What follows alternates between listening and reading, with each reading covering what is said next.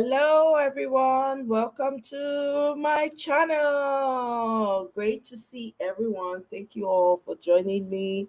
Thank you to my wonderful new subscribers. I appreciate you guys. Thank you for all the support. I don't take it for granted. I mean, you guys are the ones making this happen, not me. For the lovers, I thank you, all the lovers of truth out there, those of you who believe in who believe in integrity and truth and want the best for our country. Thank you so much. I appreciate you. Thank you for your support. Thank you for adding your voice, your comment, your thoughts, your prayers. I know some of us are praying and all of that to what we're all pushing for. I welcome all of you to another episode here where we talk about the issues that concern us in Nigeria. So thank you very much. I appreciate you all. So I want to start by taking this Twitter thread from our principal, Mr. Peter Obi. I want us to look at it together. And I want us to address it. And also, we're going to be looking at the Twitter thread from David Hundeyin as well. Let me know when you can see my screen, guys. Please let me know when you can see my screen. Let's see here.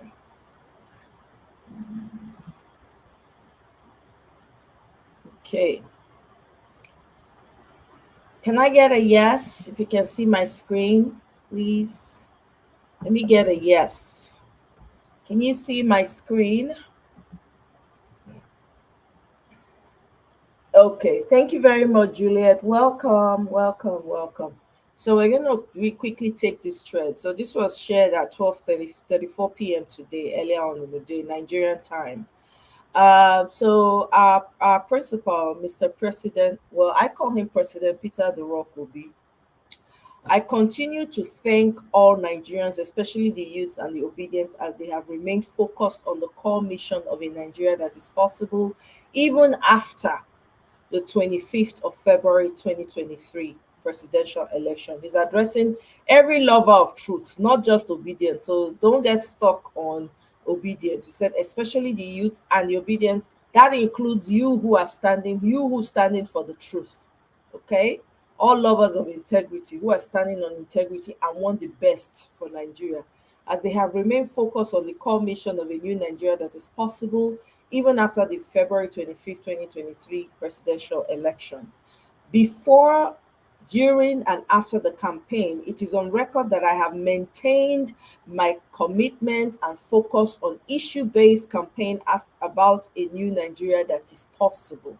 A shift of emphasis from consumption to production, a new Nigeria characterized by inclusion, justice, equity, fairness, and prosperity. I repeatedly stated that no one should vote for me based on tribe or religion, but rather on the assessment of character, competence, capacity, credibility, and compassion that can be trusted to create a new Nigeria. Excuse me, I had to sneeze.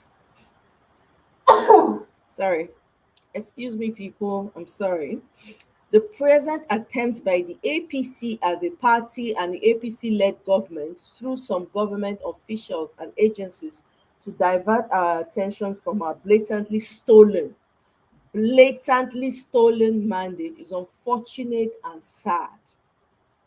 These have come and continue to manifest in different ways, such as the malicious accusation of the Minister of Information, Mr. Lai Mohammed, the circulation of a fake doctored audio call, and a pressure on me to leave the country. Thunder will fire these people. Let me reiterate that the audio call being circulated is fake, and at no time throughout the campaign and now did I ever say, think, or even imply that the 2023 election is or was a religious war. The attempt to manipulate Nigerians is very sad, very, very sad indeed, and wicked, if I may add, evil, demonic. He didn't say that, oh, not only wicked, he talk, now me insert my own. Our legal team have been instructed to take appropriate legal actions against People's Gazette and others. Oh shey, yes daddy, hey omo, yes, sue them man. Hey, I'm here for it. While we call on all concerned Nigerians and the international community to implore the APC and APC-led government to stop their nasty attacks, my focus and commitment to lawfully and peacefully is to my focus and commitment to lawfully and peacefully retrieve our mandate to secure and unite our nation, take Nigeria from consumption to production, pull millions of Nigerians out of multi-dimensional poverty, especially in the north, and jumpstart prosperity through agricultural, industrial, and technological revolution remain unchanged. Oh shit. Yes, daddy. Daddy, we are hearing you. Those fixated with heating up the polity, creating divisions, tensions, and hatred within and outside Nigeria should remember that Nigeria is our only country. Now, the year is our only country. Our focus should be on how to address the litany of challenges facing us, such as flawed electoral processes. Louder for the people in the back. The parlous state of our economy, unsustainable debt burden, lamentable unemployment and inflation, insecurity and multi-dimensional poverty. A new Nigeria is indeed possible and God will help us. Hey, hello, amen. I say I share to that last sentence. Igbo, where they dey? So our principal has spoken. Thank you very much, Mr. Peter Obi. We are solidly behind you. We pin here till the very end. They say they carry two heads for head. We go tell them say na the head when we get past their own. Thunder, na go fire all of them. One thing ring concon, they never see anything. Welcome, Neka, my darling. Welcome, welcome, welcome, sweetheart. Eunice, my love. Eunice, by the way, tribunal is going to be televised. Alleged. That's what we heard. So, girl, we're going to have a lot to talk about. Hey, Nelly, welcome. Good to see you. Mr. Atlantic, welcome. Abi Lailai Mohammed. I'm telling you. So this was in response. You guys know already, right? The doctored audio and the comments that your Lailai Mohammed went to the international committee. Can you imagine what shame? You go and lie on your people in an international space. Make it make sense. Nigerians, don't look for your enemy. Your enemy is within. You don't need to look far. Imagine this man going and he's putting names, labels that are not ours. Let me even see if I can find the comments. Not that I want to give him any type of what's it called? I don't want to give him any type of audience, but it's important for us to read this thing together so that when we dey talk, we will know where we dey talk from. Because it's ridiculous for you to make comments like that. Let me see, where's the comment that he made? These people, they will just go put their people down in front of the world while the world is watching. Where is the comment? Nítorí Ọlọ́run, I'm looking for the comment. What happened?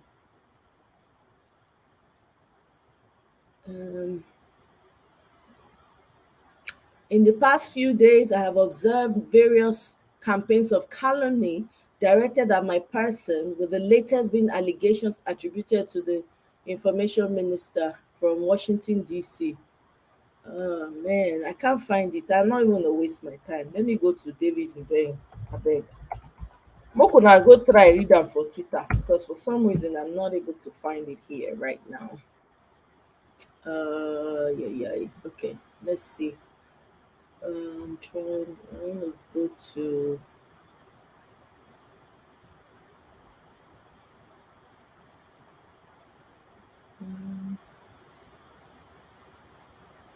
okay. I'm trying to get to let me see the thread. Oh, sorry. Okay. This is a thread. Okay. So this is what David Odeyin had to say, right?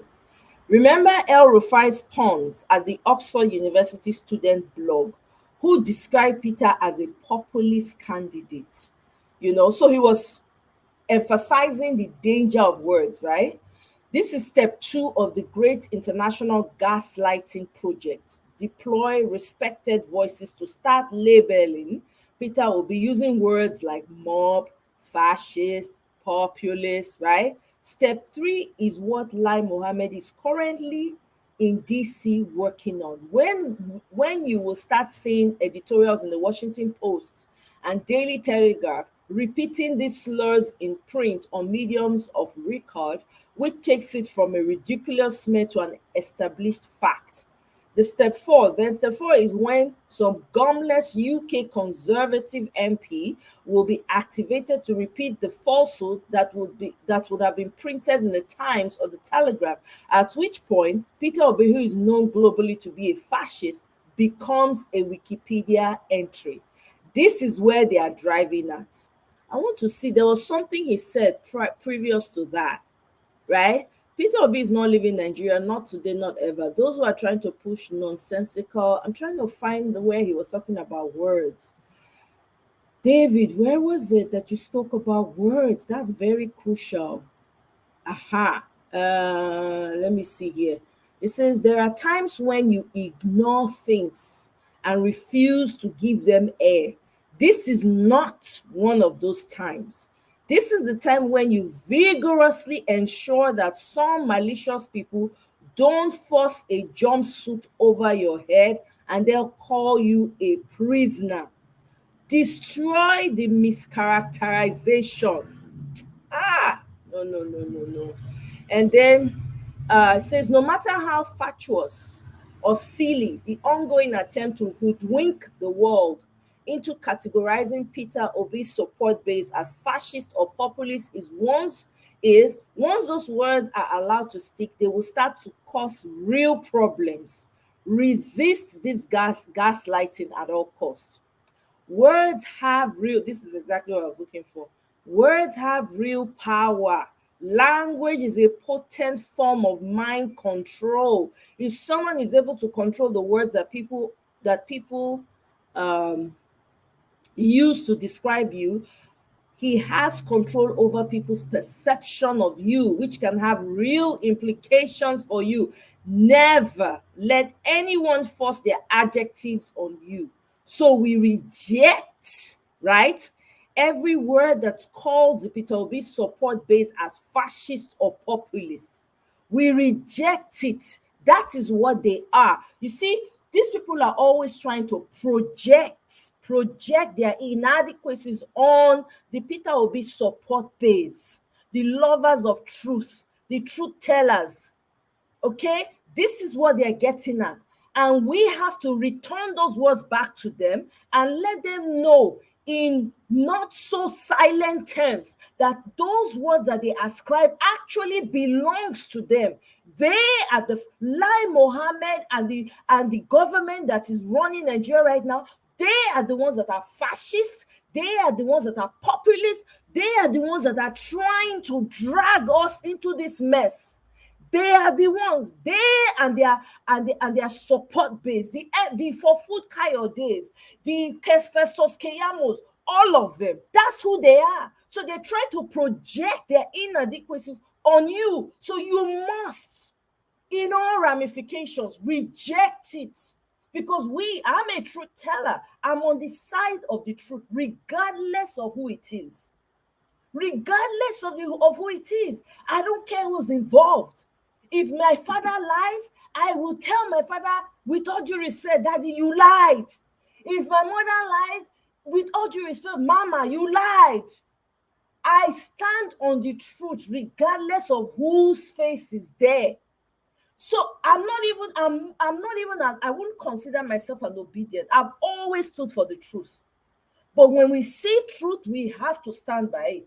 This is where me I stand on. So for anyone to classify, generalize, and call the lovers of truth, people who are telling the truth, who are crying for the masses, that is a mistake. That mischaracterization needs to be returned to the true owners. They are Lai Mohammed and them in the government. They know themselves. They are the fascists. They are the mob. They are the populists who carried out, who maimed, who deleted people during election. Is the same them. Lai Mohammed and their government. Who were the ones that deleted people at the Lekki toll gate? Answers. It is them. Lai Mohammed came out on international network and lied to our faces, rubbing not even salt to injury now, not even insult. It was worse than insult and injury. Traumatizing the core of who we are by denying even the dead of their rights. By telling us that nobody was deleted at the NSAS toll gate. They want to go there. Let's take them all the way there. Let's take them all the way there, because these people, they say that is not only they get monopoly of scoring for head. They think so. Huh. Hey, oh my God. He has single-handedly brought them down. I'm telling you, he has. That's what is peppering them. I too like Mr. Peter Obi. He responded, just one tweet from him. He destroyed all the lies. No. I beg. Please. They are paralyzed by his stance. Exactly, Eunice. They don't know how to handle him. And can you imagine your own people that are supposed to be serving you? They are the ones going to the international community to go and tell lies to destroy the people they want to lead. Hey, Egbami. They are like cursed people. They go and they're trying to eliminate their own children. I'm telling you, that's what they do. How can you run? You cannot control your children at home. You are not going to the international community to come and control your children for you. You see these people. Hey, God. I better go. Them just they find ways to rope. They no fit rope them. They try. Then the trick they want to do, they try to see whether they fit accuse them of treason. When they themselves don't commit within themselves, don't commit the treason. Now the likes of FFK, the likes of Festus Keyamo, Lai Mohammed, their federal government, now you don't commit the treason when they blame the innocent, helpless citizens about. Now you get all the militaries on your side, all the powers on your side. You are so, you not get power again. Now the ones when they get vulnerable, you want lie on top of them again. That kind of banta lie. You want put them for their head. No. God not they sleep. You see this fight? Now we pin here to the very, we go follow Peter Obi drag this matter. We must collect our country back. I'm telling you. It's shameful. I'm telling you, daddy, don't worry. Daddy no say we get him back. You know, see the tweet I read just now. He dey thank all of una. All of una now they thank. They say thank you to all for believing and sticking by this new Nigeria that we're trying to bring about. If to say now before 1 week, 2 weeks, Nigerians, we don't talk, we don't argue, we don't everybody will enter house. This one we dey drag, and the second month we are dragging it. And our daddy has sued the mischievous Gazette newspaper and their people. Don't sue their behind. Rubbish. Now then they worry. I'm telling you. Hey, Maddie. Welcome, Maddie. The same, exactly. Thank you, Atlantic. I even forgot about that one. He went, your own children, you abandon your children, you go to an international committee to go and tell people, it's strangers, that your children are lazy. Please make it make sense. Who are the people that are committing treason now? You leave your home where you're supposed to take care of your children, you go to an international committee to go and lie on your children because you lie. Truth is far from you. Because you're a corrupt, inept servant of the people. Telling you. Doesn't know his right from his left. Look at him. Look, just in fact, just take a look at the man from head to toe. Nothing to write home about. Take a look at that. That one na person grandpapa o. God forbid. Hey! God forbid. That kind thing, children suppose they disown am. Go disown am. That kind papa, you go distance yourself from am. Change your name. No be all money no be good money. God forbid. I'm telling you, information. Can you imagine? That one na lie minister, not before. That's not, they are paying him for his lies, for his capacity to lie. That's what it is. If you no get shame, go dey put im children out, hang them out to dry. Then we no get respect for am again. Any elder when no behave himself, when no stand on the truth, he na disrespect na him remain. Because na dey carry us reach where we dey so. I no go dey online dey shout with all the veins for my body if to say we no dey this wahala. If to say we no dey this wahala. Ancestral fight na we dey fight so. Because the work wey we need to do for Nigeria no be here. They are desperate and they are scared. Exactly, they are received because they saw that they went to protest in Washington. Their heads, they not believe am. Hey, may they wait. Los Angeles they come, Chicago they come, London they come. May they wait. As soon as if the West are over, I'm telling you, they have all lost. Seriously, they are rabbit. Yes, Nelly, yes. All out of their minds. They don't know what to do again. Peter Obi has set fire under their asses. My sister, yes, my love, it's been a while, Jare. Now this fight we don't fight since.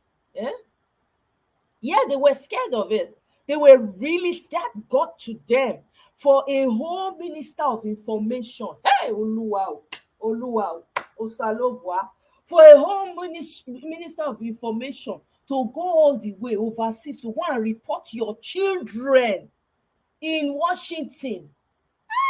Oh my show. Oswo, who you kill? Ew. Semble Joya Miemi. To fiakwa. Kai. I'm telling you. Exactly. I'm telling you. Welcome, Sky Screamo. The true version are they are the Agbado, the APC people. They are the real fascists. APC and PDP, the real fascists. Now they put us on the problem where we dey today. Poverty of staggering. When you go hear poverty, your heart go cut. Now they put us for there. PDP and APC, Siamese twins. Now they be the real fascist, the real mob and populist people. Now they be. Why they not come out for Washington come protest now? Therefore do counter protest now. We were waiting for them. Why they not come out come do counter protest? They not get waiting to talk. Shame, not gree them come out. Shame. Because they know say they not fit triumph for Nigeria. Welcome, Gina. My sister, we go come to that one. As we still dey bring the information. We see am. Monumental shame to Wole Soyinka. Monumental shame. Thank God say I don't forget that book when he writes. Not be The Lion and the Jewel. I don't forget the book. Anybody when gets sense supposed to withdraw their support from Wole Soyinka because we are not joking anymore. We are literally fighting for the life of children yet unborn and children that have been born today. That's what we are fighting for. We are fighting for the life of Nigeria right now. Instead of people to carry their grandfathers and great-grandfathers into the house and say, no, that's not a popular opinion. Don't say it. You don't have to talk. You conveniently avoid the threats by MC Oluomo, your own tribesman. He threatened people, he carried it out the next day. Not a week after. The next day, you went silent. You did not say anything. They literally wiped out villages in the north. You did not say anything. You not get anything when you talk. Gas prices up and down, they go up. You not talk anything. See the staggering poverty when your tribesman don't bring on the people, you not talk anything. They slaughter people for you, even for your own around your area. You not see wetin you talk. Now comments when it come from a truthful place, from our revered and respected Ahmed Dati, you dey shake. You can't dey speak grammar wey no make sense. My people, not be by title o. Honestly, we need to unlearn these things. It's not by title. Person wey get professor no mean say no book. Some of these people I found and I've discovered they are some of the dumbest people ever. Professor, my behind. What have you done for humanity? Your people are suffering because it's okay. You can enjoy yourself. You don't care. You don't care. Now people when they give am, they lift the name up. They couch a name. Nonsense and ingredients. Shameful, monumental shame to Wole Soyinka. Welcome, Christopher.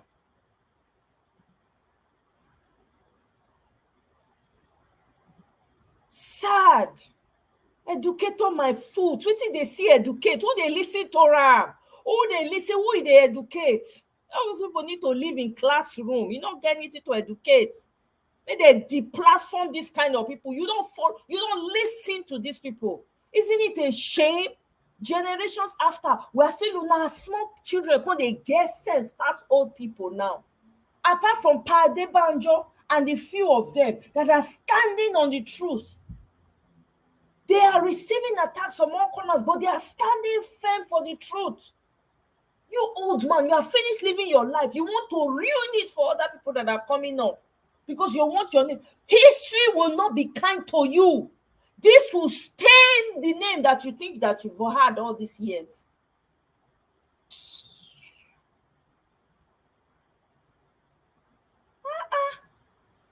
Some they paid him off, Eunice. They paid him off. Brown envelope professors. Brown envelope. He joined. Hey. Brown envelope professors. Now it be. He conveniently left the country so that they will not ask him, but Shebi, you saw this one, that one. All the questions they were asking him, he kept saying he couldn't hear. He only came to respond to the only thing that he wanted, calling it out in strong terms. Where were you when MC Oloma was threatening people? Why did you not call it out in strong terms? Why did you not come from wherever you were? Why did you not come out and call it out in strong terms? It's so easy. This time has really shown me the level. You know, the problem in Nigeria, the so-called educated people, the ones that studied so-called ones that studied overseas, the ones living overseas, those are the ones that are causing the problem in Nigeria. I'm telling you, most of them, because I'm not joined. Now that they cause them.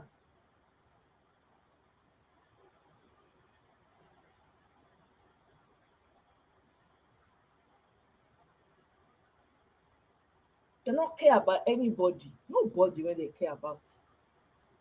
Eh?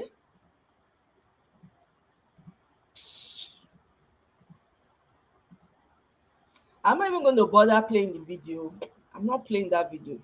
I'm not going to give him any more air that he has gotten. He's not exposed to in his pocket and to his village people. That's who he's exposed to. With me, as far as I know, he's non-existent anymore. He should be important to his village people and his family. You see the kind of madness that's going on in Nigeria, and you cannot speak to it. You can't speak to the sufferings that you see. Don't you drive around the country? You want to tell me you don't know what's happening? So what's the purpose of all the education? All these people that they ascribe titles to for no reason. If you want to be respected, you earn it. It's not by age. You earn the respect. Any senior man wey no respect is any senior woman wey no respect, you will go put am for where it belong. Abeg, enough is enough. We are in a very desperate situation in Nigeria. If you cannot speak to the truth of what's happening in Nigeria, not talk. Not talk, make it be say, oh, he did not say anything. It's better that you come and throw dust in our faces with all the suffering that is going on. You want to claim that you don't know?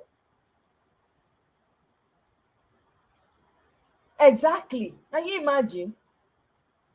I just somebody shared a video with me not too long ago about how Russia has forgiven about how many $25 billion of African debt. I just saw that.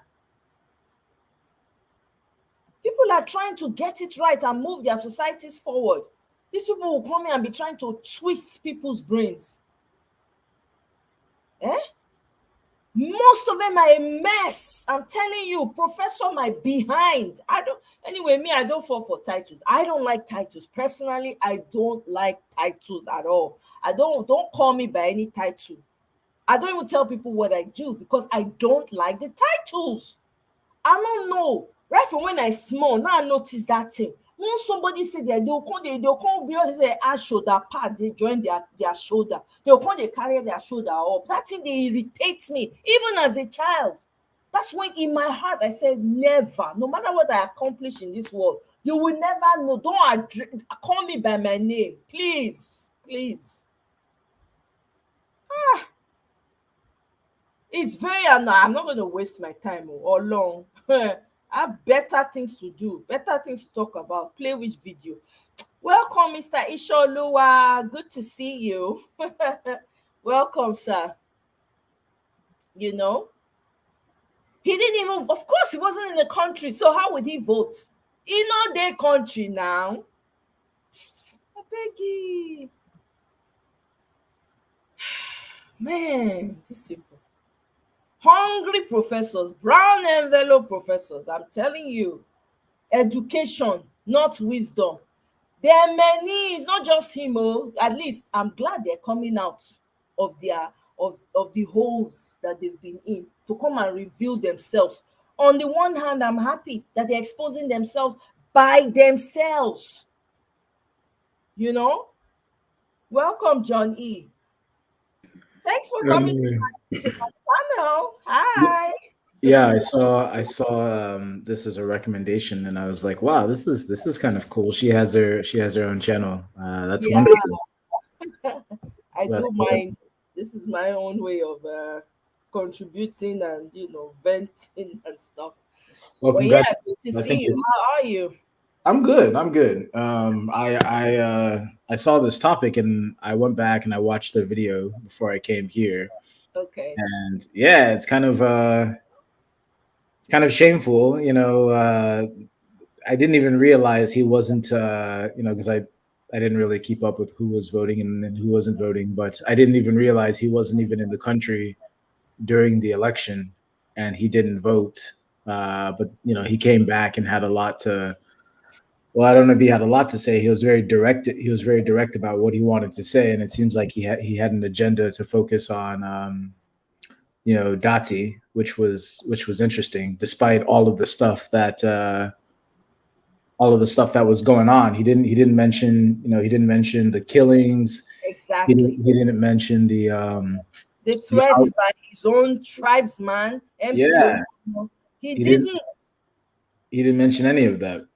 So yeah, I mean, I thought it was kind of interesting because before the election, he there was this rumor going around whether or not he was supporting Tinubu or not. Right. And he never came. I don't think he came out and denied it, but he never came out and confirmed it. But But you remember also there was a time there was a song that came out that was mocking Agbado. mm. Baba we know where he Oh did yeah, fly. yeah, yeah, yeah, So yeah. when they asked him about that question, because apparently it was kind of like a song that was created by the pirates, which he created when he Right, was why, right? right. So he condemned the song. I was saying, in the culture, whatever, that you're not supposed to mock people's illness, stuff like that. That right there told me that he was supporting Agbado, honestly. Yeah, I mean, no one. There's Yeah, no real reason. There's no real reason if you just take a step back and think about it. There's no real reason for anyone to defend Tinubu. There's no real unless you're like in his camp. You know what I mean? Exactly. There's no real reason to. At best, you could always just stay neutral and just be like, yeah, I don't really, I don't really care. But there were signs that suggested that this guy was um was supporting Tinubu, and the fact that he wasn't in Nigeria during voting, that's very telling because his personality is one that is always referred to in the media, at least mainstream media in Nigeria, even though the media Thank is fraudulent. you. He's always referred to. They always come to him for opinions, and I'm not gonna. I don't want to go off on a tangent on your show, but I identify as a Biafran. I'm a Biafran, and when I saw when I saw his prior interviews, and basically it was like, oh, I'm this important figure. I have this perspective. People come to me for advice. The last thing on my mind was that he wasn't going to be around for elections. If someone would have bet me that he would have participated in this election being quote unquote a pivotal election, I thought he would have wanted to go down in history as, putting his stance or his position Right. out there through vote. And so the fact that he didn't vote just tells me that in reality, he knew that Tinubu was going to do whatever sort of shady stuff that Tinubu does, and Exactly. he didn't want to go down in history not voting for Tinubu, right? Because he didn't want to be on the side of he didn't want to come back to Lagos and be like, yeah, I voted for Peter Obi or I voted for whoever. He didn't want that on his record because that would Mm-hmm. they would have followed up on him. So he took the easy, and he didn't want to outwardly come out and say, I'm definitely going to vote for Tinubu because he's from my ethnic nationality, and I can see some benefits by playing that hand. So I think he took the easy way out, and he was like, let me just get out of the country. And so when it was all said and done, he sees this avenue to come back and basically just put himself back in the conversation. And the most careful thing for him to do isn't to talk about the atrocities, because that might put him on the radar of the Right. DSS. It's not to highlight all of the thing that all of the observers noted, which was killings of people, voter suppression in Lagos, ethnic bigotry, right out straight, just blatant prejudice towards Igbos. And when we say Igbos, it's everyone in the old eastern region. I think that's an important Everyone in point. the South, the new South, everyone, you don't even the ones that look a certain way from their own tribe, they label as Igbos. That's how crude these people are. If They you're don't from the South and you're not from the Southwest, don't yes, take this the wrong way, but you are Igbo, and that is not a derogatory thing. I'm an Igbo man, and Igbo, Bo means ancient, so you are part of definitely an ancient.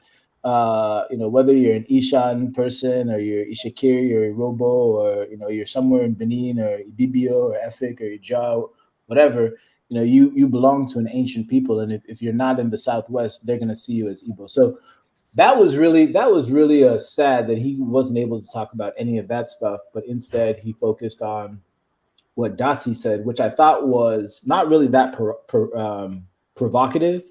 I think what Dati said was, in line with reality, which is that if Tinubu is sworn in under something that is against, even though it's a fraudulent constitution, something that is against the constitution, then it's an illegitimate presidency. And so he was making an argument, a legal argument, and also a moral argument for not swearing in Tinubu. And I think that took a lot of um, it took a lot of bravery, even though I think it's going to be more brave to tell people the truth about Nigeria and the fact that it's not one. So I thought it was interesting. It's an interesting topic, Ome. I mean, what do you think? I mean, where do you think it's going? Do you still have hope that I we're have gonna? I have a lot of hope. The reason why I have a lot of hope is because of Peter Obi. That's just it. Because Okay. of the kind of person he is, the way he carries himself, he's very strategic. I'll be honest, Peter Obi is the one I'm looking at. I don't even pay attention to. I don't see myself as an obedient. I've always stood on the side of truth. regardless of who's saying it. If you're speaking the truth, I will stand by you. If you're lying, I will distance myself from you. Distance myself from you.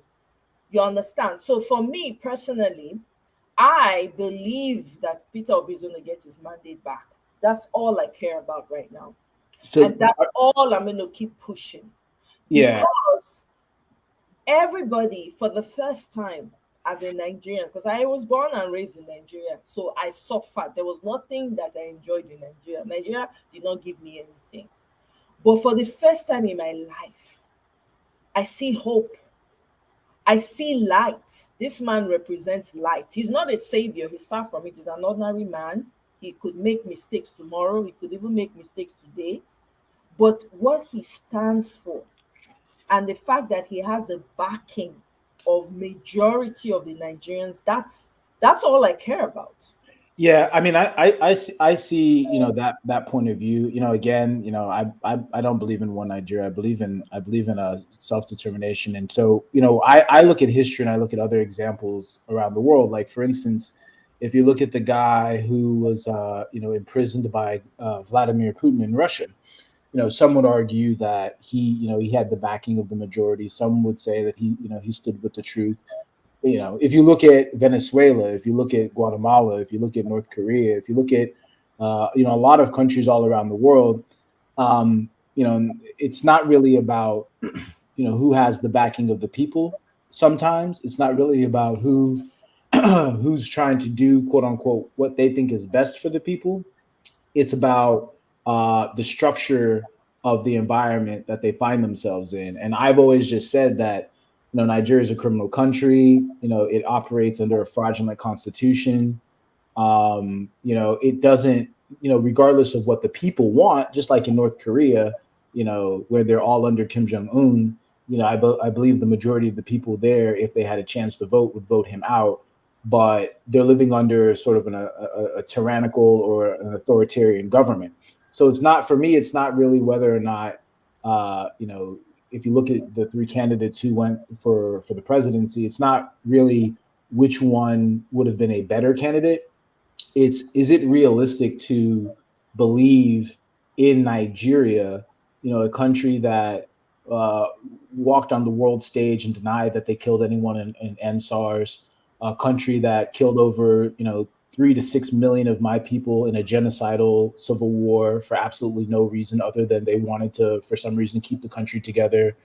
A country that, if you're the age of 65 or 70, have you had a medical checkup? Have you had an eye exam?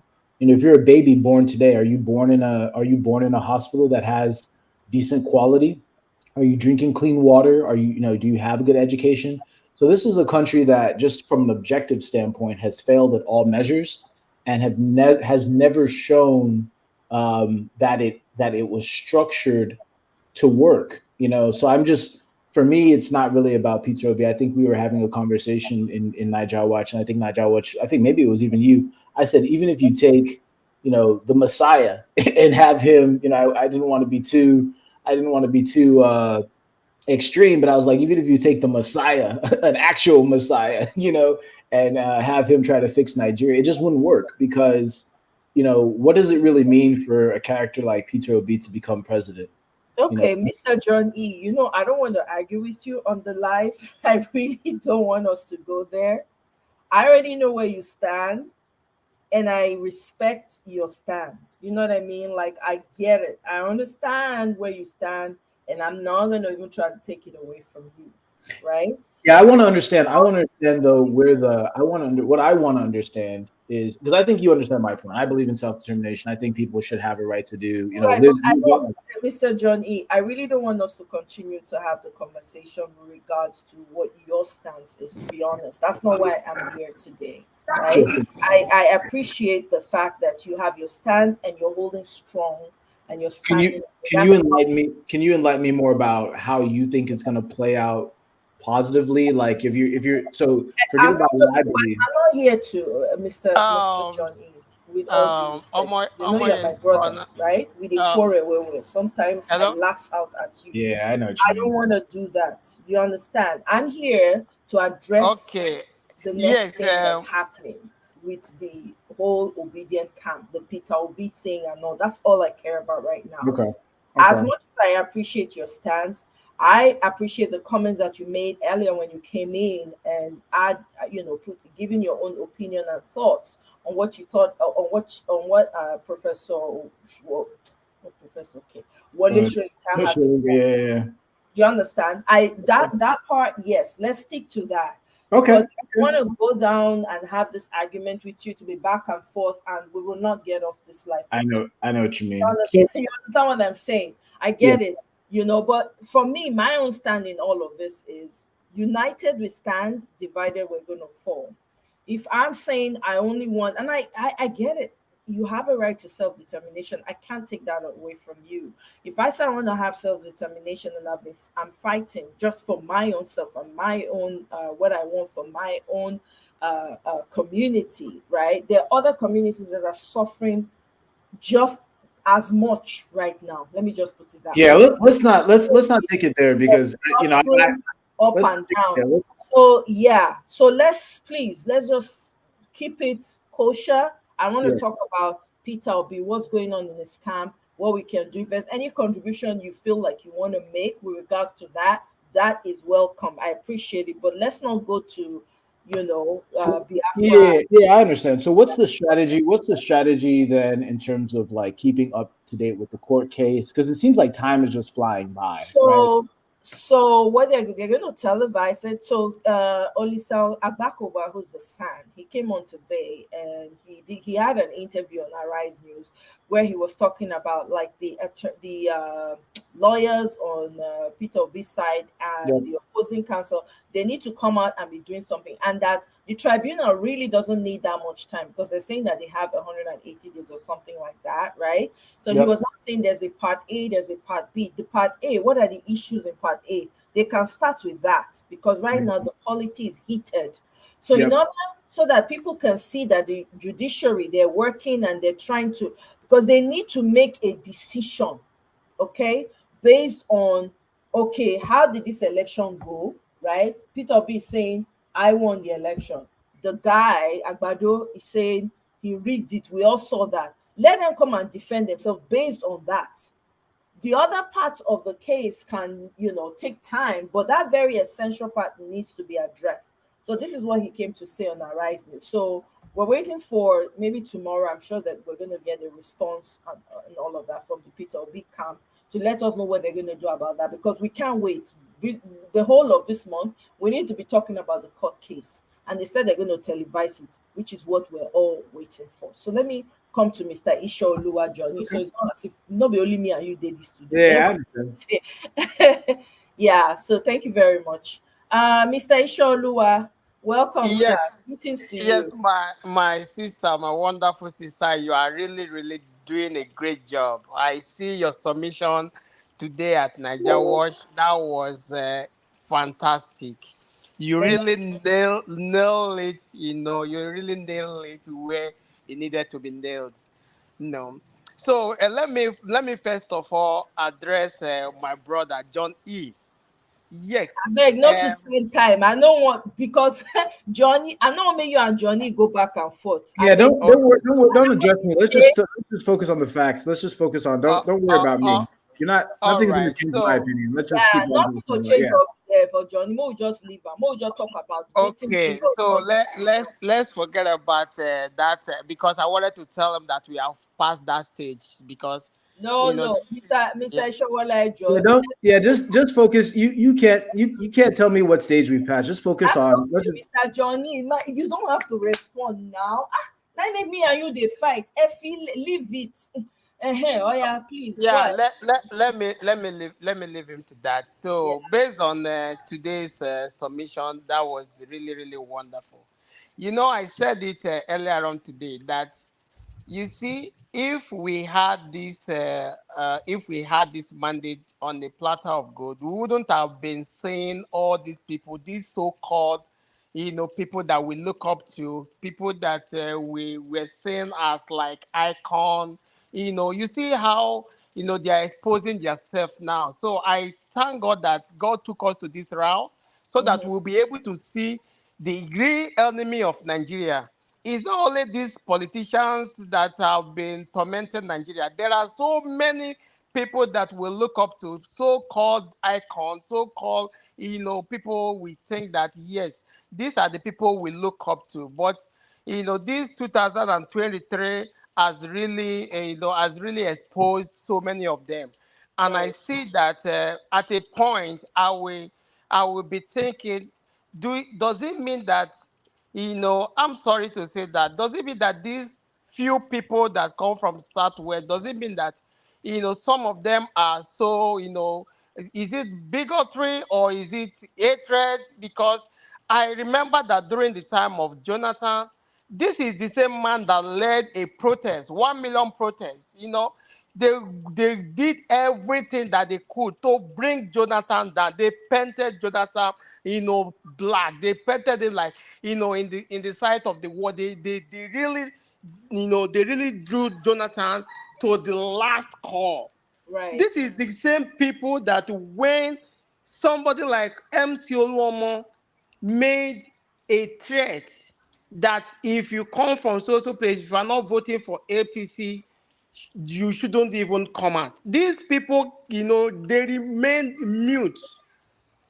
The threats came to pass. What did they do? No. What about the kings? They came out, they made a threat, and it came to pass. These people that people look up to, they never spoke, they just never spoke about it. The election was rigged. This is the election that we had February 25th was the worst election I've ever witnessed since I was born in my life. That was a sin of crime. When you say that was not election at all. So even if a toddler, you can they can see it. Nobody will tell you that this election, is nothing to write to my bad. And these people remain mute. He never spoke anything concerning the election, concerning what went wrong, how they rigged the election, how they suppressed the people. He never spoke about that. He deviated all those things. And now he went after a man, a man that is so brave to save democracy in Nigeria. You went after him. Oh, I was really pained when I was watching that this morning. So you see, a lot of them are still going to come out. So nobody should be surprised. There are a lot of them that that are still coming out later on. You will still see them, and Yeah. I am so happy that God is really exposing the enemies of Nigeria, because it's not everybody that is going to see this new Nigeria that we are talking about. It's like the people of Israel, when God promised them, paradise. He promised them, to see the promised land. It's not everybody. It wasn't everybody that got to that promised land. A lot of them doubted, and a lot of them rebelled. So you see, they never saw the promised land. It's like what you are saying today. It's not everybody's, that will see this new Nigeria. Trust me, it's not everybody that will see this Nigeria. So come to May 29. We know their plan. We know what they are planning. They are planning, they are scheming every form. They are just trying to distract us so that we're not looking into the judiciary. So the matter at stake is the petition at the judiciary. So they just want to distract us, so that they can buy time, they can whatever they plan. Trust me, Agbado Tifunumbu will never be sworn in on the 29th of May. They know that. Even they know that. So they are just trying to dance around, whatever game they are playing, whatever scheme they are playing, that man will not be sworn in. And those people, they are the ones that are planning the interim government. They are saying, they are just looking for somebody to hang it on his neck. They are the one, because there is no way anybody that is not in government can install interim government. Everybody know that. Even a baby know that. So they know that this man is not worthy to be sworn in. So they are just looking for another way, whatever way they want to, whatever scheme, whatever plan they are bringing up. Surely our mandate will be restored. It may, our principle may not be, may not be sworn in on the 29th of May. But if that happened, yes, glory be to God. But he may not be installed that day. But this man called Tifunumbu, he will never be sworn in on the May 29th. That is for sure, which I know. He will never be sworn in that May 29th. Amen. So, So may I no. ask you a quick question? Yeah, go ahead. In the 1999 Constitution, Section 308, subsection D, subsection 6D, or something like that, it gives complete immunity to the president. The president can literally kill someone in broad daylight. It probably doesn't have to be in the Constitution, given Nigeria, but it is. He can do that and get away with it. So what I'm trying to understand where your confidence is coming from. If Tinubu That is is sworn when in, he has been sworn in, right? that is okay. So here there's two things. Yes, Okay. that is when he's been sworn in. But even if he's not, even before he's sworn in, there are a lot of governors and even the president himself who are enjoying that immunity today. So can't they just commit all levels of atrocities like they're doing already to make sure that they get what they want? What is going to, I asked this question prior to the election for the past Mhm. year. What concretely is going to stop them from doing exactly what they want to do? It's the same question that I asked before they had the election, and I said, "What's going to stop them from killing everyone and doing exactly what they want and telling you just to deal with it?" So, what is going to stop them this time from continuing to commit all levels of atrocities just to get what they want? All right. I will answer you in this simple form. Before, the youth or the people have not been involved in politics. So before, this is what they do normally. Like, they are wondering, like, this is what we do. Like, we rig you out, by next week, next 2 weeks, by 2 weeks' time, everybody has already, you know, go along with their business. But this time, people refuse to let go. That is to tell you that the oppressed have woken up. So now it's not between the oppressed and the oppressor. So why this will not happen? Why people are calm now is because of the petition. People are waiting for what the outcome of this petition. Trust me, if there is no judgment before May 29, I'm not trying to tell you, I'm not, it's not a threat, but I'm telling you that before May 29, if nothing is done, something is going to happen because the people are not going to agree. The people are not. There is the power of the people, and these people have realized that they have this power.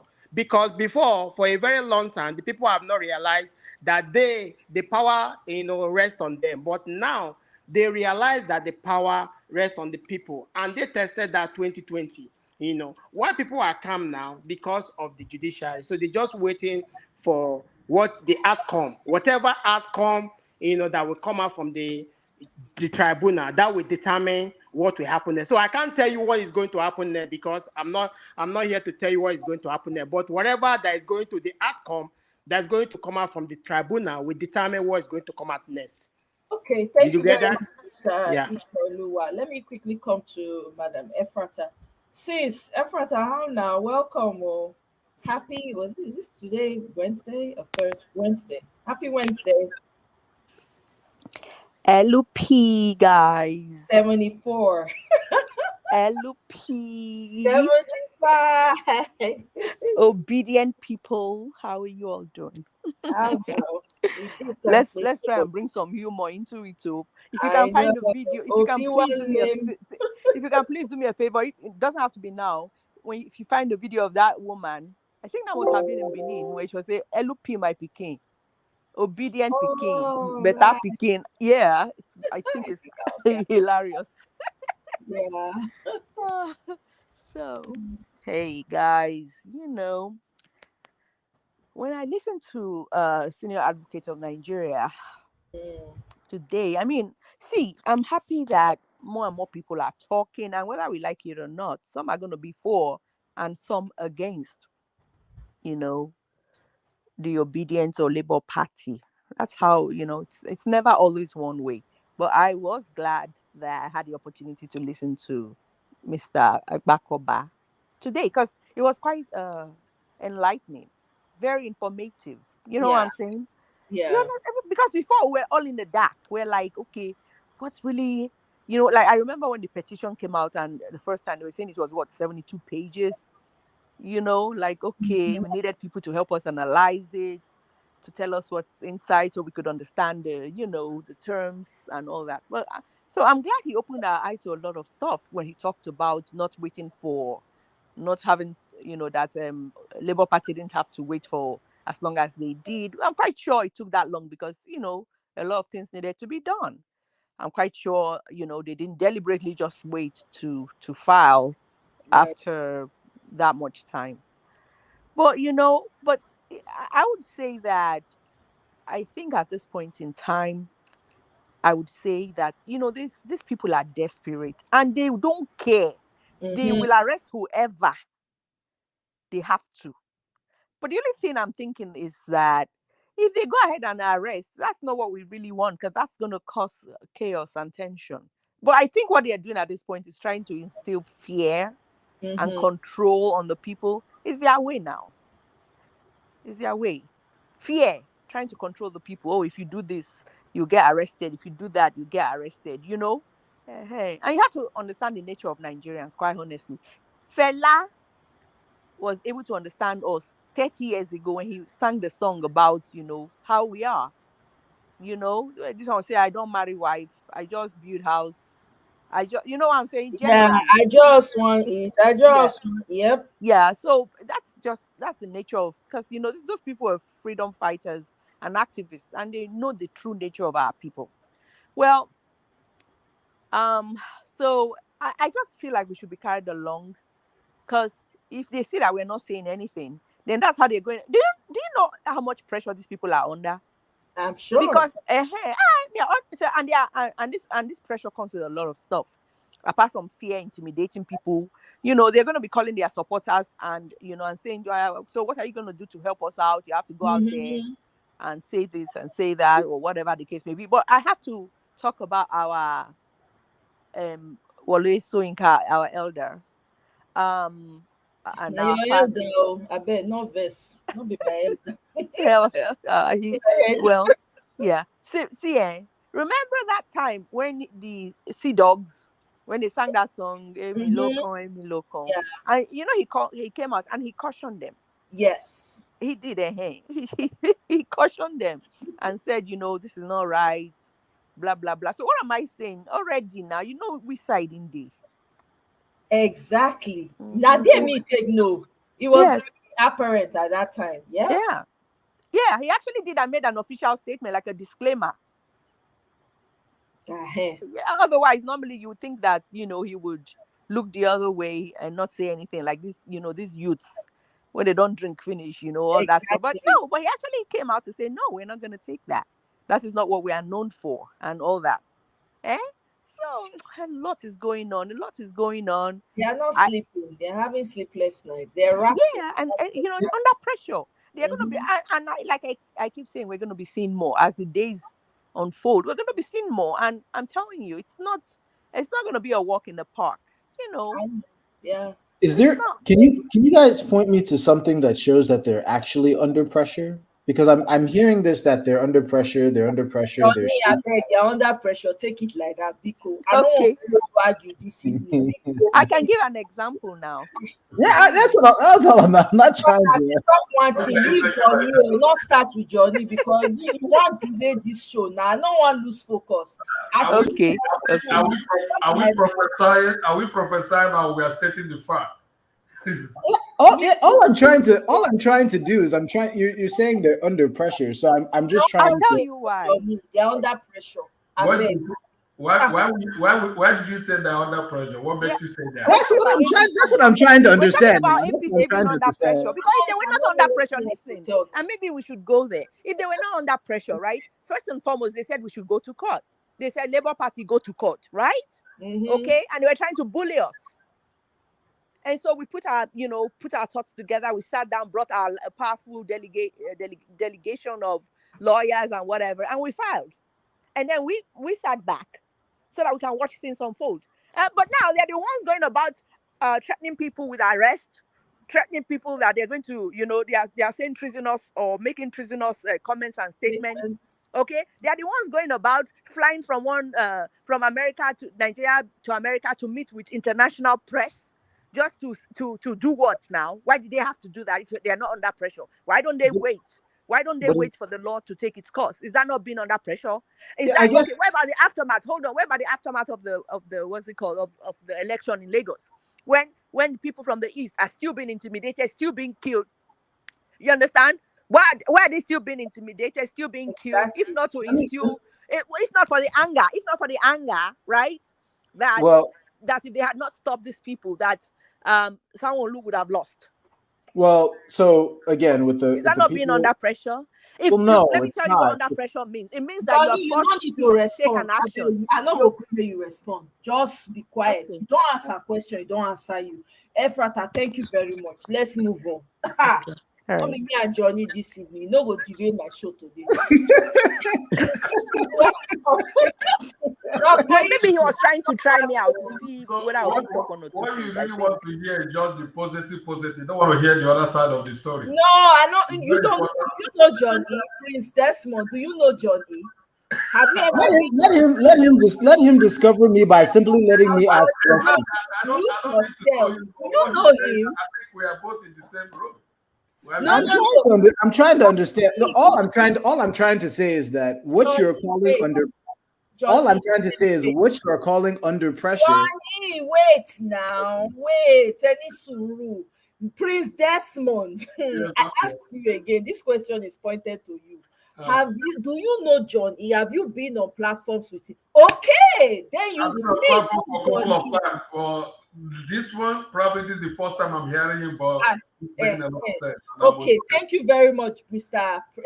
My brother Prince Desmond. Me know why I they say John E no go talk.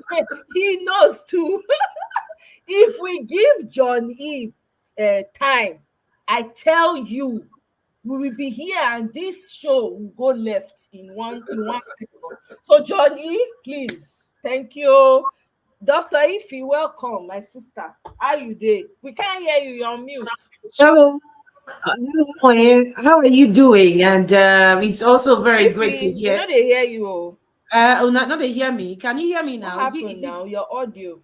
Can you guys Uh, hear her? I I can can't hear hear her. her very well. That's weird. uh, so Omoye, you can hear Okay, me, they say but they can hear you. Oh, yeah, talk. Oh, me, I'm the only okay. one First that's of not all, hearing I you. want to thank So, the likes of Isha Olua. Whenever I think about coming here, when my inspiration is kind of low, I come on here, I listen to him, and I feel very happy living here.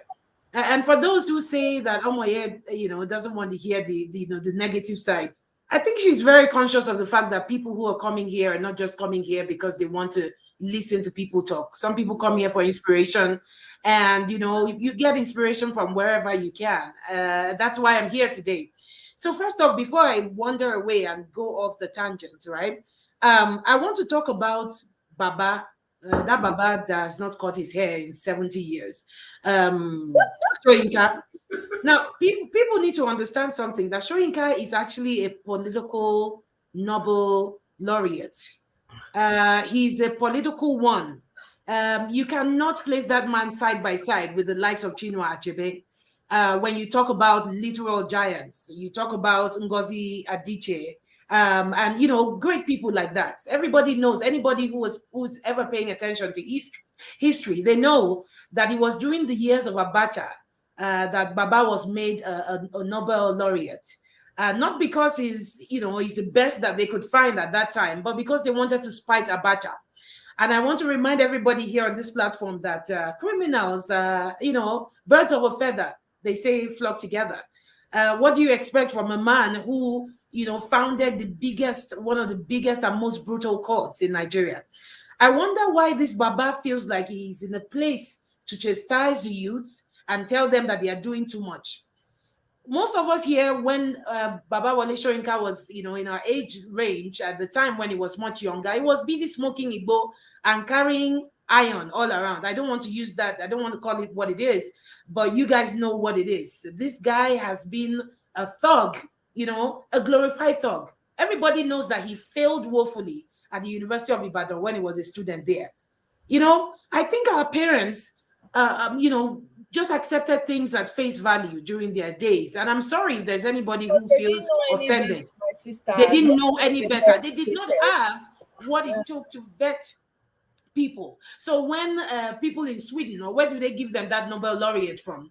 When they hand them these awards, they will just start singing their praise. Hey, this guy has got a Nobel. I mean, he's a Nobel laureate. But Nobel laureate, how did he start? A thug.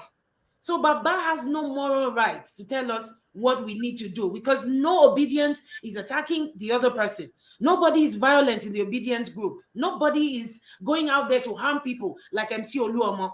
And I think it was Efrata who mentioned that she knew where Wole Soyinka stood when he started telling people not to sing a Milokon. The guy gave up himself. He stood as well. That's when, yeah, most people figured it after he came out to condemn the song. That's when Absolutely. for instance, I knew that okay, Agbado come. Of course. And nobody can come and tell me that guy is not on Tinubu's payroll.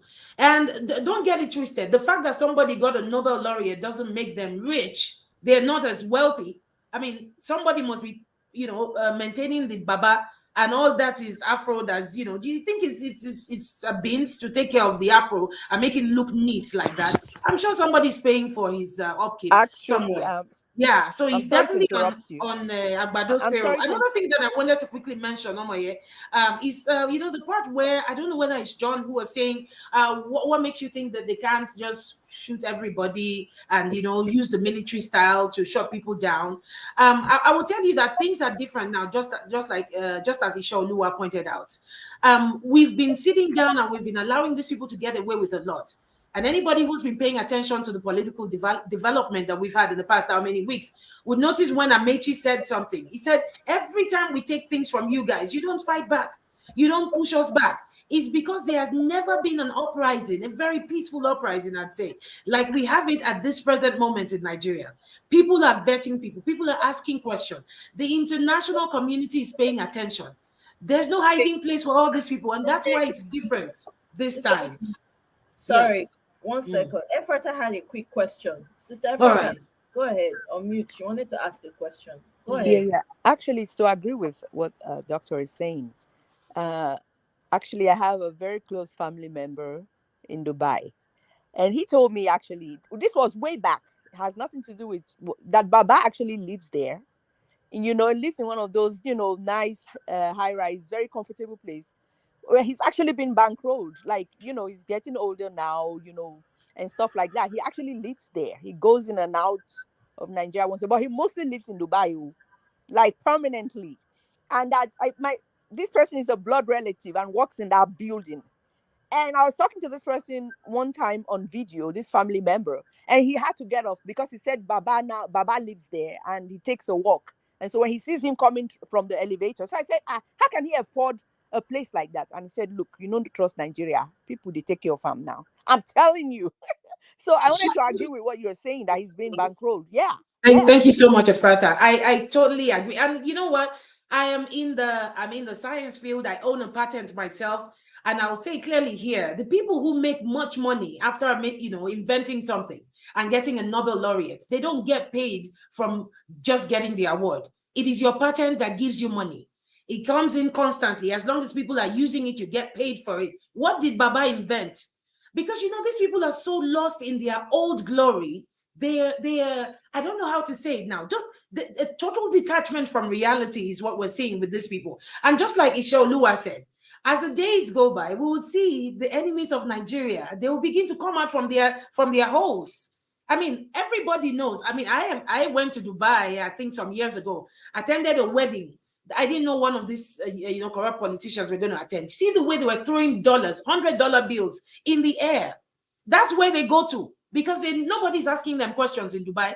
Nobody's going to be asking Wole Soyinka, Baba, where you get your money from? Now who they pay you? Now who they don't have to ask. I mean, they pay everything for him, and he just goes there and enjoys his life. So that guy is not as wealthy as some people think. So if anybody sees him in Dubai, and thank you, Frata, for confirming that.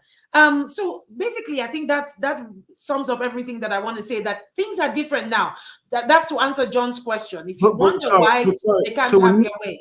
When you said that, it's almost as if you're proving my point, because what you're saying what you're saying is that people like Wale Soyinka are being bankrolled, and I 100% agree. But I would try to take it a step further. If you think about the billions and billions and billions of dollars, not naira, dollars, pounds, and euros that are being siphoned away by very influential people in Nigeria, then obviously they use that to put the military and military generals in their pockets. They also do that by putting the senators and the congressmen in their pockets. They also have what's called economic hitmen from different countries who, Abado is probably running around making business deals already. So these billions and billions and billions of dollars that people have already, dangerous people, I might add, have already, sort of split up and divided amongst themselves. And Right.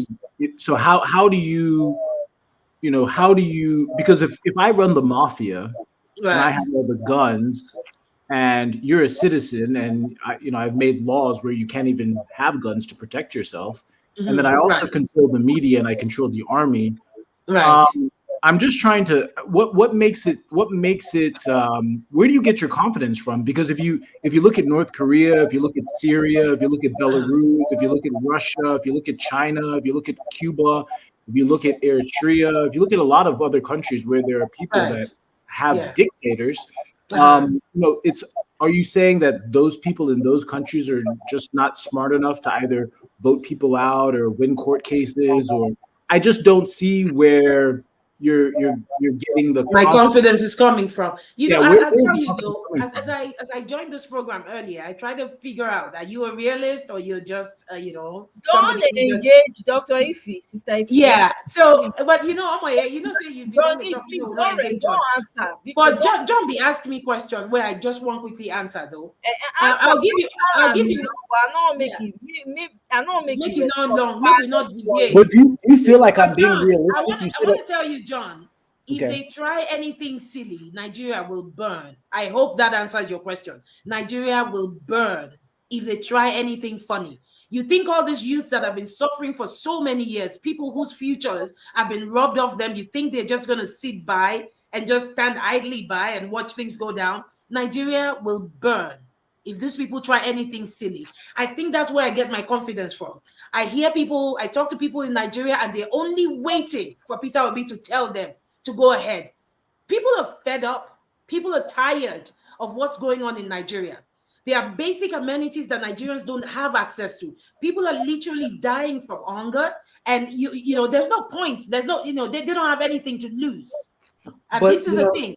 but when you Yeah. say when you said you were No, trying to no, figure out. Mba, no, we're not going there.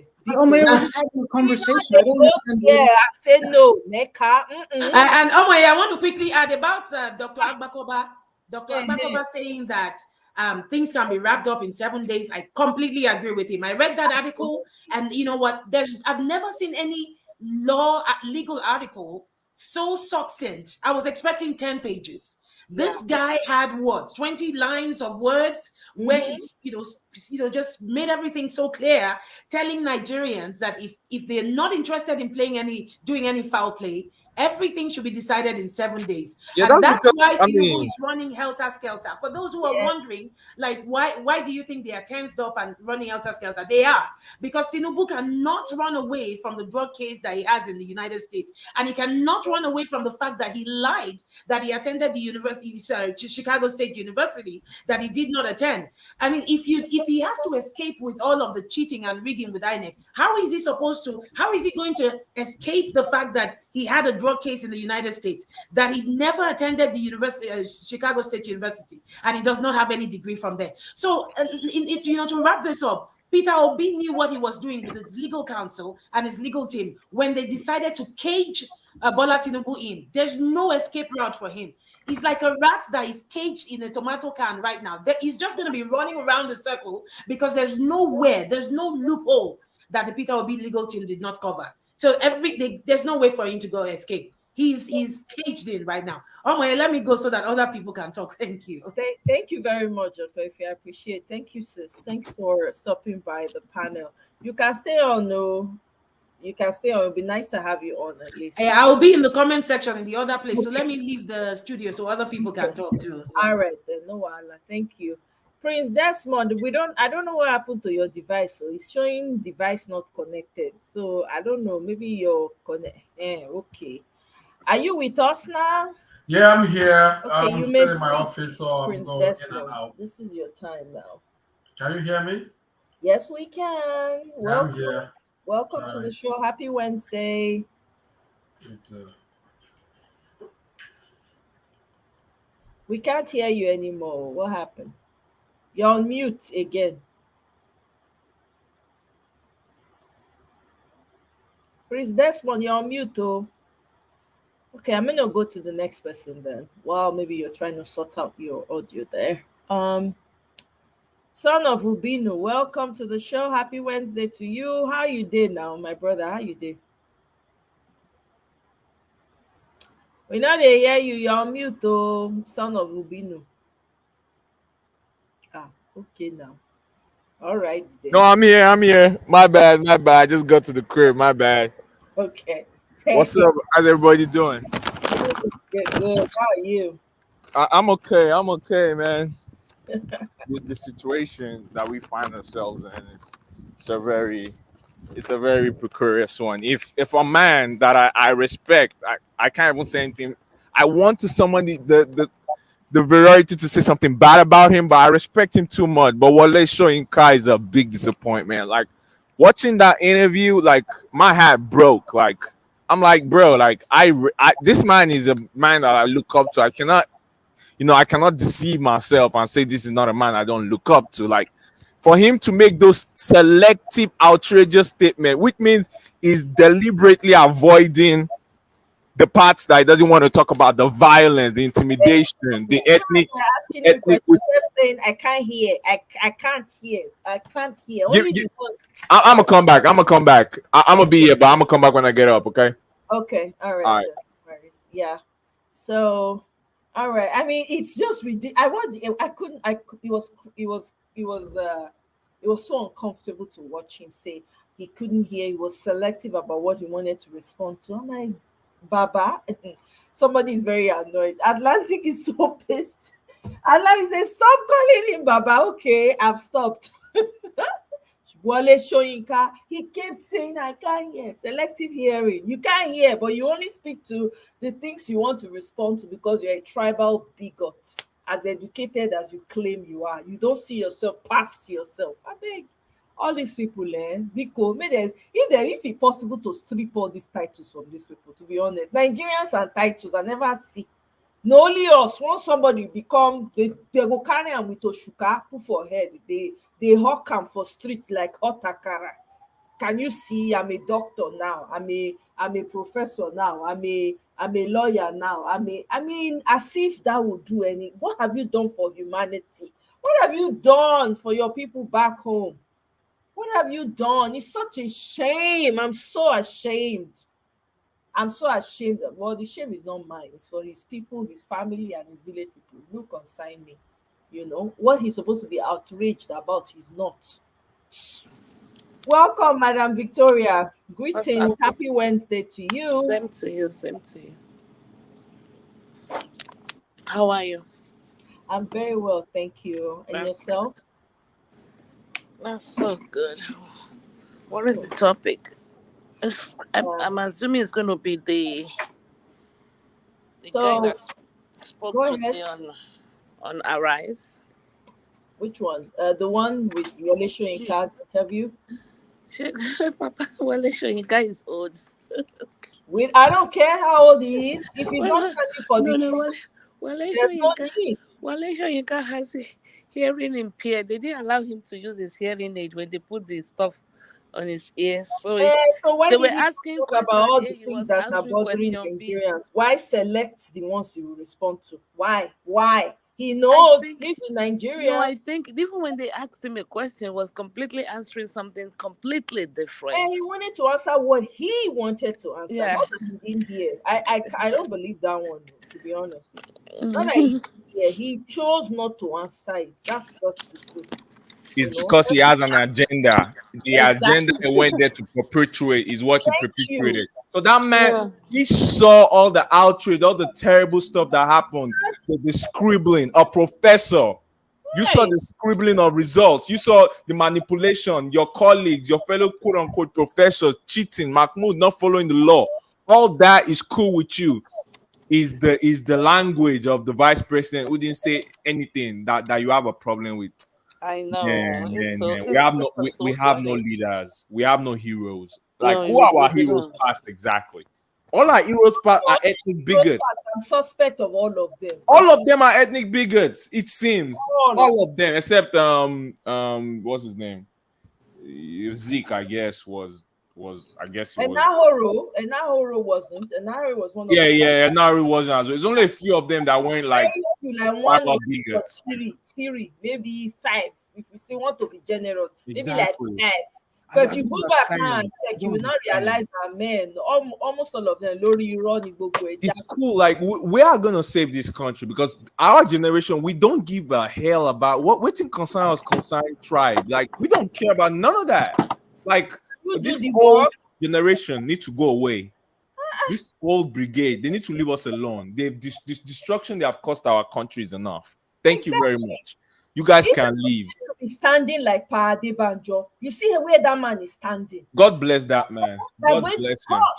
We are going to get our mandate. That is where they need to be standing. No, they don't care about that. See where they Nigeria see the fight. It can be anywhere in the world. You know that man can be anywhere he wants in the world. You know, he's still in Nigeria. Soyinka is wherever he is, answering selective questioning from wherever he is. Like, and the way he was talking, like, bro, like, I can't.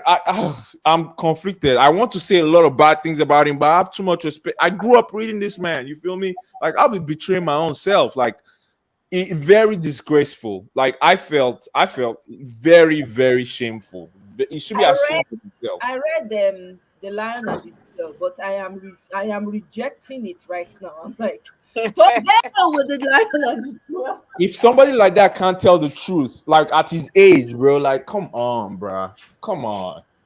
Like, what does that leave us? Look at the elders; they can't even say the truth, bro. Now the young ones they run show now. Forget the man. The elders are so disappointed, all of us. Honestly, now the young ones now that they teach the old ones how to do it. Oh my shit! Now what? Anyway, let me come back to Prince Desmond. Can you hear us now? Yes, my dear, I can hear definitely well. Okay, speak to. Tell us what you think about this whole situation. All right. Happy Wednesday to everybody. Same to you, sir. Unfortunately, I've not even listened to that interview, and I don't think I'm going to listen to it because what you guys are saying right now, I might get a little bit more upset than any of you here by listening to it. Don't watch it. You're just gonna be angry, bro. Don't watch it. I don't think I'm going to take my time to watch it. I've not. I've been busy all through it since this week. I've been very busy. I've not even watched any news in Nigeria except coming here to listen to updates. But I don't think I'm going to go back to listen to what the man has to say, even though I don't even know him. I know his name, but I don't like him right from beginning. Just like my brother was saying, you look up to him. I'm surprised you say that. I don't look up to any damn people of that nation in that country. From all of them, start from all those old politicians, all those people that think they control the whole Nigeria, the whole place. And then how can I be looking up to somebody that try to separate brothers, sisters, telling me you hear you just like the little bit things I listen to. I watch Nigeria news, listen to old men, listen to those that call themselves governors and all that, trying to separate Hausas, Igbos, and Yorubas. It's so annoying that here, like this place I am right now, most of my staff here are not even from Igbo. They are Yoruba, Hausas, different. And if you see us talking, they say, they are brothers. That's how they regard us over here. Nobody will ever know that this person is from here or this person is from here unless we actually use our local dialect. Right. But at the end of the day, people like that are supposed to, make some little bit change in the life of all those old people that, like, for example, he claimed to be well educated, well intellectual, well experience and things like more than all those old people like him. But I think that he's supposed to lecture them, at least put them in the right track. At least speak out to the people, because people like them, not just Nigerians, I believe the world in general, that know a little bit about him, they might want to listen to what he got to say. They Yeah. might, the world will listen to what this man got to say. If you say negative things, just as you guys are saying, that is how they're going to see it. That is exactly how they're going to see it. So I don't think I have to go and watch that. I'm not going to watch it. Definitely not, because I You don't even should. like it. I don't like It's to going listen. to be a waste of your time. I'll I'm just tell telling you you, that I'm for not doing that. yeah. I'm not doing Don't that. even bother. The man has shamed himself. I read his book. It's really a disgrace from what you guys are saying. So I'm not going to waste my time watching that. Yeah, no, don't even bother. It's not worth it. Just I'd go and rather go back and watch Peter Obi's interview thank you. 2020. That's it. Just Because that inspires me a lot. you see why I keep saying I keep shutting John E down. Okay, you won't know because I don't let him I don't let him speak because I just we're in a very sensitive place in our nation right now, and it's just getting these people are just finding ways to just tear it all the way down. Madam Victoria, you can unmute now. Sorry, son of Binu just jumped in. while you were trying Okay. to- Yeah, go ahead. Yeah. So really, I like the Mr. Elisa. Is he retired? Who's The that? MBA Oh, Olisa Bakoba. He's Yeah. no, he was a former National Bar Association a former President. president, and But then is he's he still in the association or is he a retired? he probably is still there as just regular, just to look at what's going on. But he's a son though. He's a senior Yeah, advocate. it's a son. I He mean, has his own practice in London. He's he's a still more practicing. responsible son than that Sansan Otobokeyamu. He represents Nigeria. He actually will be better as a son of Nigeria than not coconut head that they Blockhead. have. Well, I think he spoke very well, and I want to agree with him. I don't know why they delay. I don't know why there's a dead end. I don't know why everywhere is so quiet. With the what is it called? The judiciary people are not telling us anything. Tifnumbu is missing in action. That one is without it. I believe he's probably intubated. I kept saying it that I think he's critically ill, intubated in one hospital outside the country. That's my strong feelings for him because he's been too mute.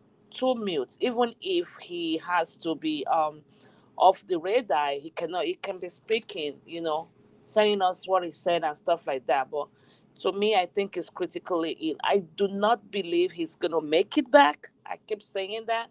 I don't believe that. And they don't know how to sell the narratives. So they try. It's been how many days with no propaganda? It's been 3 days, 2 days now. I was expecting another propaganda today from them. It's coming, ma'am. It's coming. They I said was no. I'm serious. They said that there are more voicemails down the. They've been tapping that man's. They have like almost a year or 2 years of his conversations. I think well, so. They're gonna by keep the time he gets to office, he will prosecute all of them. So that's fine. by the grace of God because they're feeding it into the AI. They're feeding the voice into the AI to manipulate it.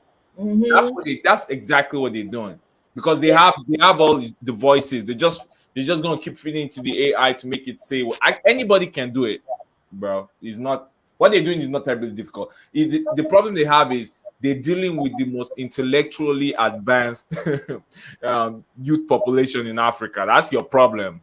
The Gen Z and the millennials. We're not like who you want to deceive with anything computer. Like, what are we talking about here?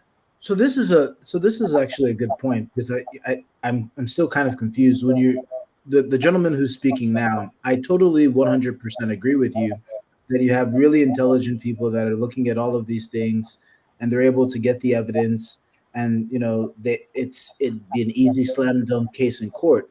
What I don't understand is the opposite side of that story.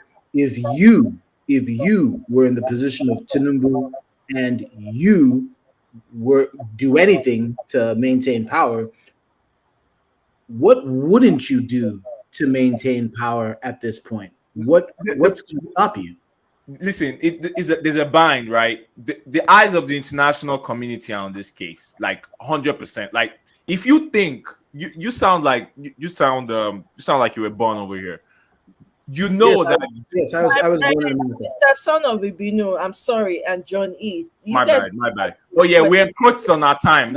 I'm sorry. Let her finish. We'll yeah, continue that later. My bad. Go on, please. I'm right. sorry. Thank you. Yeah, Madam Victoria, please go ahead. Finish your thoughts, Ejo. Emma Binu.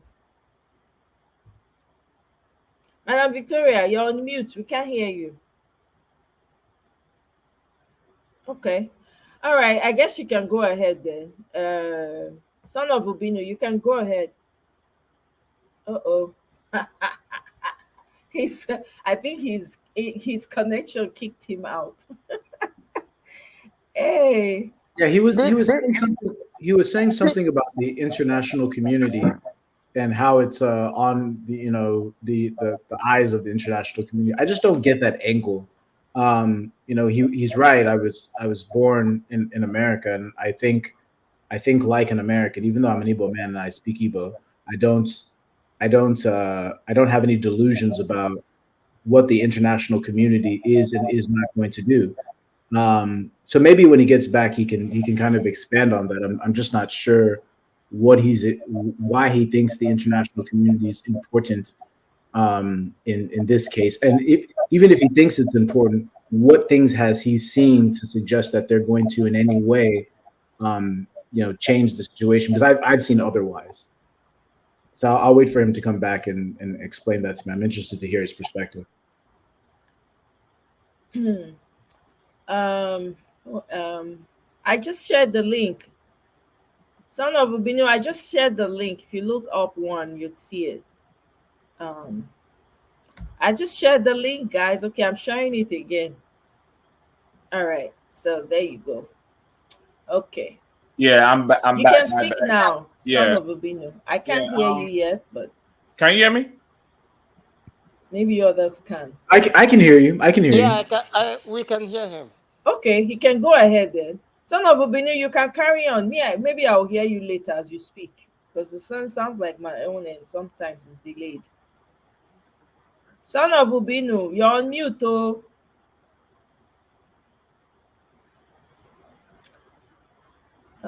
Okay, he's still on mute. Is he still speaking? My No. bad. I think there's some. That was weird, but I'm back now. All right, go ahead. Okay. And well, after you respond to this, before you start, after you respond to this, John E, Biko, don't ask any follow up. I beg you. I answer and Son of Ubino. I beg. Go ahead. Yeah. It will look it will not look somehow. The reason one of the reasons I personally think, one of the biggest reasons, there's not been any congratulations from over here. As you well know, the Senate is deadlocked. Is it by 1 or 2 if the Democrats have the lead? They don't have the House. The House is they down like I think 5 votes or 4. It's a slim majority for the Republicans. The point I'm trying to make is, if you think Joe Biden is going to congratulate a known drug trafficker in a deadlock Senate, and when he's facing re-election next year, and the House that he has only these down 5 seats, you're out of your mind if you think he's going to do that. So they're going to watch. They're in a watching pattern. There was some few months back, all the judges that officiated the case over the hopeless Ogodima. Who can remember that case where the 4th became 1st? All the judges that participated in that particular case were denied visas, all of them, and they were expressly told that's why they were denied visas, because they were undermining democracy. So they know that the height of the world is on them. And they got properties everywhere. You see, Ariwola got like 5 passports. You feel me? So they know. Everybody they watch. When I say everybody's watching how they're going to wiggle out of this quagmire. Because you might have paid the judge. That's fine. You might not pay the judge. That's cool. But how is the judge going to explain this when it's all said and done is where the quagmire is. That's why that's what I know for a fact. Everybody is just on a holding pattern. There's a fake calm. Omoye, for the sake of the conversation, do you really not want me to respond at all to what he's saying? I'm not going to be able to respond at all. So I only give you 1 minute, Johnny, and Okay, I'm timing okay. you now. Okay, go ahead. Please go ahead and continue, sir. Please go ahead. No, I'm done. No. You can speak, sir. Yeah. So one thing that you noted was you talked about the Democrats and the Republicans, and that's nice. It was Joe Biden's administration and his Secretary of State Anthony Blinken who took Nigeria off of the list of countries of concern when it came to prosecuting or persecuting Christians. Biden has been asked about this. Anthony Blinken has been asked about this countless times. So when you're talking about Democrats and Republicans in America, America has a foreign policy that really transcends political parties. You have to kind of go back into history and really look at all of the presidents and what they did in terms of policy to understand that when it comes to certain foreign policy, America isn't split between Democrats and Republicans. America has a foreign policy stance when it comes to Africa, when it comes to Asia, when it comes to South America. There's a stance that sort of that's bipartisan in nature. So I'm not really, that angle that you said about sort of the Democrats and their weakness in the House and the Senate, or the fact that they don't. If he congratulates a non-drug law, the Republicans are gonna have a field day with that. Well, I don't think so. Oftentimes when we put on our Africa hat and we look at America, we don't really appreciate the level of politics that's going on in America. Joe Biden is not going to congratulate anyone he doesn't feel like he has to strategically congratulate. That doesn't necessarily mean okay. Just for example, look at Saudi Arabia and how they, cooked Khashoggi and melted him down, and what happened to his remains, nobody knows. Oil, though. Say it again. So with Khashoggi, there wasn't really. We're still buying oil from them. We're still doing deals with them. We're still, China, we're still doing. They're still holding lots of treasuries. Russia, even though we're putting a lot of sanctions on them. Yeah, China is the number one holder of U.S. treasuries.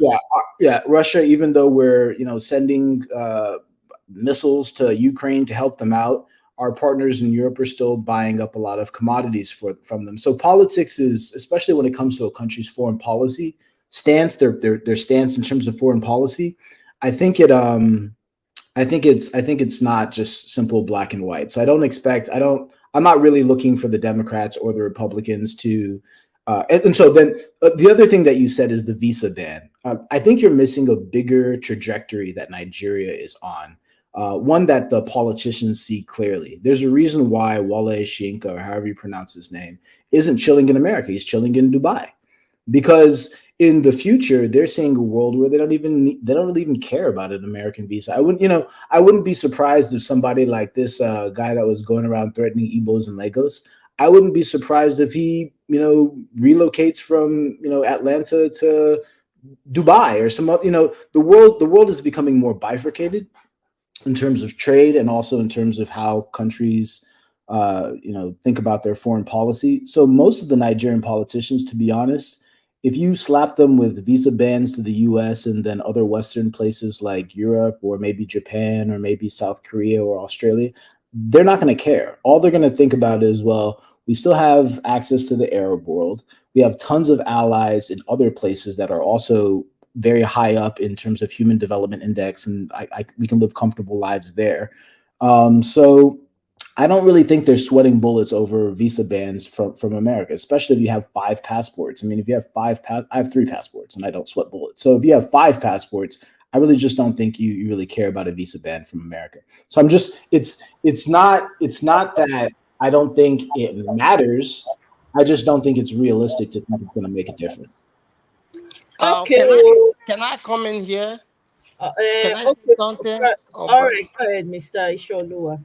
yes, I understand where John E is coming from, but all those things, all those documentaries, all those history is not necessary here. We are in a movement, and this movement, you're going to see it happen. You may not believe the movement, so the people that believe the movement is going to make it happen. So what am I saying? What I'm saying is that they may not necessarily need U.S. visa or stuff like that, but if you pay attention to how Alamesia, you know, the former governor of Bayelsa, how he was apprehended, and Iburi, if you know how Iburi was apprehended, you see that these countries you are calling, you are talking about, when the time is ripe, wherever they go to, if they like, let them go to Saudi Arabia. If they like, let them go to Singapore. When the time is ripe, they can still pick them up. So all those things is not necessary now. So what we should be discussing now is how we are going to reclaim our mandate. How do we reclaim our mandate? First of all, we have to be hitting on the judiciary. So I think from now henceforth, we should be hitting the judiciary. Every platform, we should be hitting the judiciary.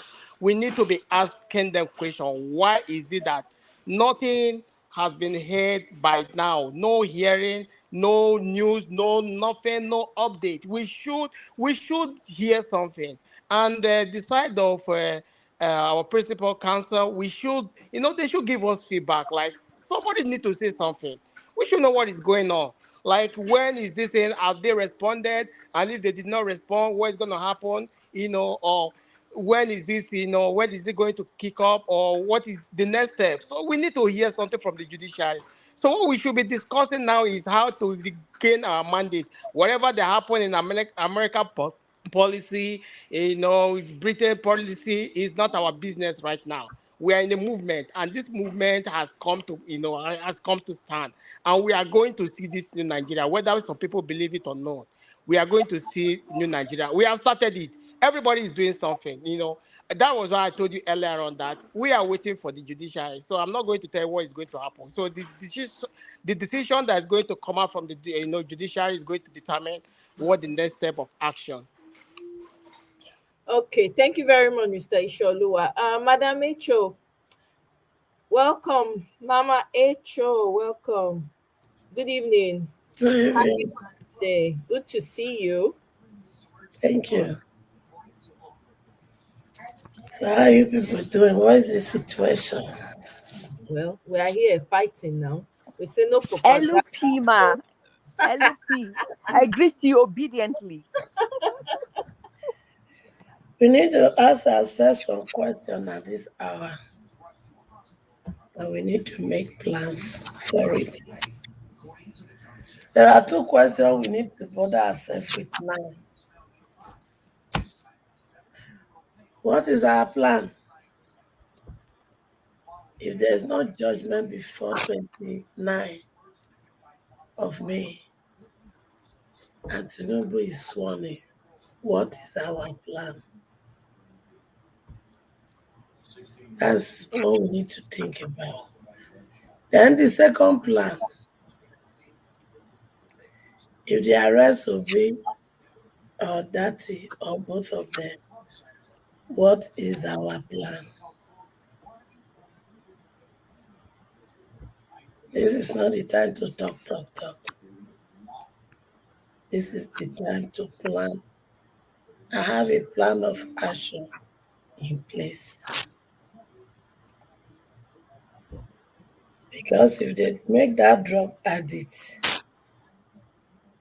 if you resume office as a president for one day, that is a big slap on all of us. If we allow it to happen for just one day, that is a big slap on all of us. So home and abroad, we have to have a plan of action for him not to resume that position for one day. He has not even been there. We are still struggling about it. Look at what his area boys are doing in Lagos.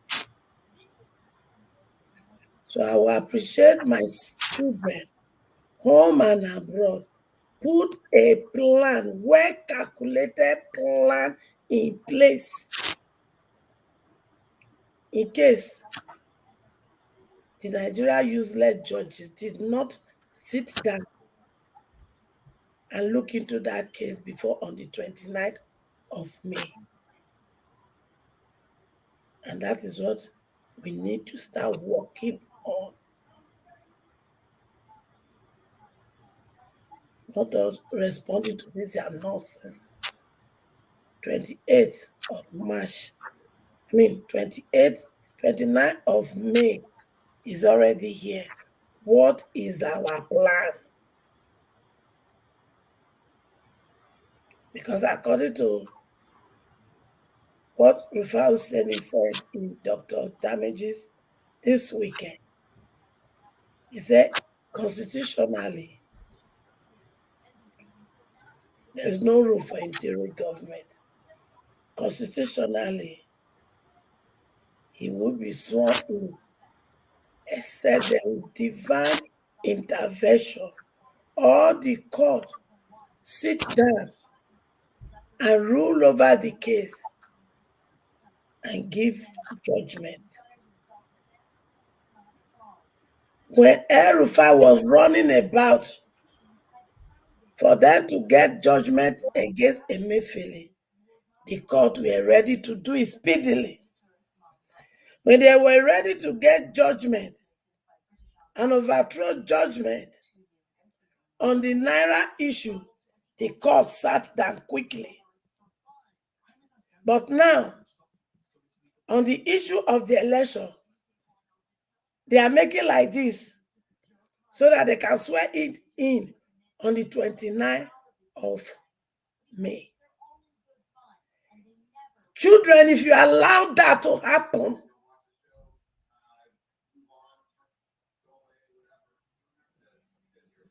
that will be a big slap on all of us. All our talk will mean nothing. So you people, home and abroad, get into plan. Physically plan. Technologically plan.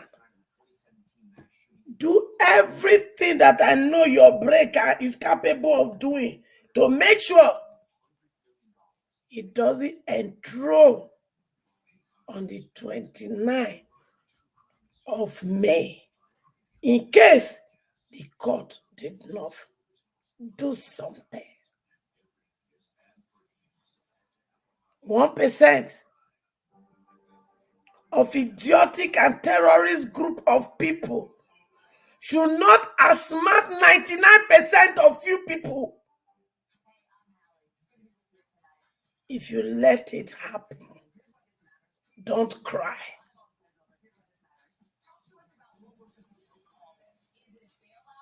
Today, I had a therapy session with my therapist, and she asked me, what is bothering me? I said, my country of birth is bothering me. I told her that a drug addict, a drug baron, wants to become president by all means. I told her I need help. She said, what can she do? I said, I need every link to go to Washington. I need to speak to the House of Senate that they need to do something. Because if a drug baron becomes the president of Nigeria overnight, Nigeria will become a warlord of drug barons.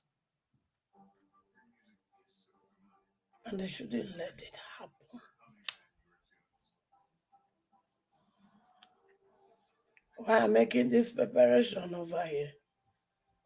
I need you people, I'll be saying it, collect evidence together, send them to me, because I can't go to Washington without those graphic evidence of what happened during the presidential election and the state governorship election. I make my therapy to know today that if what happened in Nigeria happened in America, you guys will not take it. So please, you people must help us. I make her to understand that even the young American Nigeria here that saw what was happening, they were crying, they don't want Tinubu. And I said to her, what kind of impression do you think we have put in the heart of these young ones? As if we don't do nothing. I invariably telling the young Nigeria they don't need to work hard, they just need to be taught. And I make her to understand. I say, on the internet, a lot of fraud are traced back to Nigeria. I'm not going to deny it. But those are the children, those are the young ones that the politician has looted their destiny and gave them hopelessness, lack, and poverty. And because they want to survive, they get into fraud. And do you know the people they defraud? Your old retired women over here, because they know they are lonely and they profess love to them and they know they just want their money, and a lot of them has been drained of their retirement money. A lot of them has sold their houses. So if you people don't want that to continue, you get to help us, because the person of their choice has told them he wants to make the environment be productive for them to be able to have jobs and create jobs. So if you people won't do nothing so that job opportunity can be created for them, or an environment can be given to them for them to create job and stop this fraudulent behavior, it will be worse. So it's better you save our country so that your country can be saved from young boys and girls professing love to your people and defrauding them. So this is the reason I want to come to Washington, because I know when they know the truth, just a phone call from our president over here to Buhari will address this matter. I said, what do I want her to do?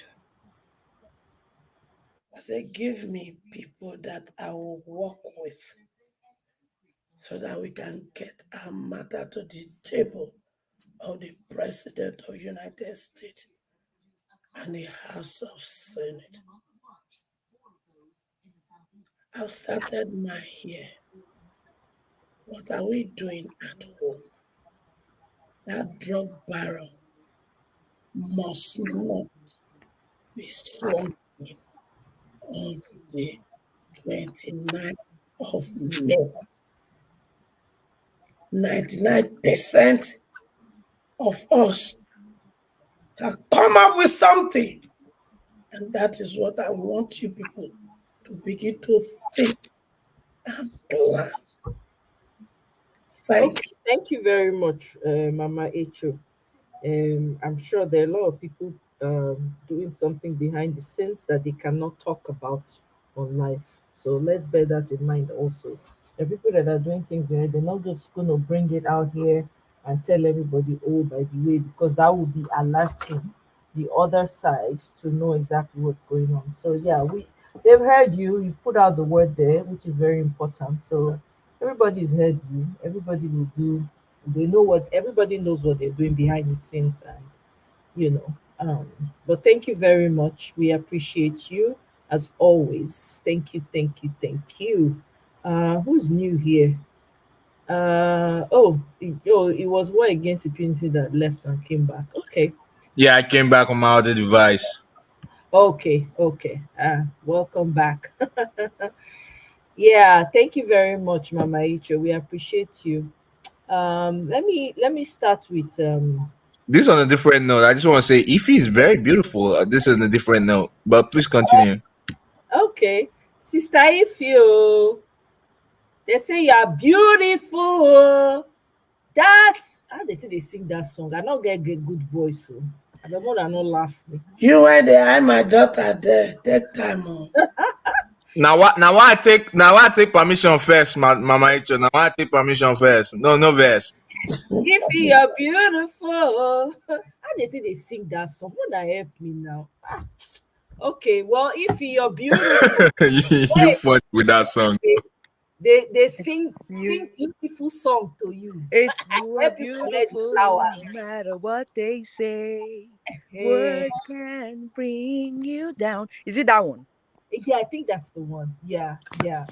You're beautiful. Yeah. That's the one. I don't have a good voice, but that was very well I thought done. you were going to James Frank. You're beautiful. It's true. When I saw your face in the crowded place, I thought that's the one you were Ah, talking so about. you know the song. Why didn't you just sing it? Because I have a terrible voice. Have you heard that? Nah, G. Come on, stop. All right. Well, she's received it. I've collected the flowers on her behalf and I've sent it to her.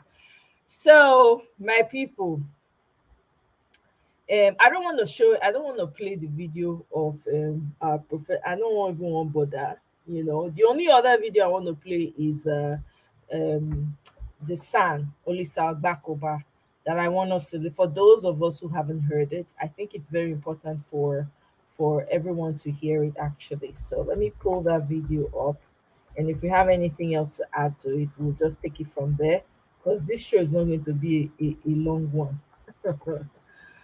There we go. Bingo. All right.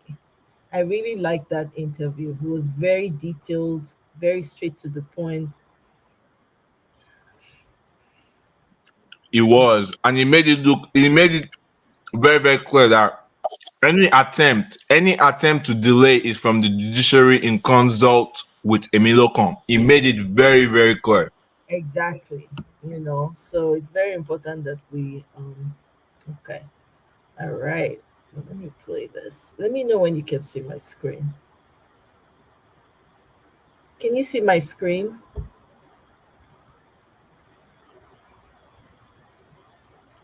Can you guys see my screen Yeah, here? we can see it. We can see it. Okay, great. You can say it. Okay. Former president of the Nigerian Bar Association, Dr. Lisa Agbakoba SAN, has urged the Presidential Election Petitions Tribunal to conclude petitions on the February 25 presidential election before the inauguration of a new president on May 29. Agbakoba, in a statement he personally signed on Monday, urged the tribunal to adopt the procedures used for speedy conclusion of arbitration matters in its approach to the case. According to him, the first is the interpretation of Section 134 of the 1999 Constitution of the Federal Republic of Nigeria as to whether securing 25% of votes in the Federal Capital Territory, Abuja, is compulsory to be president. And on the second, he queried the legality of a candidate being allowed to stand for presidential or vice presidential election when he is at the same time a senatorial candidate. Joining us now on the morning show is Dr. Olisa Agbakoba, a senior advocate of Nigeria and a former president of the Nigerian Bar Association. Good morning, Dr. Agbakoba, and thank you for joining us on the morning show. Well, let's start with your... Good morning, Robin. How are you? I'm good, thank you. Let's start with your proposal that election petition cases at the Presidential Election Tribunal can be concluded within 7 days. If the tribunal takes a more proactive approach to it. But how feasible is that? Considering the fact that election petitions have time limitations, they have a time frame. The Constitution talks about 180 days. When you appeal, you have 60 days. And then we're dealing with an election in which you probably have over 10,000 polling units. How do you do all of that within 7 days and before May 29? Shouldn't you be recommending that the Constitution has to be reviewed first? That challenge about time limitation should be addressed and properly defined. Otherwise, how would the courts do it in 7 days or before May 29? Yeah, thank you very much. There's a context in which I've recommended that we should finish the petitions as fast as possible. And I think 7 days is a good time to go. The fact that the Constitution prescribes a time limit doesn't mean that that time limit must actually run. So the context of my call is that the polity is overheated. The other day, the Minister of Information is accusing Mr. Peter Obi of treason.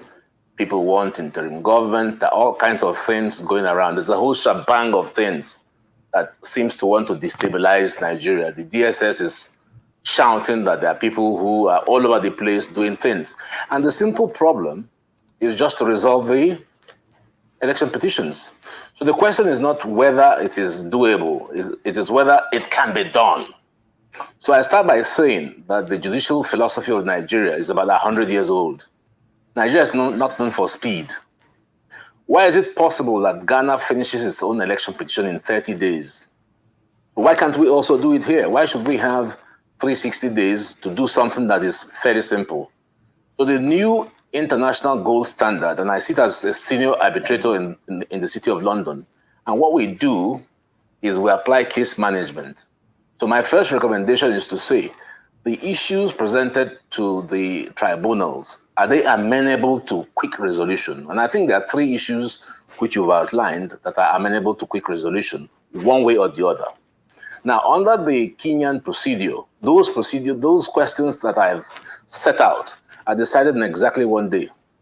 So if I was the presiding judge of the tribunal, I would give 2 hours to the petitioner to establish the case whether 25% of FCT is relevant in the consideration of who is the president or not. I would give time to Mr. Tinubu's people to reply, and I'll deliver a ruling at 6 p.m. What's the difficulty? These are purely matters of law. So it is absolutely feasible. If those 3 questions do not succeed, then the part A of the petition would be now to do what you say, take the issue of electoral malpractice, which I concede will be a lot longer. But I have a strong feeling that those 3 questions I have set out can resolve the petition one way or the other. And it can be done in 7 days. If Kenya can do it in 14 days, why do we need 360 days to do our own? Are we not more highly judicially educated than Kenya? So come on, and I also would, without criticizing the lawyers in the petition, since they filed the petition, I haven't heard anything from them. There's all sorts of procedures by which you can front load a case, push it, set out procedural issues, set out jurisdictional issues for the tribunal to determine. That's number 1. 2, the tribunal itself can, of its own motion, to raise questions. So we've read all these petitions, and we think we can dispose of this petition if we set out some questions that, if taken, can resolve the entire thing.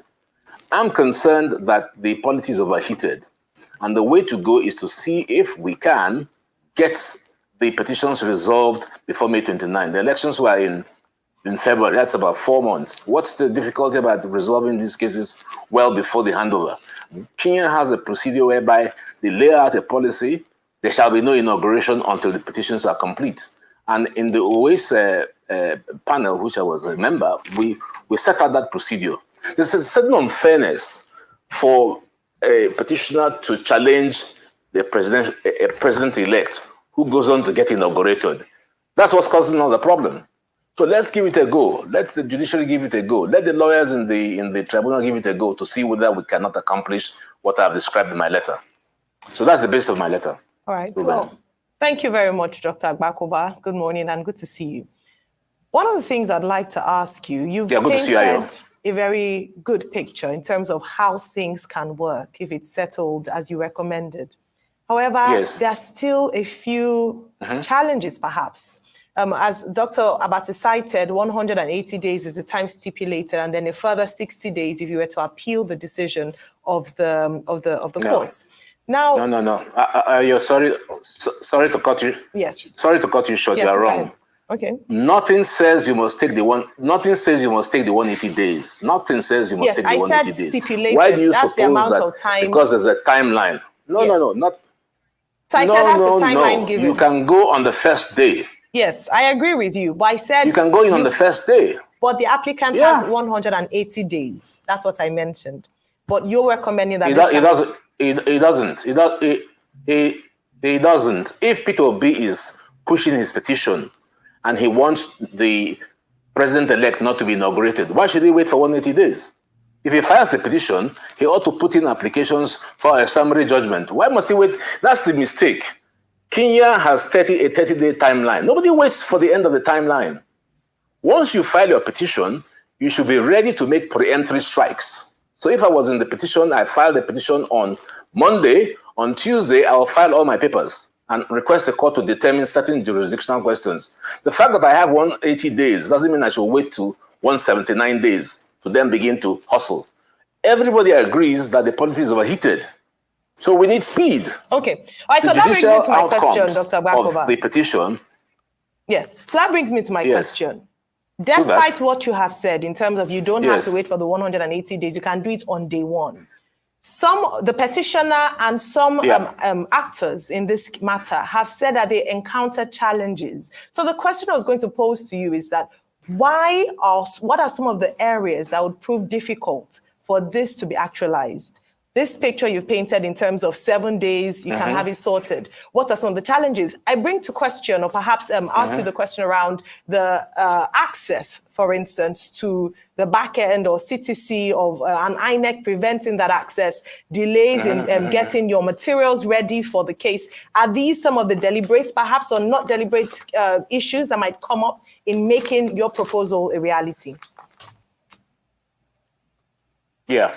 The point is that in modern judicial case management philosophy, there are steps you take to arrive at a conclusion.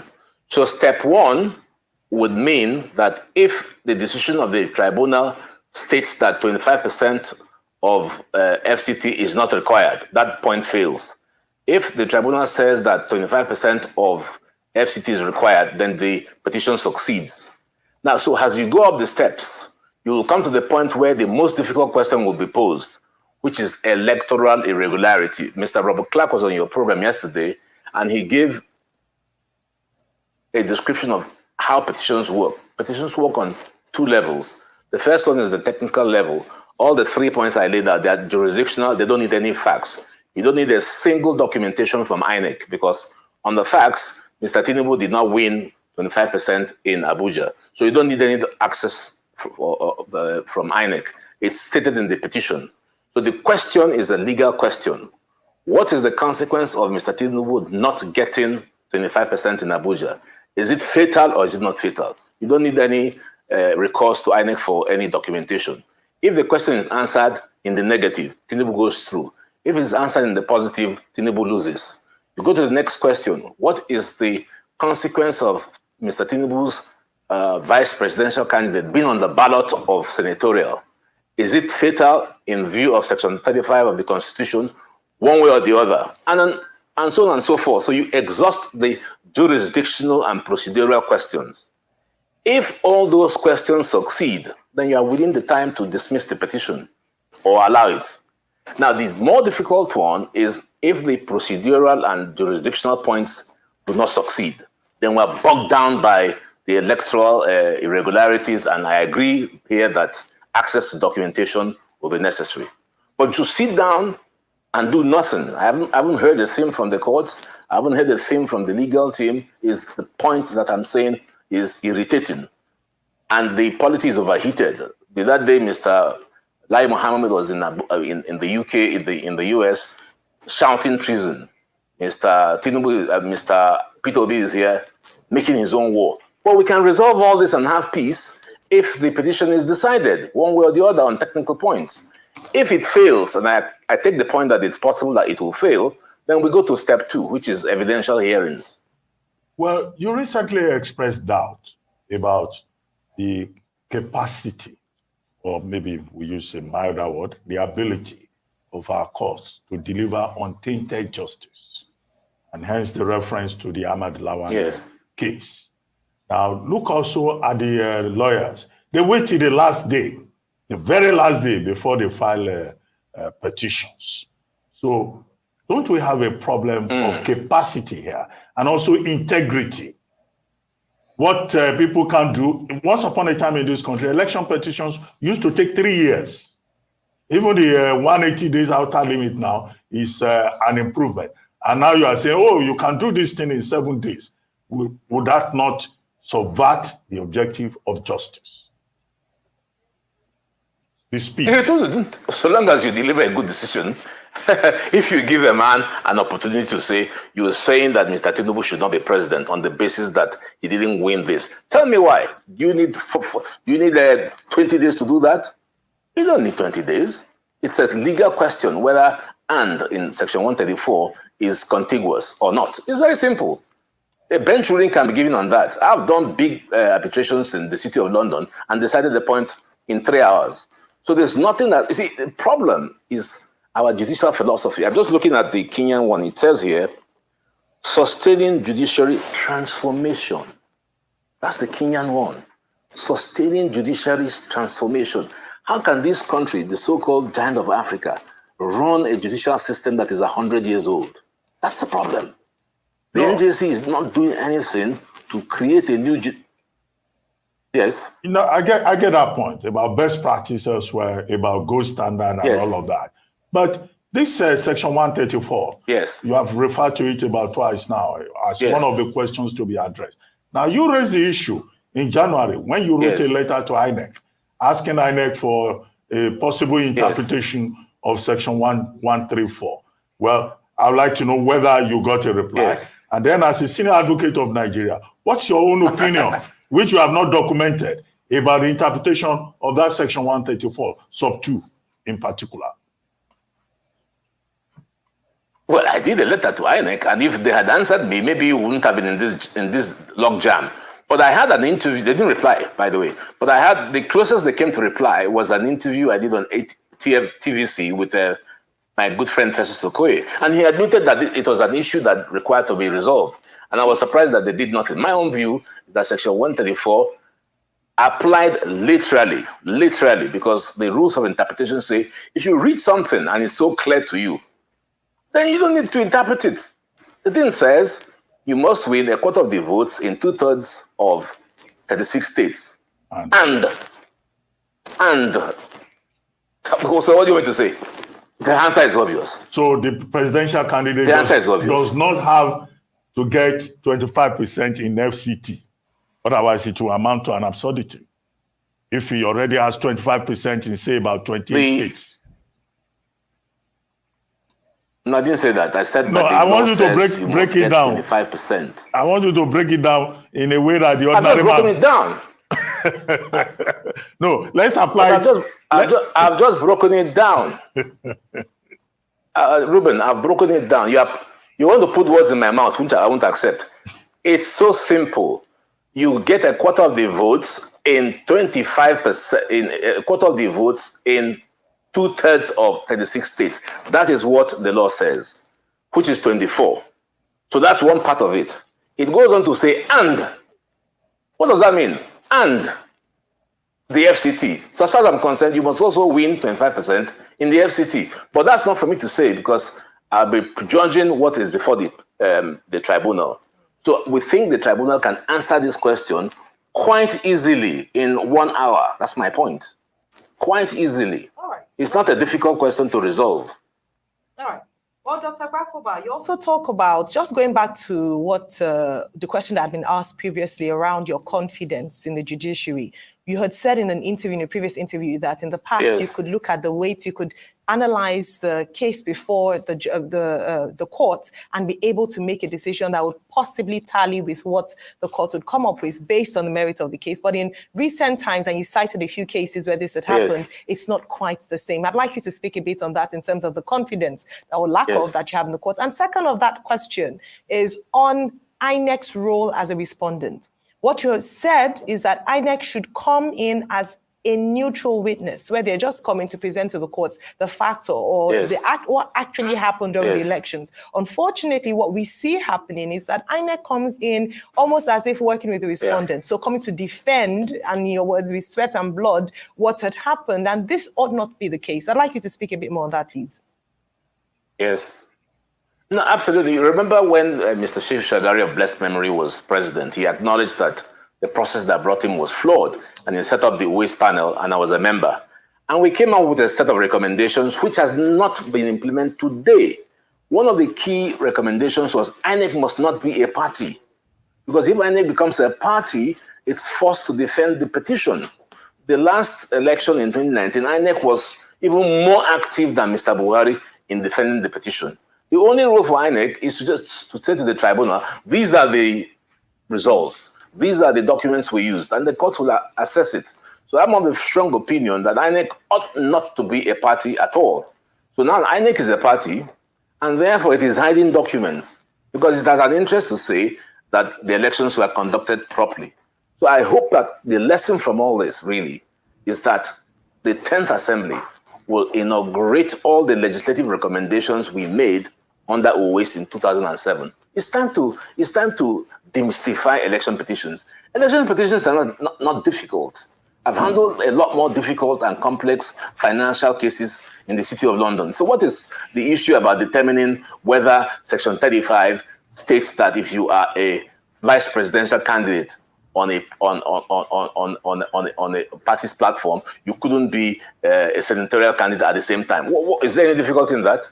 It's simple English. That would take me 2 minutes to decide.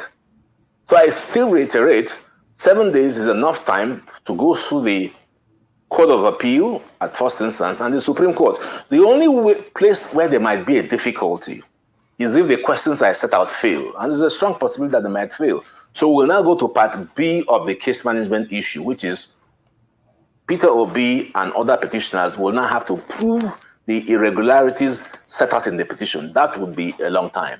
And I guess that's why there's the 180-day timeline. But before we get to the 180-day timeline and part B of the petition, what about part A? And I think the overall concept is Nigeria needs to cool down. The whole place is overheated, mainly because of petitions. So the judicial philosophy behind this thing should be that the courts must be proactive. Proactive. And let me repeat again. Since the petitions have been filed, not a statement has come from the courts. And that's unfortunate. Court ought to set practice directions to say, we can see what's going on in Nigeria. As a result, we set these questions down. We hereby issue procedural order number 1 and set out these questions and invite counsel on both sides to address us. And once we hear the addresses, the judgment will be delivered the following day, one way or the other. Why can't they do that? Well, that's my simple point. Why can't they do that? I would like to know. Well, 2 questions. One, you alluded to the statement made by Alhaji Lai Mohammed, Minister of Information and Culture. Yes. The effect that Mr. Peter Obi and his running mate, Dati Baba Ahmed, have made statements that could make them liable for treasonable felony. And then the second thing, will be what you think of all this general talk about interim national government and the DSS coming forward to say, well, that's a taboo subject because it will amount to subversion. Yes. Yes. Yeah, but you see, the problem is because there's a strong feeling that Mr. Tinubu will be sworn in and the petitions are running. And there's that feeling, but if the man is sworn in, then what are we doing in the courts? That's the problem. And that's why I say, let's get these petitions resolved. I don't agree with Mr. Lai Mohammed that what Mr. Obi is saying is treason. I don't agree. But if we go below what the problem is, it's to do with the fact that Mr. Tinubu is likely to be sworn in on 29th of May 2023, whilst the petitions are not even heard. So why don't we try, even if we fail? Suppose my theory of 7 days doesn't work, but let us try now. Let's try to see if we can get it going. And if we get it going, that is a plus for everybody. Why must we be in this continuous political, quagmire of everywhere is in confusion? I really would urge the tribunal and legal team on both sides to do their possible best to push this case to the possible limit where we can see if there can be a conclusion before the swearing in. But clearly, I have said that I do not believe, and the Constitution does not recognize anything like an interim government. It's a total contraption. So as it stands now, Mr. Ahmed Bola Tinubu is the president-elect, whether we like it or not. And he's going to be sworn in on May 29th, whether we like it or not. Many guys are going to be unhappy because they will say we have petitions. So in order to balance out justice, could we please get these petitions, if they can be resolved before that date, so everybody is happy? If Peter Obi loses, then he goes home and knows he's lost. But why hang the thing? I can understand Peter Obi's concern and Dati Mohammed's outburst if Mr. Tinubu is being sworn in at Eagle Square and the petition is hanging in the Court of Appeal. That doesn't sound too right to me. So where we strike the balance is to give our best possible shot to finish the petitions. Let us at least try. There's no point all sitting down and saying, can it be done? Let's try to see if it can be done. All right. Well, thank you so much. I'm glad that you talk about and you. So we don't hear them. We have heard it. There's one more video I want us to see. It's a very short one. That was very interesting. Omoye, just really quickly, I would like to call out the point that Yusuf Dati Baba Ahmed, his name is not Muhammad. I don't know why Olisa called him Muhammad, but his name is not Muhammad. It probably is a slip of, maybe it was a mistake. Yeah. Probably was.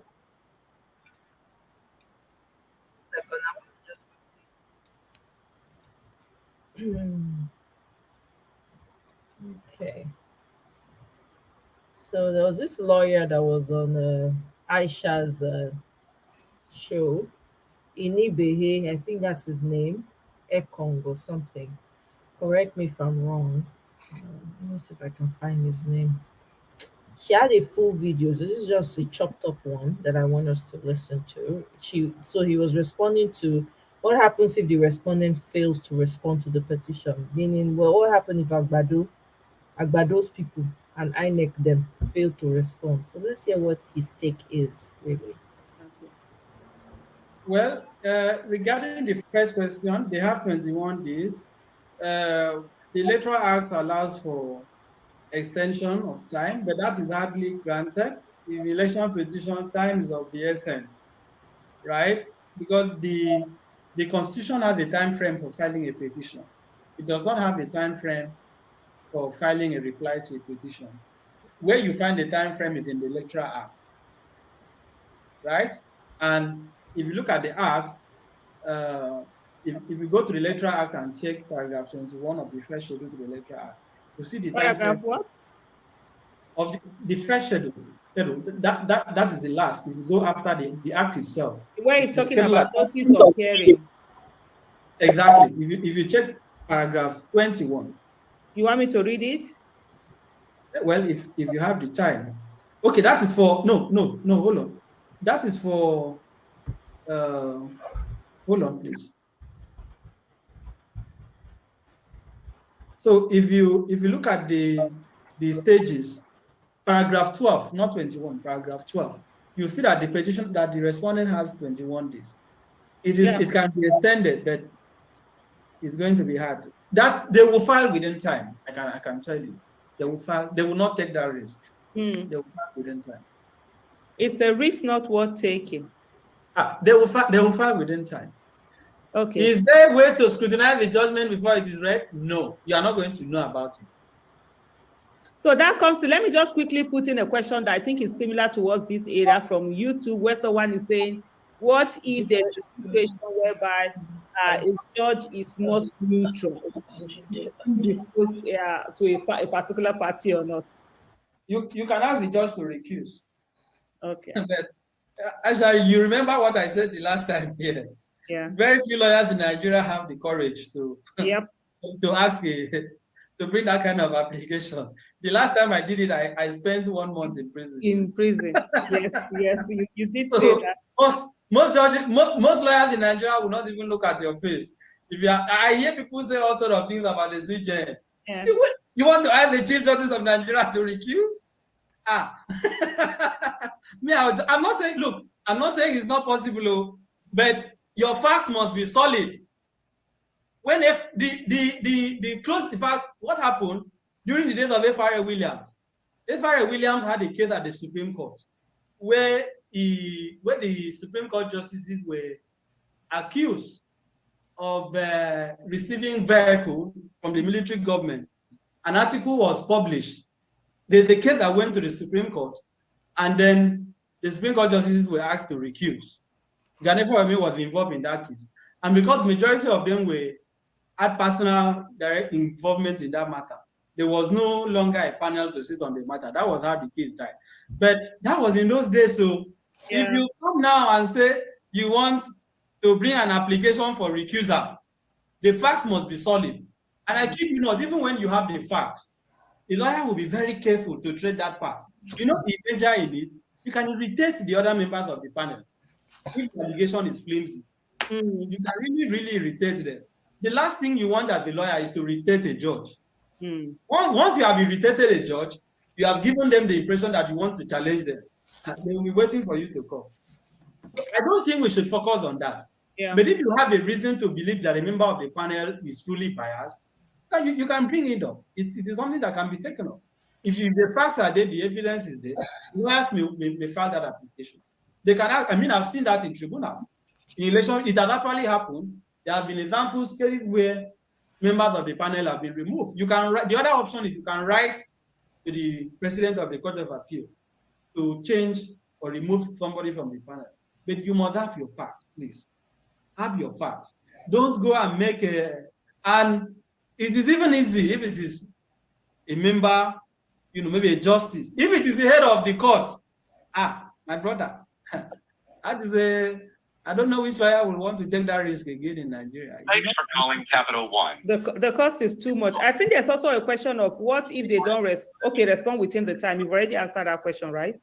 No, I believe they will. I don't see a scenario where they don't file their reply within. So let's say there's a scenario. So that's the question now. Let's say there's a scenario and the person doesn't file. What normally will happen?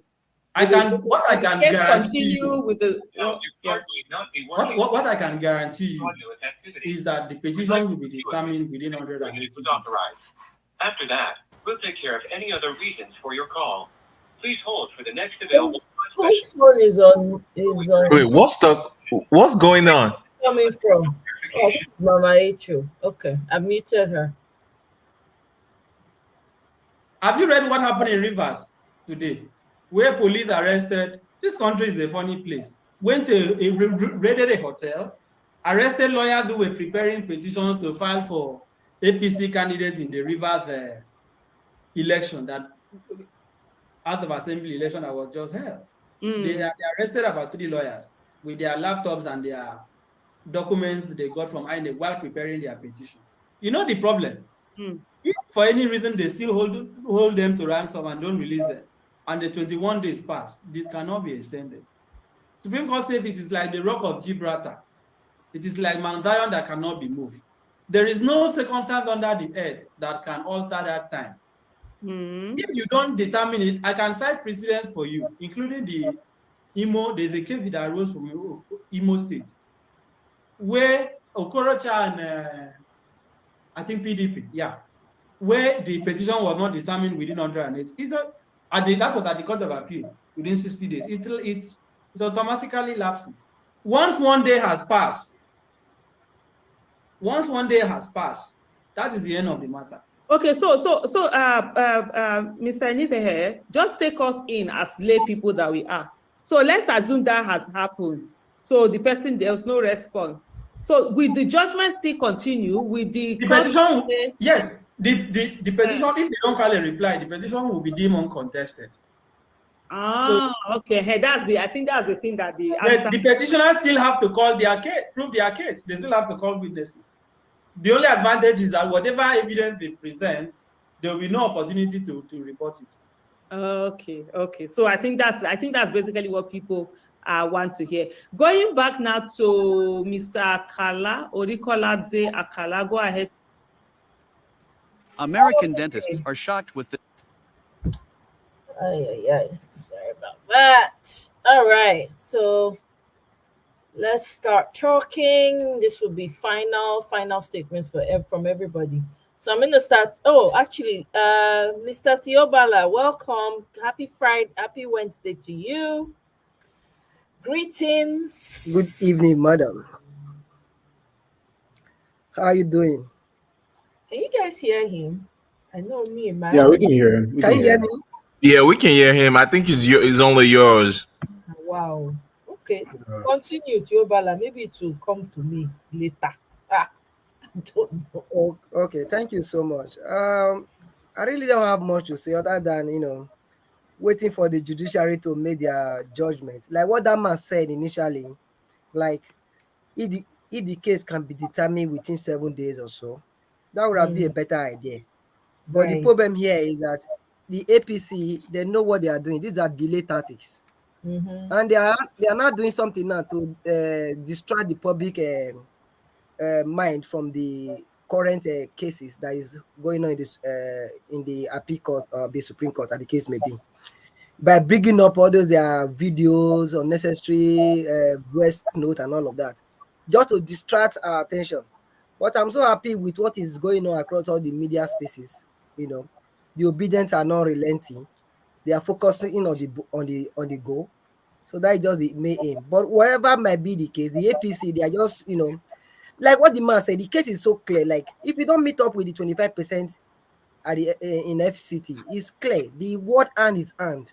There is no two word about it. Nigeria now, they will say based on technicality. Now they are way. Yeah.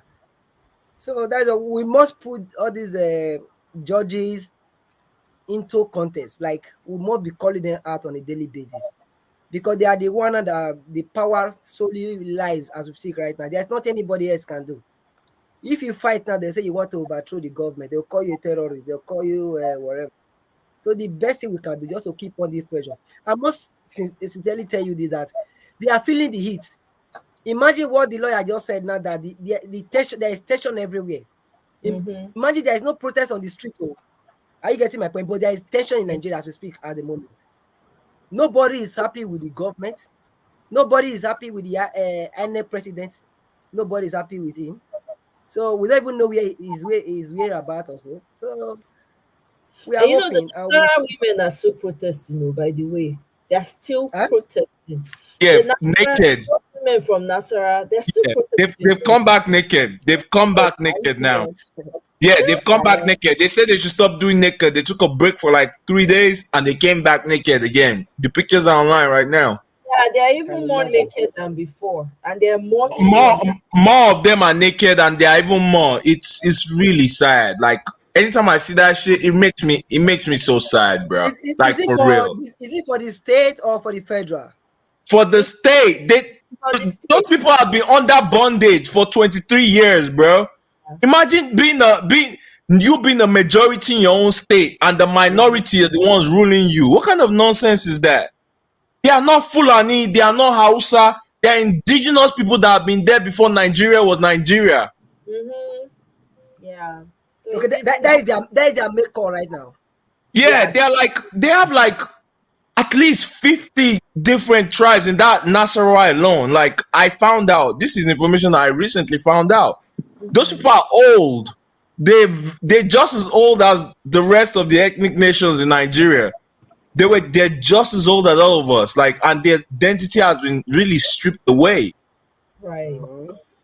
It's not just them. You guys heard about the Middle Belt people, right? Yeah, the Middle Belt. They bring like there's a real movement now, as you can see. They want their identity back. All of them in the middle of the country. Yeah. So Okay, those people are the middle of the country, like all those Yeah, because how will you Nasarawa, call Abuja. Kwara? How will you call Kwara and Niger State and Plateau? How would you call that one not? Yeah, How I is think that not? it's what I say. They show the map actually. Let me see if I That can find. doesn't make no sense. I don't know. Well, How They will Niger State and Nasarawa the north? it they Because have actually, been they are living isolated in the over the middle of the years. country. They well, have it been actually, isolated over the years.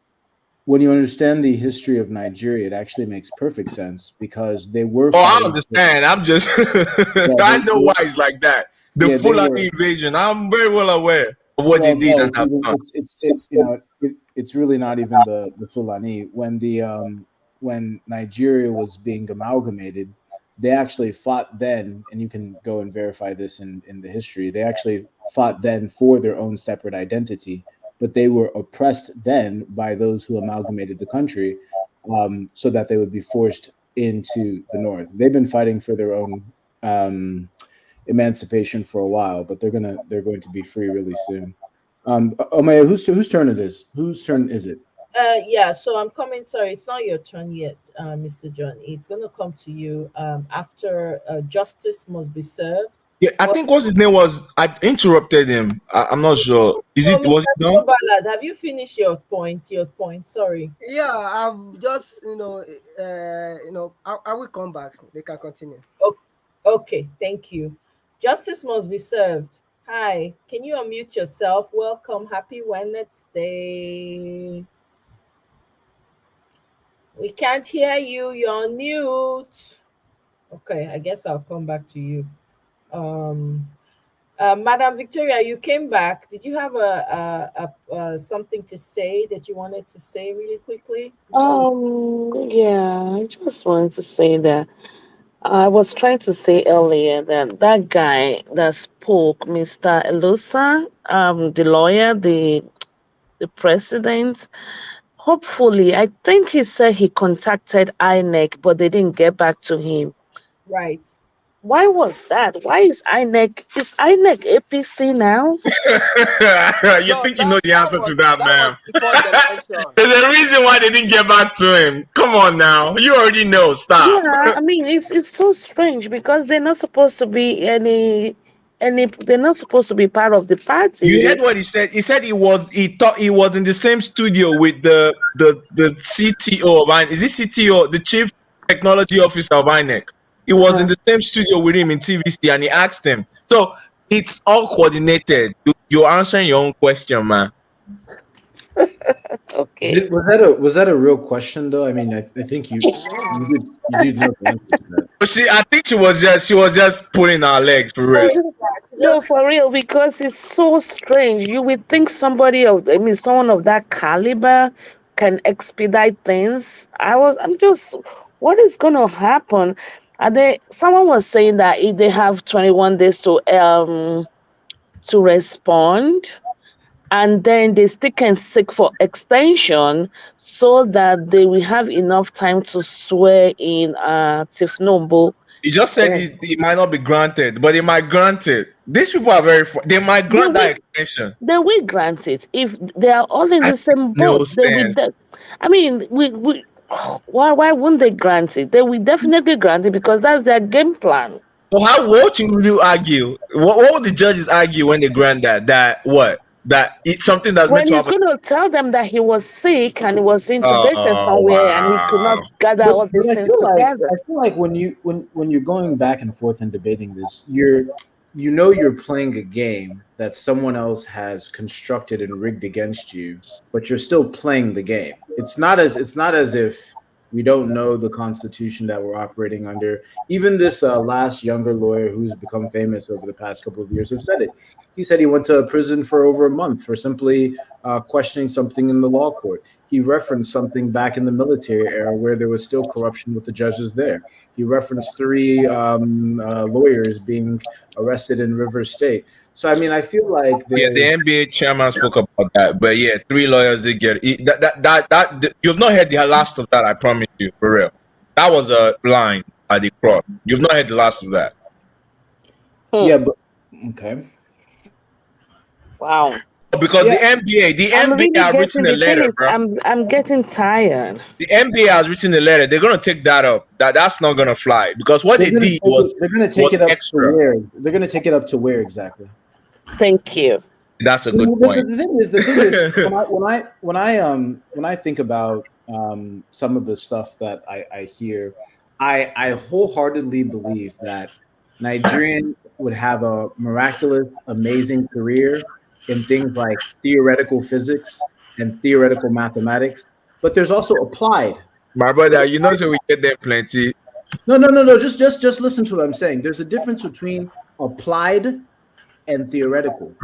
I think the problem is that most Nigerians are living in a theoretical Nigeria, but the reality of Nigeria is maybe eluding them.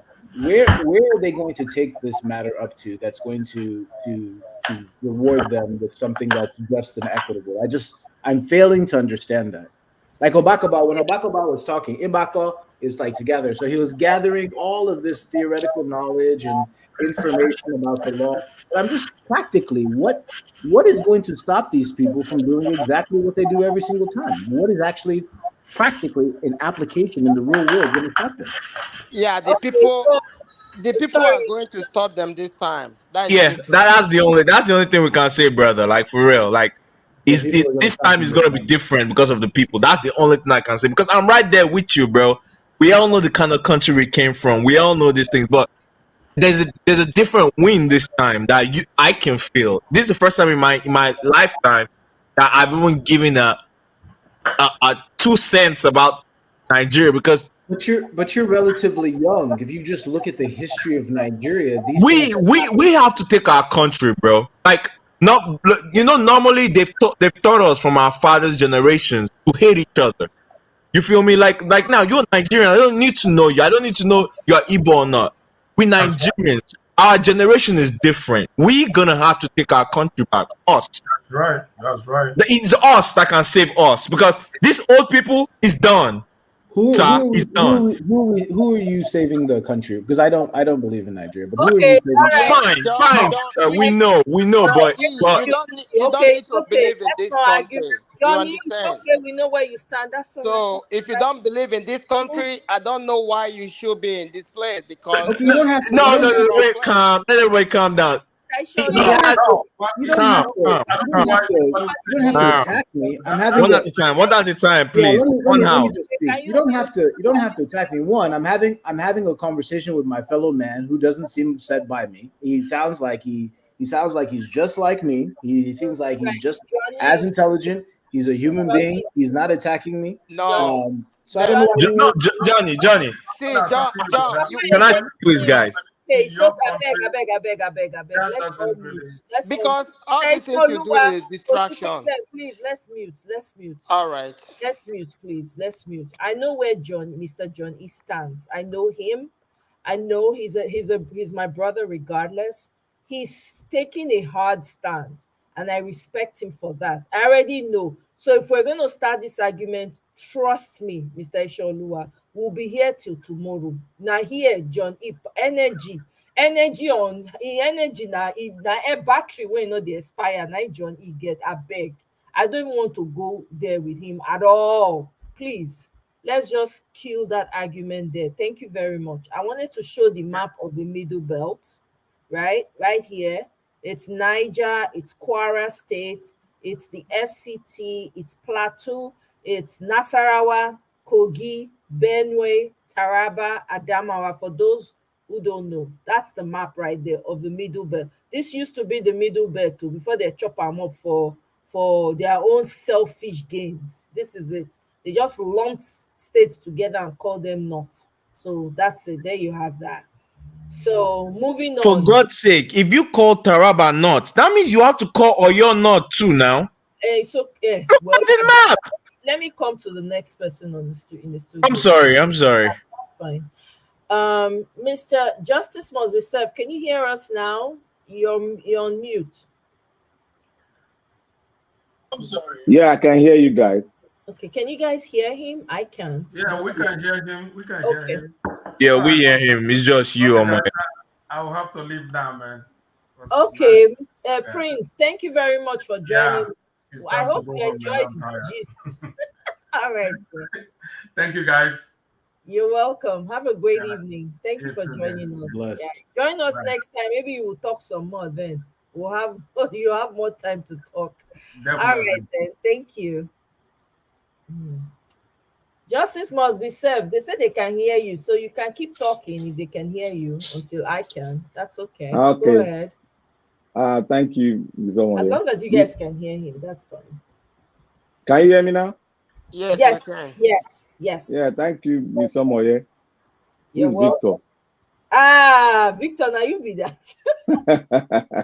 Don't change your I know name. I know I make your heart beat. And my heart don't a bit now. You don't come, I beg. I dey beg you, not let me beg you. I dey beg Johnny. No, this one different from there are now topic by topic. Now they Okay, make heart the beat. all right. The today topic they very straightforward, very easy. Uh-huh. Well, I want to thank you, Mr. Moye. I want to thank all the panelists. They have been speaking very well. You know one thing unique about your TV show, someone people speak. The other one here, even they want to interject. It's like a family issue, and then despite anybody ideology or despite his way of argument, despite he does not really believe in the Nigerian as a contest, as a country, does not believe. We as a people, we know the reason. In our heart now, we have only one chance for the Nigerian state. Every one of us here. What that man is saying, he has decided in his heart not to give Nigeria a chance anymore. But we guys has to understand from where he's coming from. I've had argument with him. The reason why, because he was gambling into some areas that I don't really want to compromise.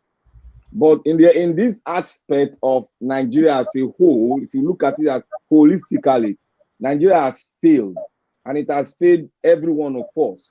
Now, some of us still have the mind of giving Nigeria a chance because there's a personnel, there's somebody God has brought forward for us to see if we can, because he understood the problem of Nigeria, he understood the bureaucracy, and he galvanized everybody from every corners of of Nigeria, irrespective of your ethnic group, where you come from, whether you're from the south, from the west, or from the north.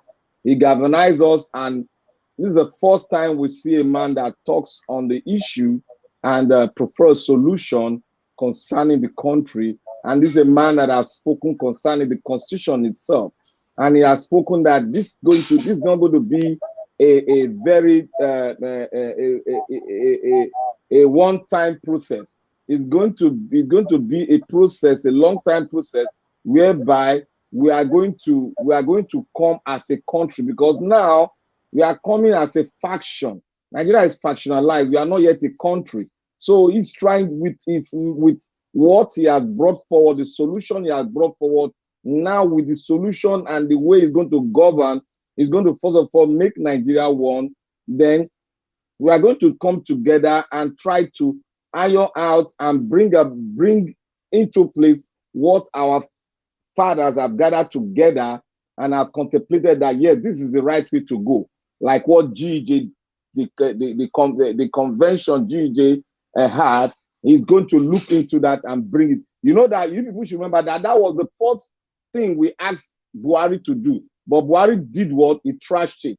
Even the vice president here, he said coming together is under his foot. So, but we have a man that wants to go back, and also want to go back to other panels that have sat down to look into Nigeria so that we can galvanize together and have a good constitution. This is a man that wants to listen. This is a man that gone to the grassroots, to where even the so-called politicians are bastardized, they can't go. He went there. He went there and sat with them. And this is what brought us together, and this is what made us to say, let's give it another chance. But some people might say no. But I have seen some people that said no, but with the conviction of this man, Obi, they have to come back and say, okay, I will give a chance. But if you decide not to give a chance, well, I will respect that, because it has hurt me too. But because of my act of forgiveness, I have to really say, I forgive. Let me give it a chance. That is how I am built, and that is how God has built every one of us, despite the channel or the religious body we belong to. Now, we are extracting the judicial as a whole. Now, on the other side of judiciary, talking on the other arms of government, but we are focusing on the presidency now. Now, I want us to look at the past events of the judiciary on the presidential election matter. Now, the presidential election matter, what we have gotten is quite different from what we have now. I want us to tune our mind to that mindset. It's quite different. Before, we were doing, manual election, manually. We didn't have any contact with the computer. Now we have contact with the computer, and the computer is trying to make sure that it detects default in every process. Now we have it. We have the result inside the computer, the beaver. We have everything. We have hard copy. We have soft copy. Now, how are the judicial going to see it? Have they done it before? Have they sat on a platform and a petition where you have a software copy and a hardware copy? That is what we should look at, because we know that the judiciary is corrupt and they need a serious reform. But how are they going to talk on the technicality? Because this one, you have two facts. You have the hard copy fact, you have the software fact. Now, that's a new mindset they might develop, because you cannot debunk the software fact, because that is what is imputed by we. But you can debunk the hardware part. That is the paper. You can debunk it, that is fake. But the software part, how is the judiciary going to see that issue? Because it's not going to be business as usual. It's not going to be that I give you money and you just say it's on that technical ground. The fact is staring at their face. It's there. The fact is staring at their face. They might not even, if it were only the hard copy, they might throw that aside, that it's done, human error, whatever. But this is a software fact that will be brought to their doorstep. And we don't know how it's going to look like. How are they going to debunk the software fact on that technical ground? It's not going to be possible. To me, from my own knowledge, you cannot just debunk a software part without not going through a forensic auditing, scientific forensic. If we have to go into scientific forensic, then the APC is even in more trouble. So this old Sharia, this old judicial thing, I believe, I am thinking on my own technical scientific knowledge, is going to sway to the people's side, because there's no way for you to hide. If you debunk the software, then you are causing, you are giving more problem, you are giving the whole country more problem and room for the military to come in, because definitely we have a chaos in the country. We should be we should be observant and study how is the judiciary going to study the software fact that we have on their desk. How are they going to judge on it? Because this is not something you can throw away. You need, if you doubt it, then you call in for forensic test, scientific forensic test, which I believe they will not want to go that path, because the forensic test will bring about a lot of scheming, the APC, a lot of rigoring, a lot of bypass the APC has done, and they will get into more trouble with that. So this case is going to be very, very, very interesting. I'm going to watch our judiciary. It's going to be very interesting. You people will see. It's going to be it's not going to be business as usual, that you can just pay me, I'll throw the fact out. It's not going to be like that, please, my people. It's not going to be like that. That is my own finding. Okay. Thank you very much, Mr. Victor. Thank you.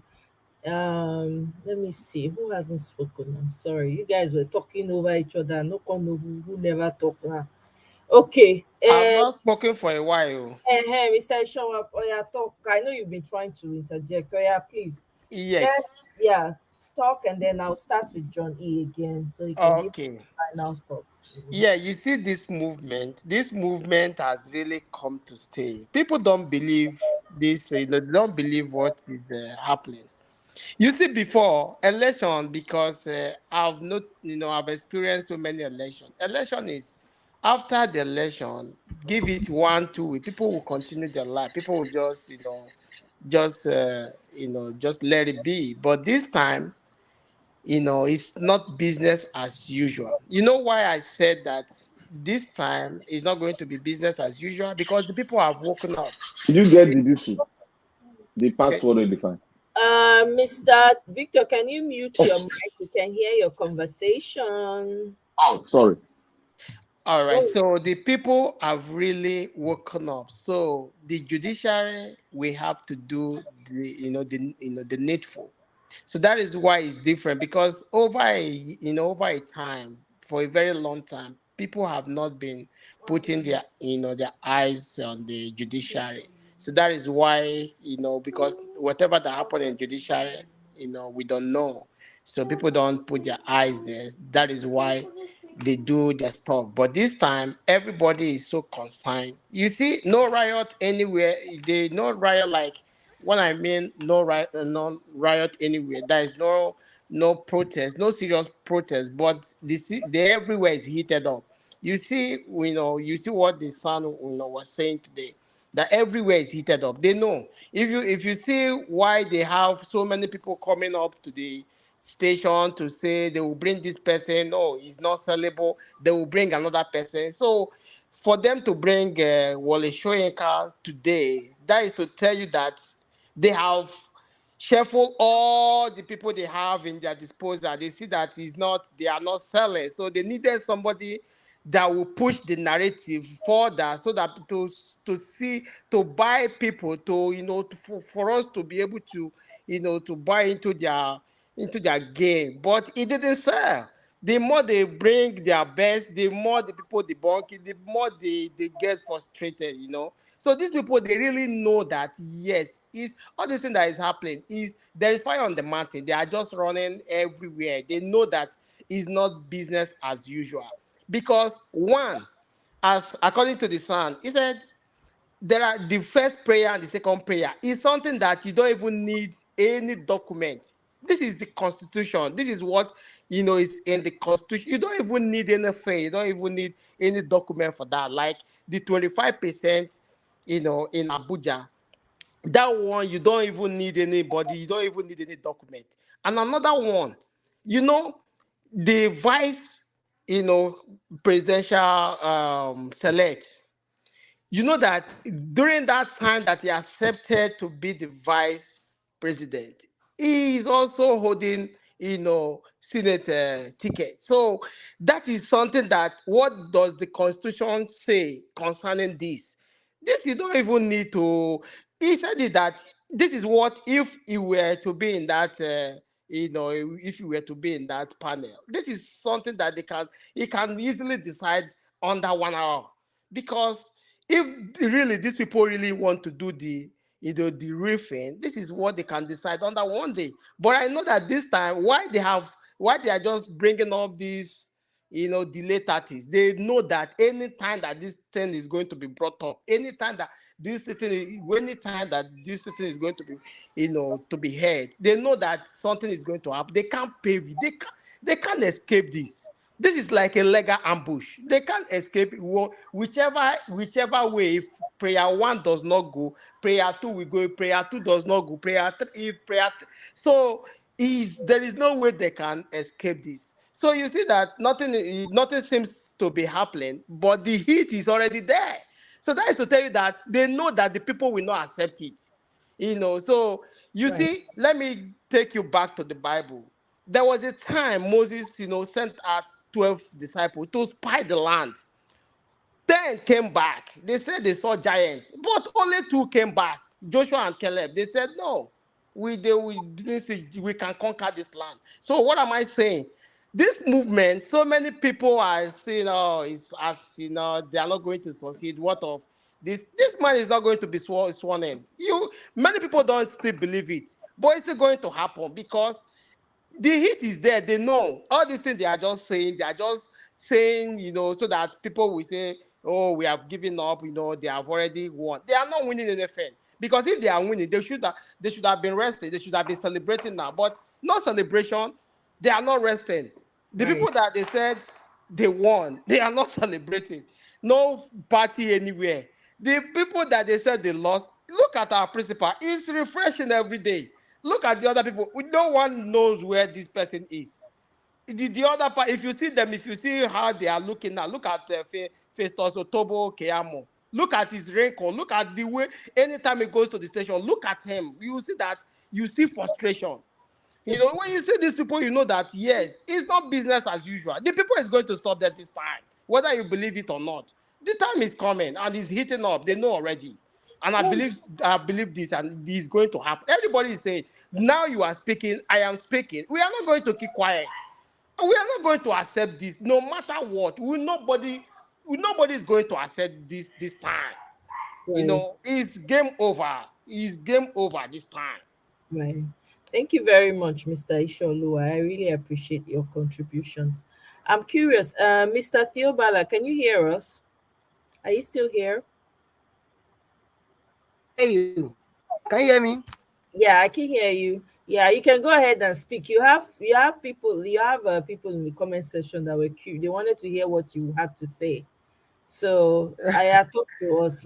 you have people fighting for you in the comment section.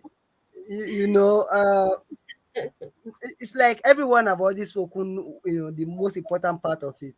But the only Right. aspect where I wanted to fault Mr. Victor is the fact that, Nigeria factor, you are not factoring Nigeria factor.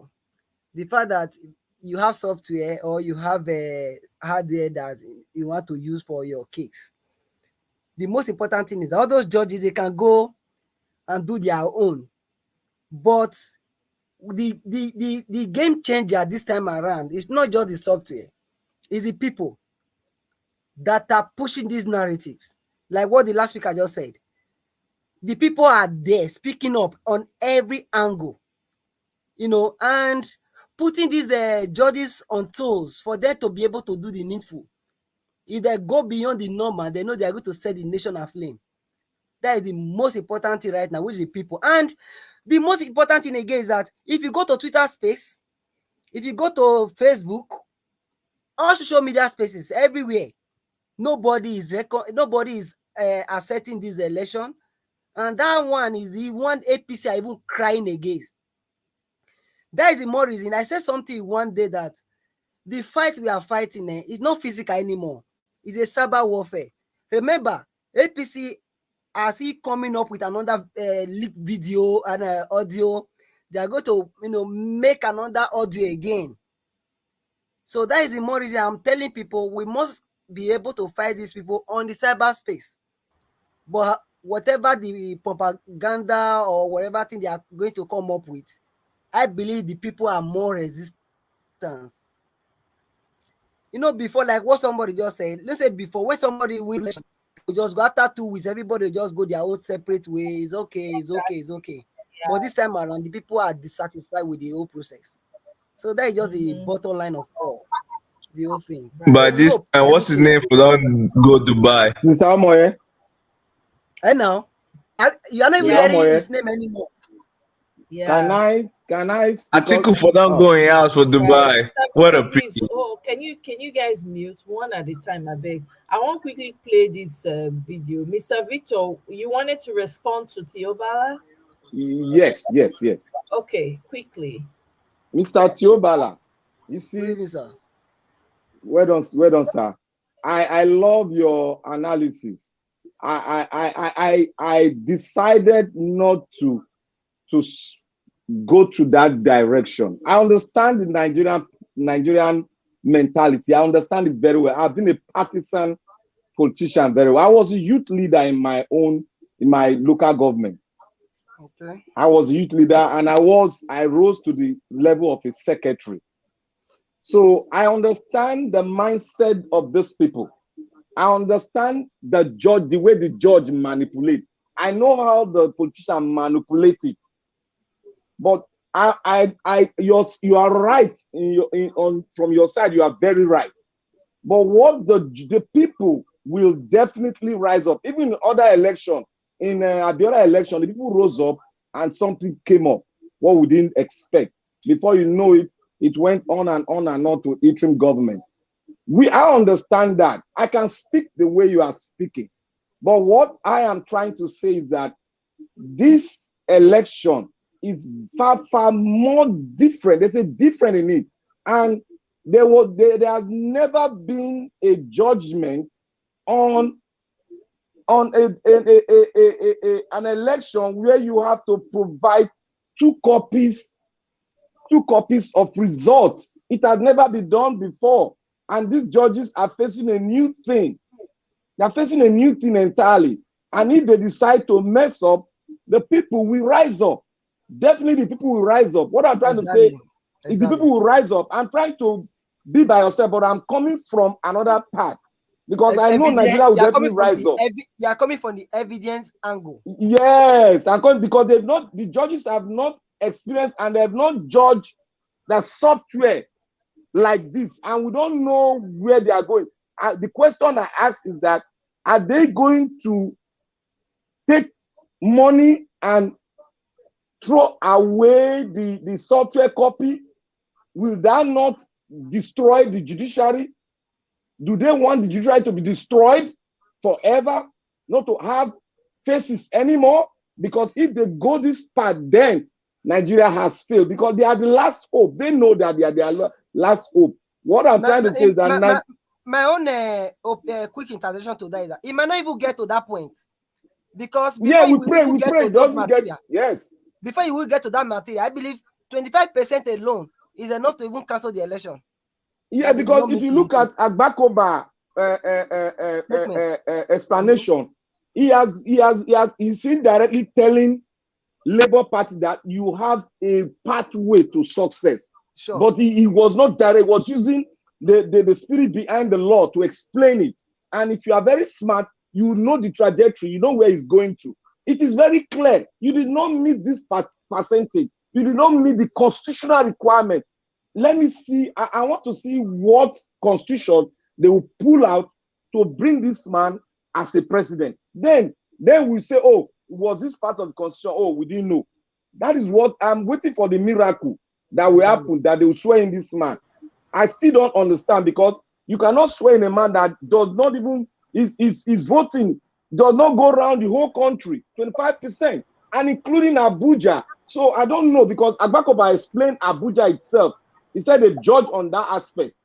And if you don't get the 25%, it is as well as you have not cleared yourself.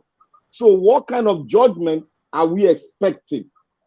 Is it going to our own favor or to the other side favor? If you go to the other side, how will Nigeria look like? Will it not finally be judged as a failed state? That's my question.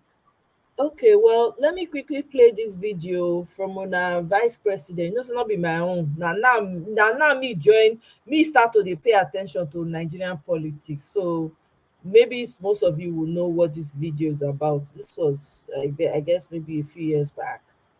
And I know who this one be now for you. All of this is important for us. The question of introducing a parallel government and post-election, post-election crisis and all that. Now, it's important to bear in mind that it is really up to the ruling government, to the ruling party, to ensure that elections are free and fair. I will make that point repeatedly, that it does not lie in the control of the opposition to ensure free and fair elections.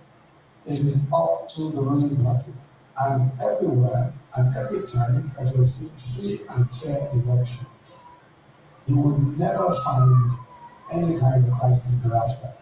For example, the June 12th elections that we're talking about, there's absolutely no crisis, no violence, nothing, because it was a free and fair election.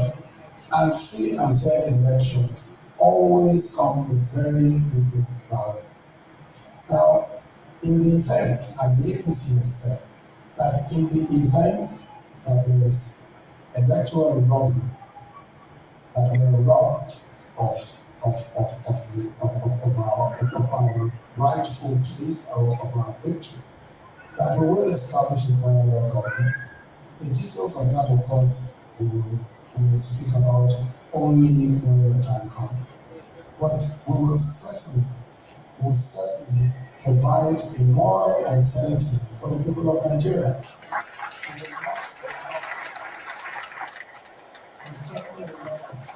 We certainly will not accept that there's a clear case of robbery and so we're just going to look and roll over. That will not happen.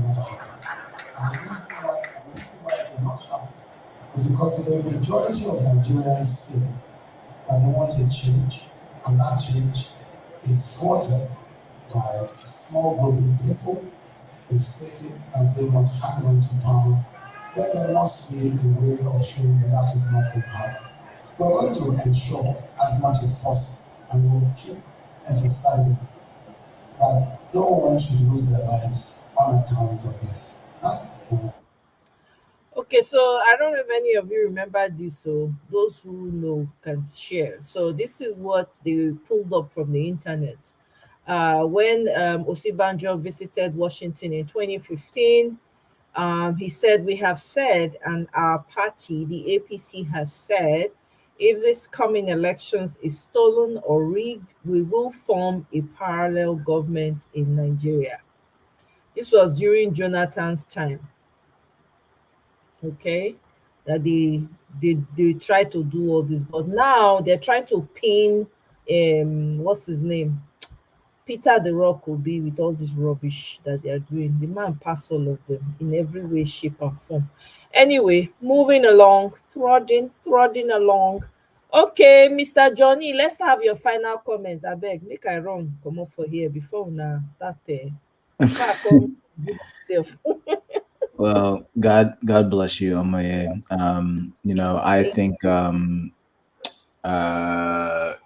always remember whenever I think of Nigeria, I always think of this sort of prayer, which is, God grant me the serenity to accept the things I can't change, the courage to change things that I can, and the wisdom to know the difference.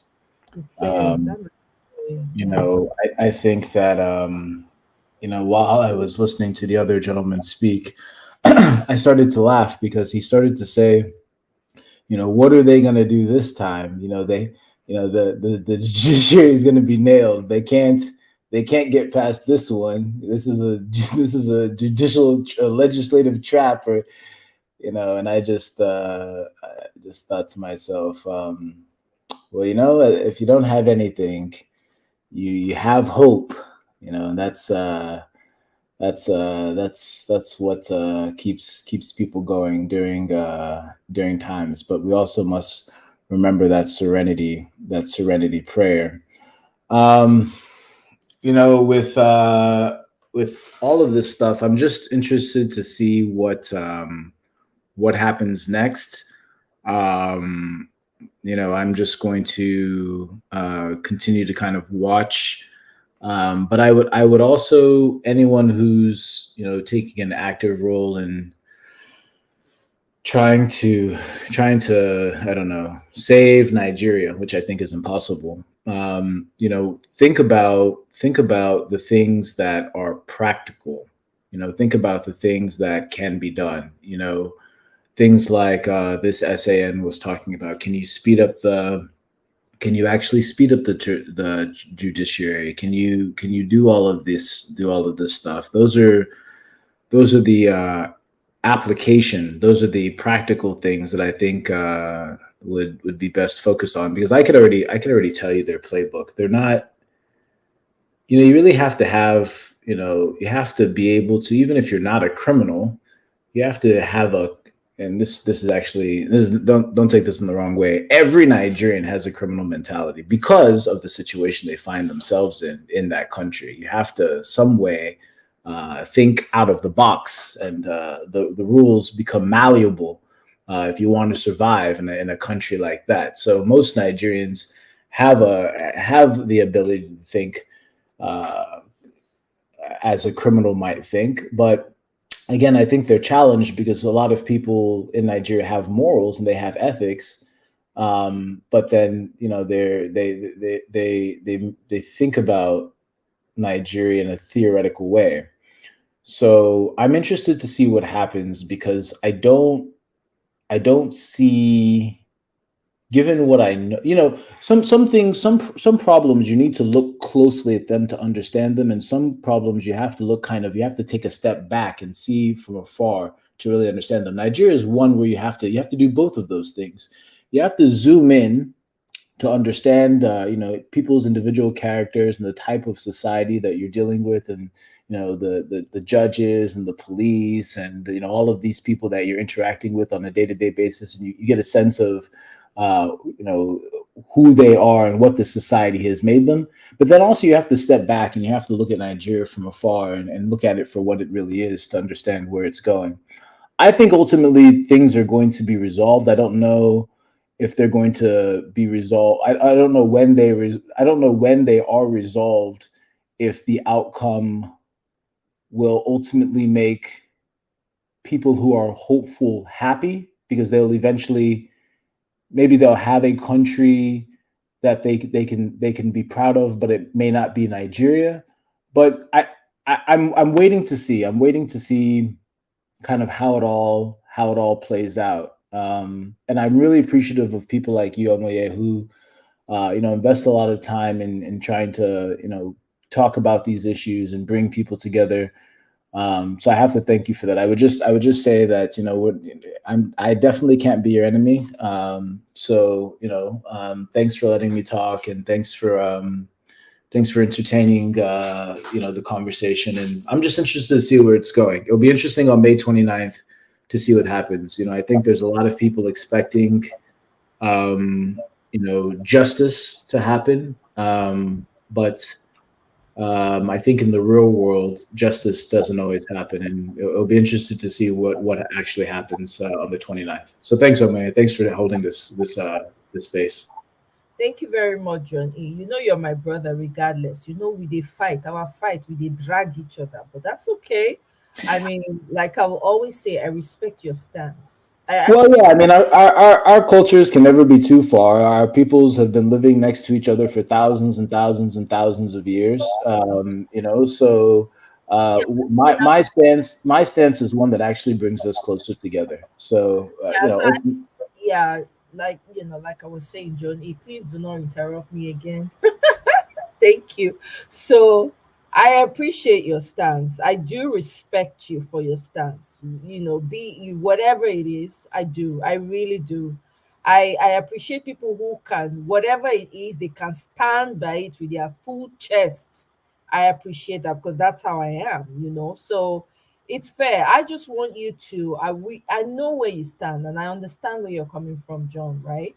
All I want from you, really, from my own point of view, is whatever you think, whatever suggestions that will be helpful, or whatever questions that you think we're missing and we're not asking.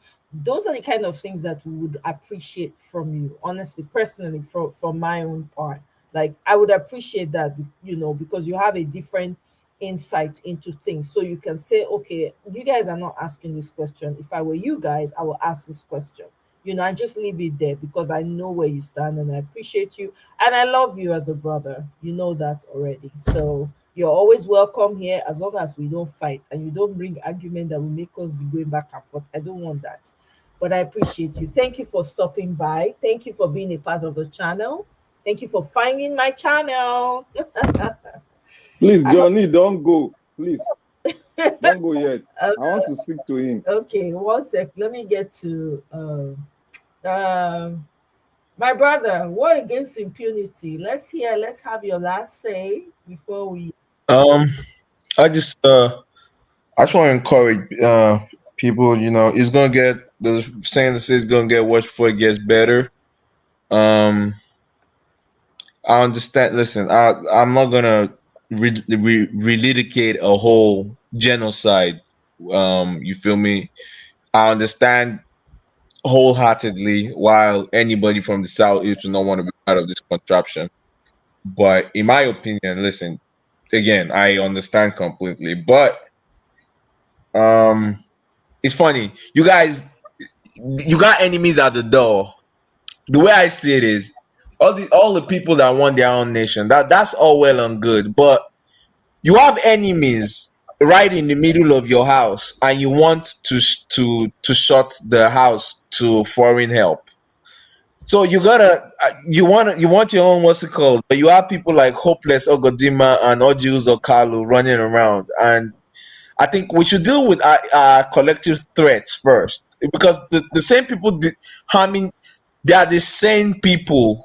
You feel me? Doing all of us, and they're only able to do this because the contraption that ties us together, this evil constitution that ain't nobody know who was there when he was reading. You feel me? This constitution is our problem, not one another. It's as simple as that. We get rid of these assholes. No, sorry for my language. We get rid of these people that have milked us to the extent that we are now. We'll be fine. Again, this generation, we do not have hate towards each other. We do not have the baggage of our parents. You feel me? We can make this shit work. You feel me? I really genuinely believe that. The youths, even in the north, even in up north, I really believe that, because everybody can see that this current system is not favoring us. They are poor. Everybody poor, bro. You feel me? So they can see that this shit is not favoring them too. So once we get rid of these people harming all of us, and we get a better bind that binds us together, like a better constitution that actually offers representation for all the 150 plus ethnic nationalities that were bind into one. It's possible. You feel me? What's his name? Got more tribes than us. What country is he no, it's not Indonesia. This country that has 1,000 islands. Is it Singapore that has 1,000 islands? Whichever one. They have more indigenous people than us, and they seem to make it work. You feel me? I believe there's hope for this country. You feel me? And it's the young people that give me hope, because we do not have this nonsense. This nonsense tribalism shit that I don't get. You feel me? I mean, I get it, but it's so silly, bro. And because of the baggage of our parents, luckily we are not going to inherit that nonsense. You feel me?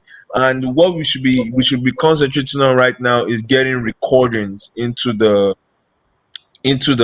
election tribunal, because I searched and there's no law that expressly says um um recordings are not there. In fact, there's a section of this evil constitution that says if the case is about public morality, that must be televised.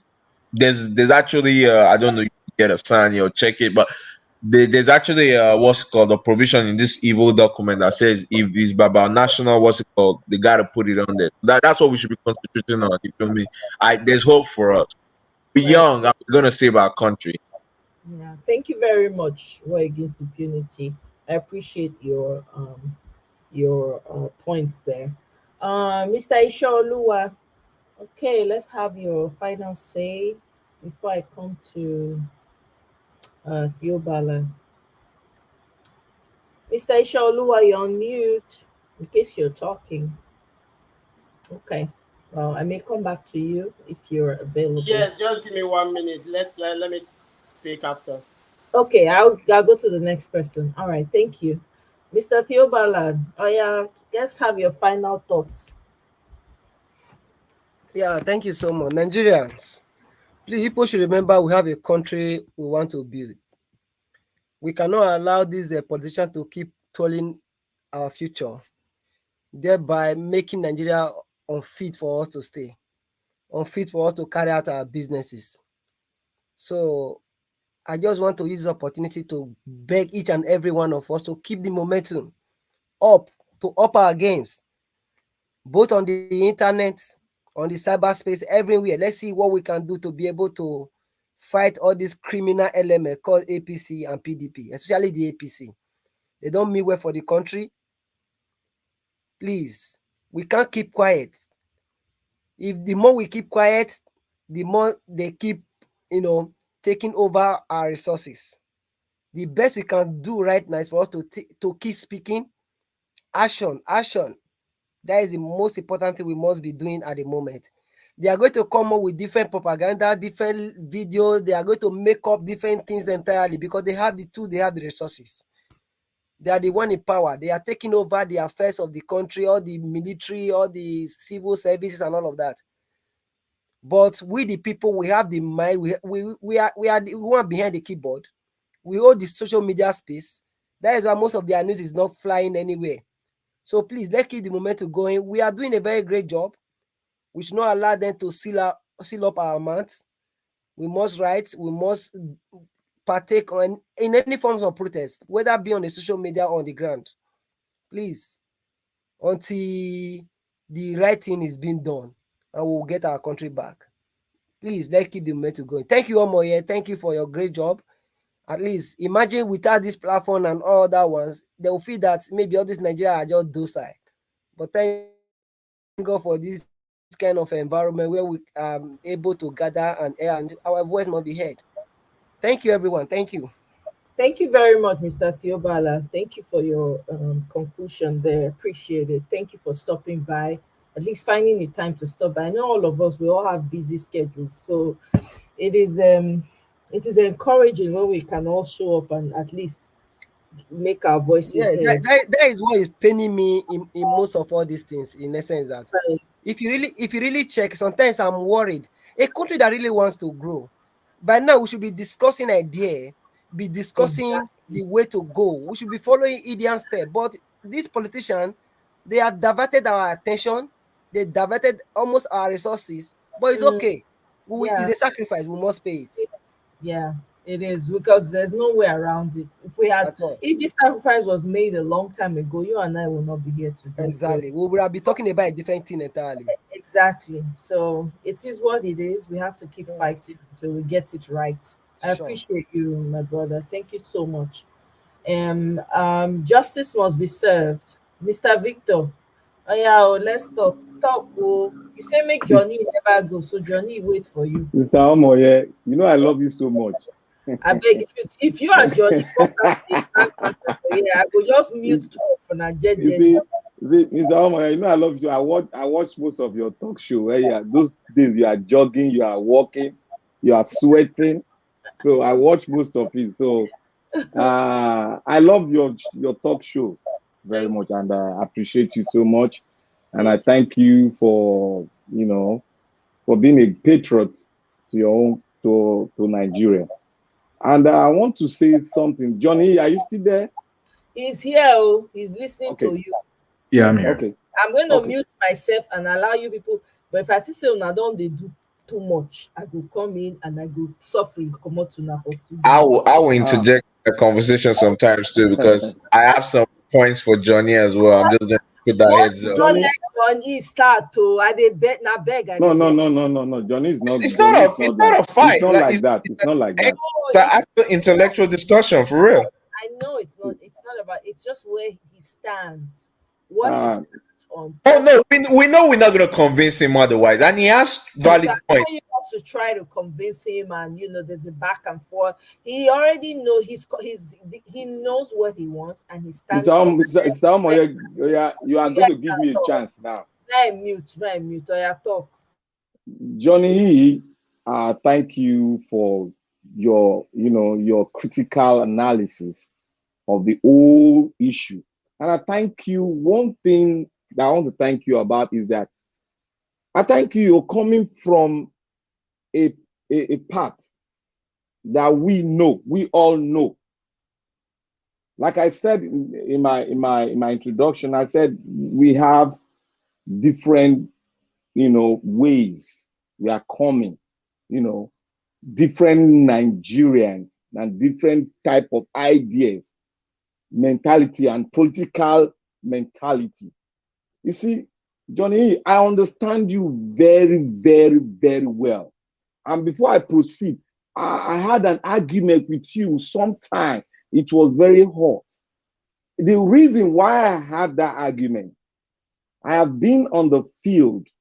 When I say on the field, I've been on the field where shooting by the military were taking place.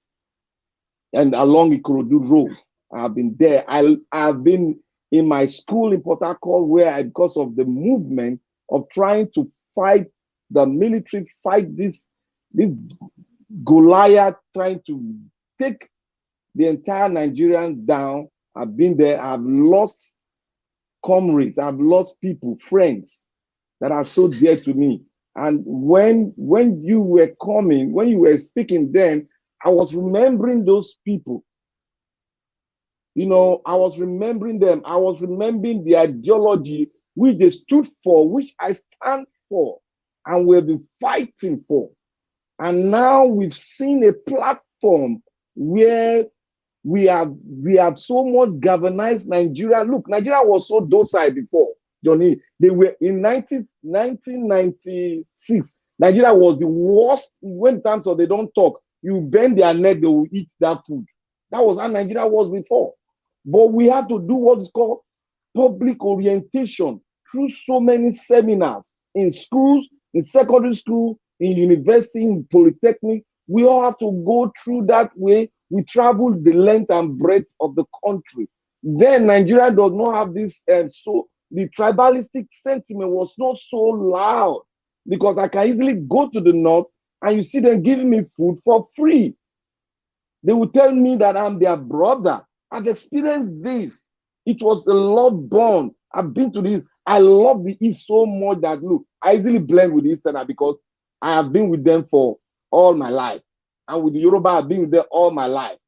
You understand? In businesses, I've been with Igbo, and they are great mind. They are great thinkers, and they are wealth. They create wealth. And they are the backbone of the Nigerian economy. I must tell you that fact. They are the backbone. That is why when a lot has been done against the East. And I am a supporter of everything that comes from that region, because I know the pain. The pain is down into the bone marrow. That was the kind of pain I was feeling when you were talking, because I've sown too much into the establishment. I've sown. I tell you, because I grew in a home where it grew in a military home, in a policing home. That's where I grew up. I don't tolerate. I am one of the person in the entire family. I don't tolerate corruption. I don't tolerate being tribalistic. I hate it to the bone marrow. Out of everyone, that tribalism was the one that dragged most of my family members back. But I said, look, I am not going to follow this path because my ideology is just different. And I believe in it. So we have three kinds of Nigerians. We have the ones that believe in the establishment of drown the milk out of Nigeria. We have the one that said, yes, this Nigeria, because this is my land. I have passion for my land. I want to die for my land as a country. I want to do everything for them. But if they decide not to make me live in my land, then I will go another option. Then we have another Nigerian that said, this is the end. This is the end. I can't take it no more. I want to go. But the middle man that said this, that the middle one that in between, I want to go and love, I want to give chance to this country because it's my fatherland, it's where I've grown up for well over years, and my umbilical cord is there. There's passion behind it. Then I want to give it a chance. If that chance is stiffened and cannot be gotten, then I will go the path of the third Nigeria. Mr. Johnny E., I love you from the bottom of my heart.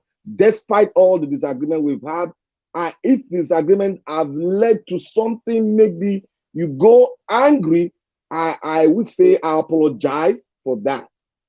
I apologize for that. Now, I want you to see, I'm reasoning with you, but I want you to try and reason, because the Nigerian enterprise is such a way that the Nigerian people have a reason. And I must tell you about 85% have arisen to the realization of what you are thinking and what we are thinking. And we can easily sway to your side because we are trying to give one chance. One chance. There's nothing bad, because if you offend me now, I will say, okay, I can forgive you. I'll give you a chance to amend. We are on the platform, that 85% are on the platform of fighting tooth and nail to get this thing back and change the constitution. That is my change. The constitution is a tag. It's a rag. Our constitution is a rag. And do you know that the justice Preach on. of Nigeria is just, it's an old thing that need to be trashed into the dustbin. If you look at the justice system of Nigeria, is the one the British gave to us, and we are. It's 100 years old. It has not been 100 years old, that has 100 never years. been reformed. It's more In than 100 years, they still wear powdered wigs, for God's sake. That is the problem, and that is what we are fighting. A son was saying yesterday that there must be a judicial reform, and this has been what they've been fighting for over 20 years, my brother. These people that has money refuse, and I want us again to look inward. Because it favors the establishment. It's a scam. You all know this. You see, John E., if we like, I believe in your cause. Likewise, I know you believe in my cause, because we are in the same pool together. Now, what I want you to see, if we eventually want to pull out of the enclave called Nigeria, now look at the entity that we are pulling out with. Look at the bundle of corrupt cabal we are going to pull out as we are going. My mind, we are not going to kill them. They are still part of us. But why don't we try now?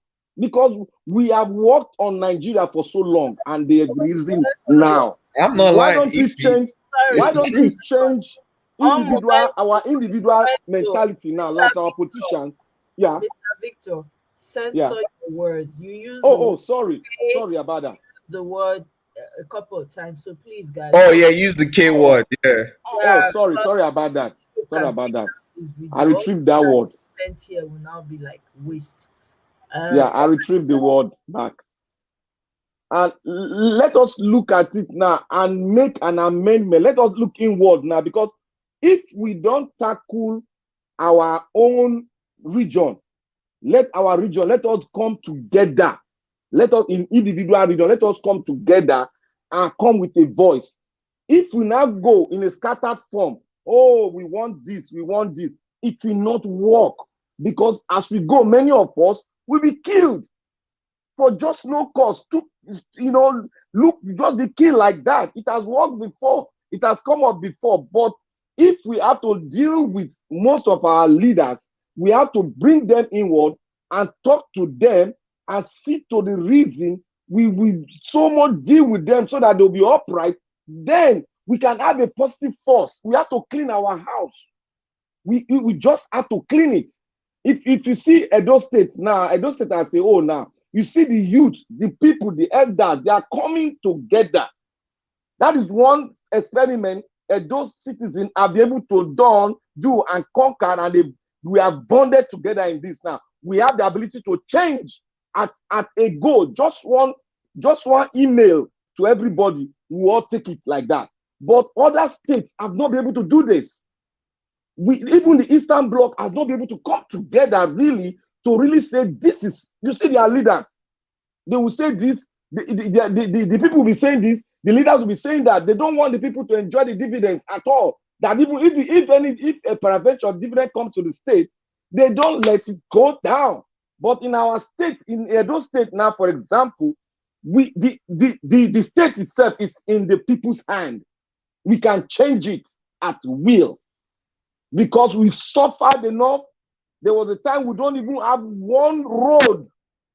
All the roads were tattered.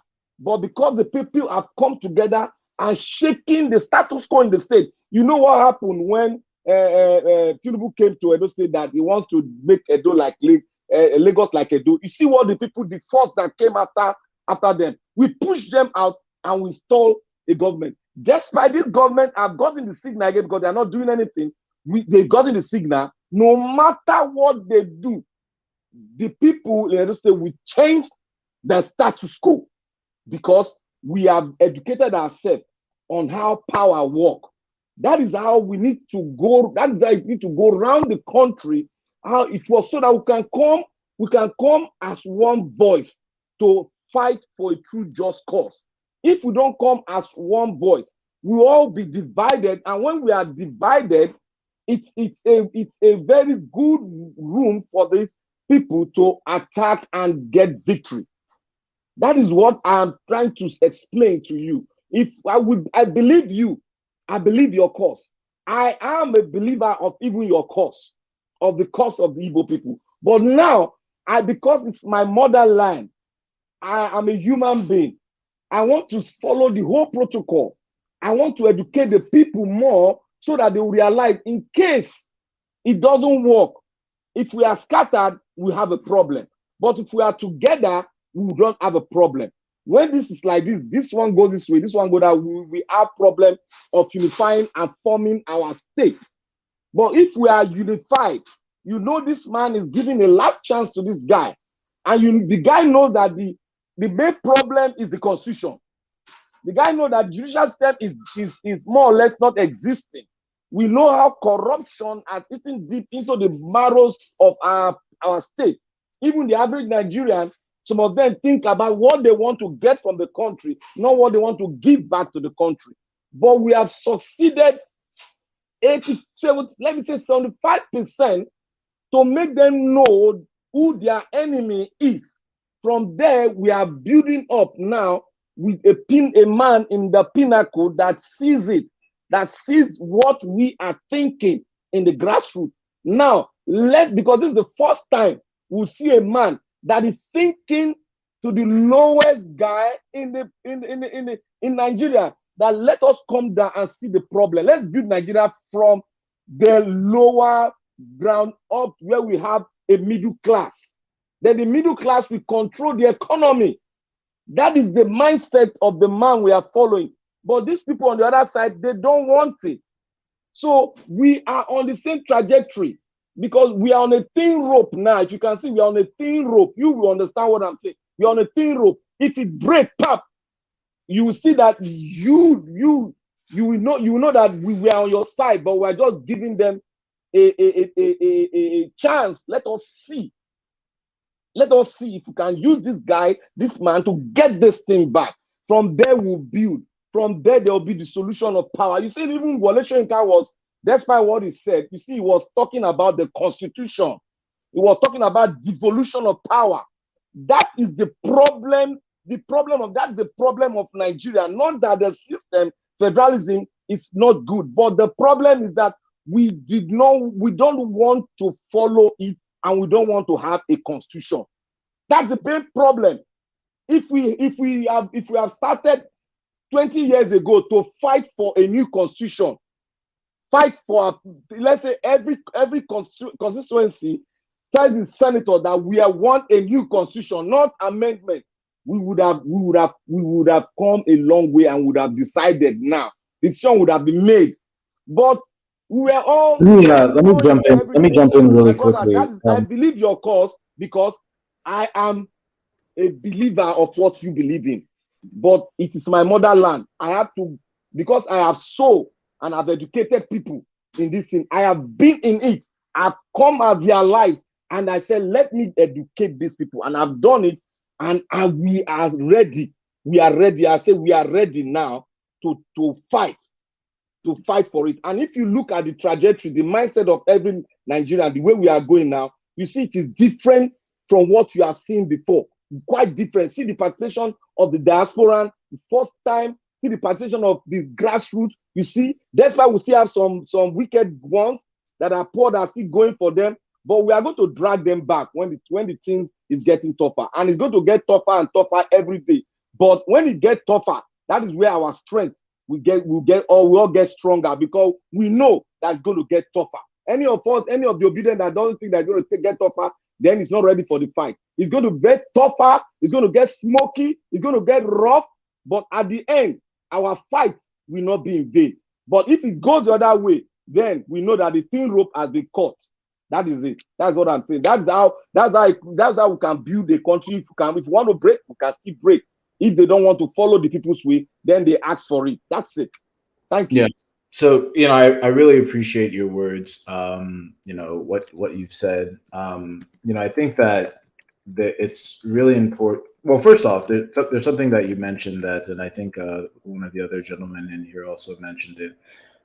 When you're making an argument or when you're building a case, you've heard of ethos, pathos, and logos. It's, you're either appealing to emotions, you're either appealing to authority, or you're appealing to some sort of logical framework. And I can tell you authoritatively that the vast majority of Ndibo and people in Biafra at large, because Biafra is not only about Igbo people, which is a common misconception, but it's not the emotions that's driving them away from Nigeria. It's actually a very logical thing. So that's what I'll say about Biafra. But when coming to what you are, what you've said, when I think about Nigeria, I don't think in just the little pocket of Alibo that I'm from. The 50+ million people that are ethnic nationalities Igbo. That's not where I stop.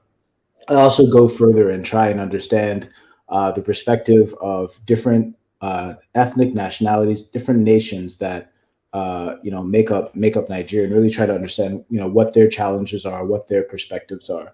For instance, the Christians that are in the north, I understand why they would continue to want Nigeria to be together.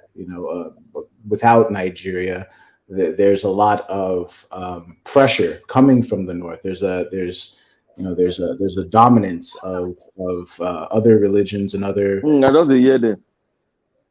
Hello? Yeah, there's a dominance. There's a dominance of another religion and other ethnic nationalities that might overshadow them. So, and when it comes to other places in the South, I understand why. I also understand why it makes sense to fight for a united Nigeria.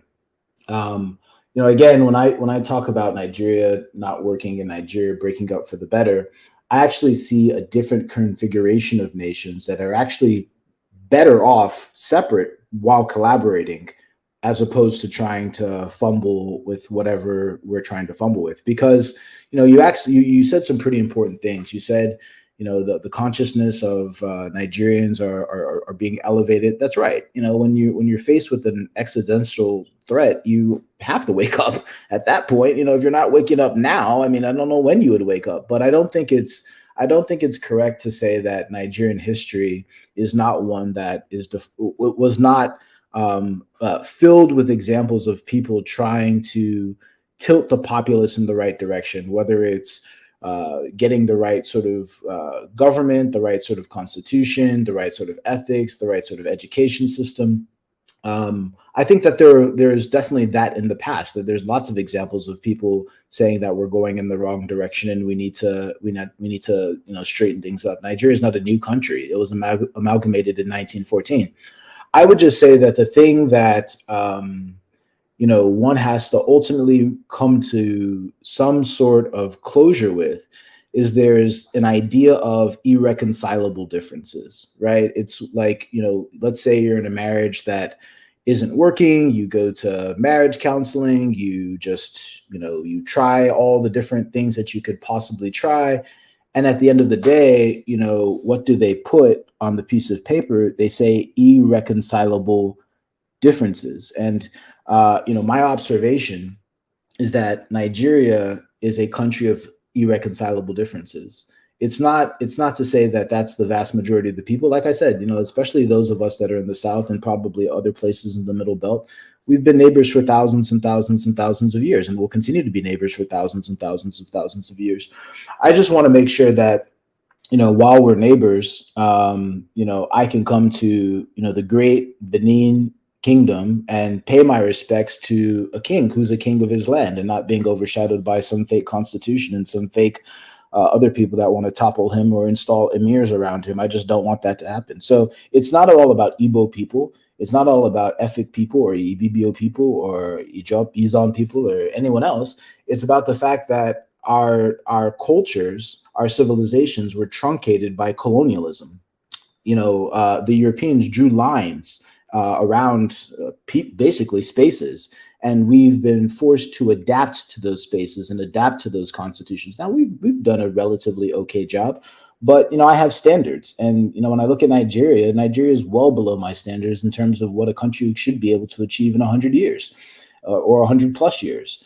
And I just think that I'm no longer willing to give it a chance, because I know that if we just become a little bit more creative about how to reorganize ourselves, we'll continue to be neighbors, and we'll continue to be really, really, really good partners. If a Chinese man can go to France and become a French citizen, Yoruba man can go to any other country that comes out of Nigeria and become a citizen there. I think we're all very reasonable people. I think we come from great cultures, great traditions. I want to see us promoting our languages more. I want to see our kids taught in our languages, do math in our languages, discover things that Oyibo never could even think about in our own indigenous languages. Is that going to be possible in Nigeria? Some people here may say, yes, of course, once we get it all correct and all, once we did it, I have to live in reality. I have to live in the reality where the Bornu Empire, as far back as the year 1100, was an Islamic state. And I have to come to the realization that they're not going to change that, and they'd be very comfortable under a caliphate. So, there's the difference between reality and hope. Now, I'm not telling you not to lose hope, because what you are doing by hoping in Nigeria and pushing all of these boundaries and trying to, turn every stone and trying to push things forward and trying to fight for, somebody has to do that. And, the fact that you're doing it, great. That's perfect. But, where I cry is where I say, the elections are going to be riddled with violence and people are going to be killed. And lo and behold, that's the exact same thing that happens. And then after that happens, people come on television and tell you that it never happened. And I could just never believe in a country like that. It's just not in me to be someone who believes in a country that will openly kill its own citizens, lie to you in public, swindle away the destinies of its youth. Women are pregnant, they give birth to babies in the worst conditions. I'm a man. I have children. I can never promote a country that does that. Now, just because I don't like Nigeria and I don't believe in Nigeria doesn't mean I don't believe in the indigenous people of that land. Of course, I believe in those who are Edo, those who are Yoruba, those who are Ibibio, those who are Efik, those who are Nupe, those who are Tiv, those who are. Of course, I believe in all of these people. I just don't think they are going to find success in Nigeria, and that is a personal belief that's never going to go away until Biafra is restored. And all of the other nations, of course, are free. Okay. What's the next question? Thank you very much, Nado. I hope you guys have satisfied yourselves. Girl has to go. It makes good points. Listen, we're not in disagreement. My thing is that I look at it from a bird's eye view. Like, bro, if we cannot get it together as black people, we're only over just 150 ethnic people. Like, bro, if we can't get it together, there's no hope for black people. I'm just gonna tell you that right now. That's not, bro. But that's not correct. You're saying we can't. Of course, we can get it together. It's and like we just need a better constitution. You don't need to leave us. That's what I'm saying. No, it's not. It's not just. Can I say this? Just one last. Johnny, before you go for your last one, can I say this? Wait, please, can we mute first? I beg. Everything is getting rowdy now. Biko, no. I beg. Let John E respond, and then Mr. Victor, I beg. Mona, I want to go prepare myself. I have other things to do. No fight here. Okay, Mr. John E, please respond to. So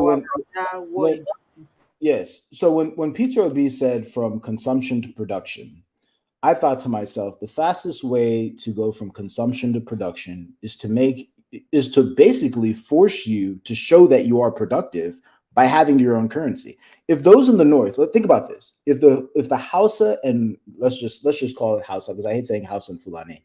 let's just say Hausa. If because the Fulani I don't want to talk about them. If the Hausa were forced, because they have their own currency, they have a different currency than me, and different currency than you, and different currency from those who want different currencies. They have a different monetary policy. If they have a different currency and they were forced because the value of that currency depended on their productivity, then they're gonna remove all of their leaders yesterday, because at the end of the day, they're not going to be able to buy anything unless they organize themselves in a manner to fight to become productive in order to have a currency that has value. So when you're talking about, oh, we just need a new constitution, no. Yes, of course, you can create a convoluted constitution that gives the Sultan of Sokoto the same respect as the Oba of Benin, and you can create all of these fancy Surely things. it's not gonna be like that. Come Okay, on, you're making it sound like a banana republic. Come on. But that's the point. Let him speak. Let him speak. We have an abundance of diversity, and you want to take and what you actually want to do, like I said at the very beginning, we've truncated the progress of our people. I bet most of you, because I struggle to talk about things like economics and science and Igbo language. Most of the time, we don't have words. Why? Because we truncated the progress of our people when colonialism happened. Period. Now, yes, you're right. Under one Nigeria, if we put all of these crazy things in a constitution and tweak it this way, but really, I mean, what is it so hard when you go to Europe? Germany is right next to France. It's right next to Italy. It's right next to Spain. They all get along, but they're not becoming. And yes, you can say the European Union, but the European Union is not one country.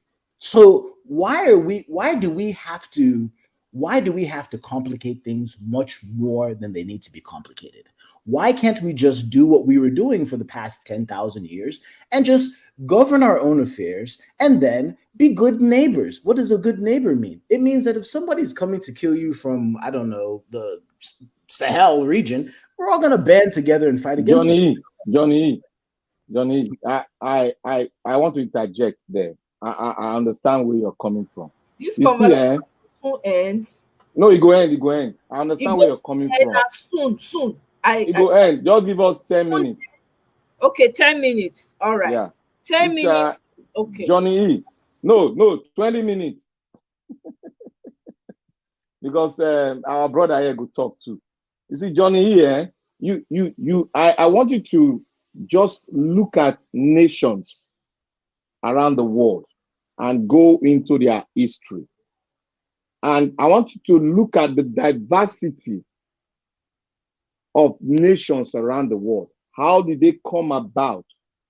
And I want you to picture out Islam, because Islam is like, is what you're eating at now. No, Islam is not a religious point. It's not a religious point. But I want to correct that, because I don't want to give you the wrong idea. No, wait. I know where I'm going to. Yeah, but you can't say that I'm picking out Islam. Wait. Okay, I'll retrieve it. You see, religion has a way of balkanizing a country and make it look impossible to come together. I'm not just talking about religion. No, I'm not talking about. Understand me. Try to understand me. You see, if you want to get it very right, you got to understand this side. That is why man is not built in such a way to be very rigid. Do you know that? Johnny, can you answer that? Man is not built to be very rigid. Yes, but man is built to have boundaries. That's what I want to. That's what I want to know. That's what I want to hear. You see, that's the bone of. That's the main thing. That's the subject of the man. The thing you're pointing out is, and I'll just say this now. I'll appreciate if you could respond to this.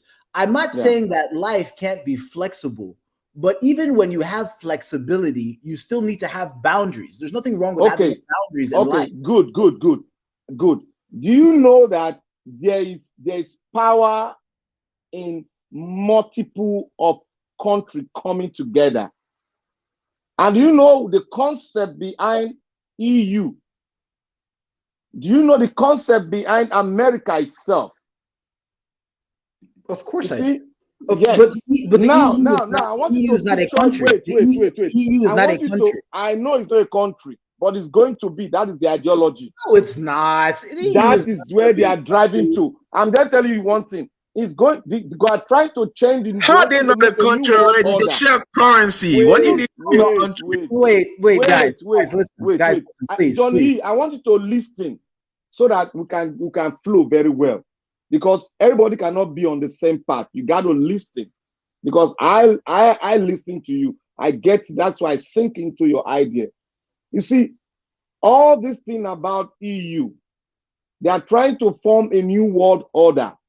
That is why you have a currency existing in other currency.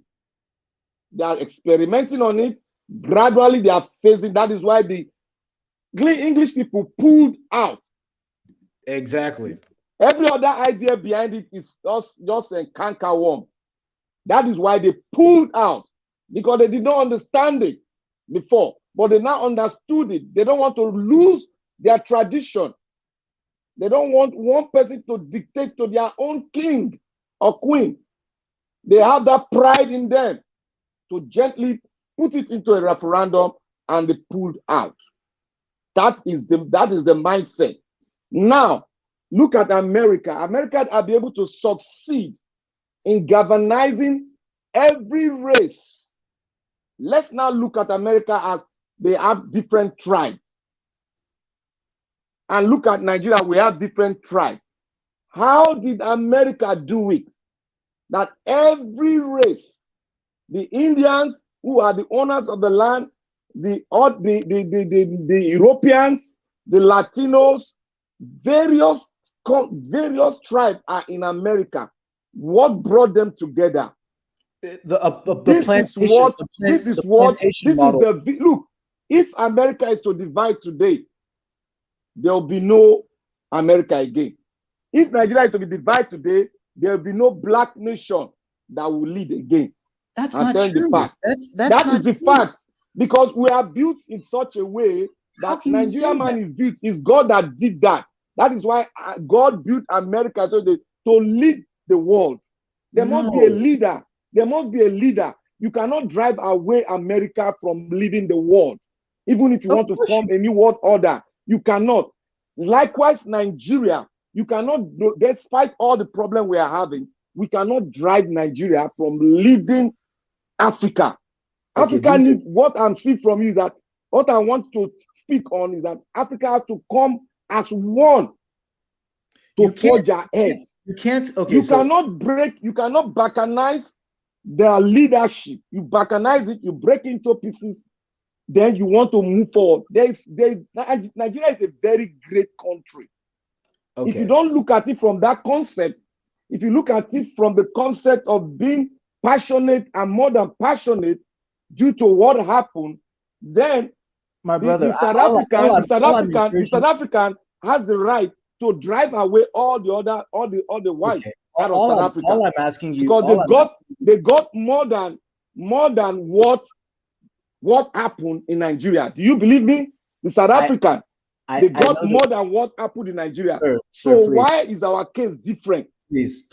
How? Please. Just that is what I'm saying, because I look at the world, I go into a different region, I go into their history, how they amalgamated, how they formed, and what tribe formed it, and what disagreement they had, and how they forged ahead and had a solution. Because these men that did it, they were not rigid. They were not rigid. There came a time where if you look at the slave trade, there came a time where the people were rigid on slave trade. But one man stood up and had to balkanize it and stop it. That is the trend. That is how man is built.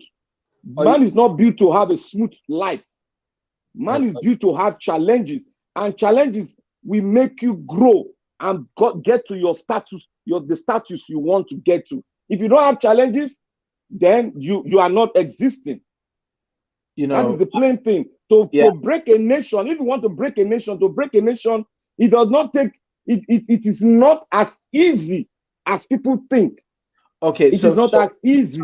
So you have to go through the rudiments, and if your constitution does not warrant it, there's no way you can, there's no pass out. The only loophole you can have is to have a sort of balkanization which will lead to armed struggle. No, that is what I'm trying to tell you. Anybody will tell you that, oh, you do a referendum. Referendum Sir, is not in your constitution. sir, UN will not go with that. Sir. I'm also a very highly educated individual. Okay, so there's a couple of things that you said that I would like to rebuttal. Some of them are your opinion, so I'm not going to say you're wrong. I'm just going to say I have a different opinion. For instance, one of the things you said is that if Nigeria breaks up, then there's no hope for the black man. There's not going to be any great country in Africa. My opinion, I completely disagree with you. I don't think that the destiny of the black man and woman depend on the. Sorry, just give me a second. Have you traveled to any African countries? Yes, I've traveled to. Which country did you go to?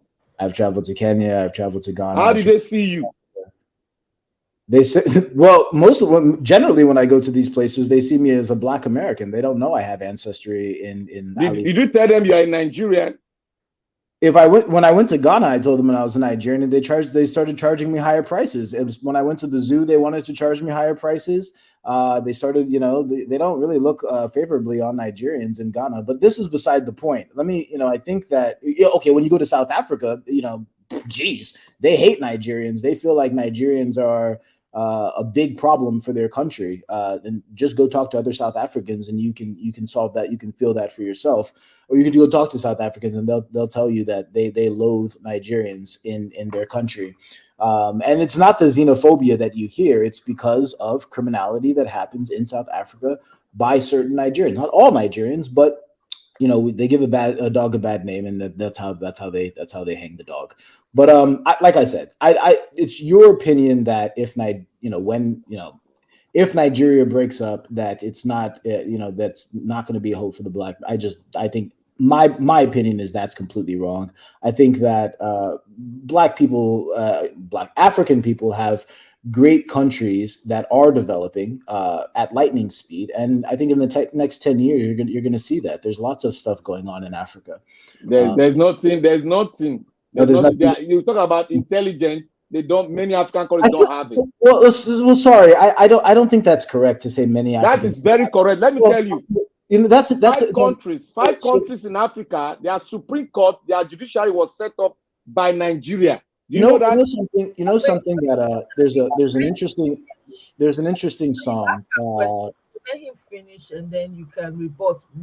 Mind you, I'm looking at the time. Yeah, I know she's looking at the time. So this is, I will say that overtaking is definitely allowed, just because maybe many courts in Africa, or a lot of progress was made because of those who came from Nigeria helped, or those who came from the ethnic groups in Nigeria helped set those things up.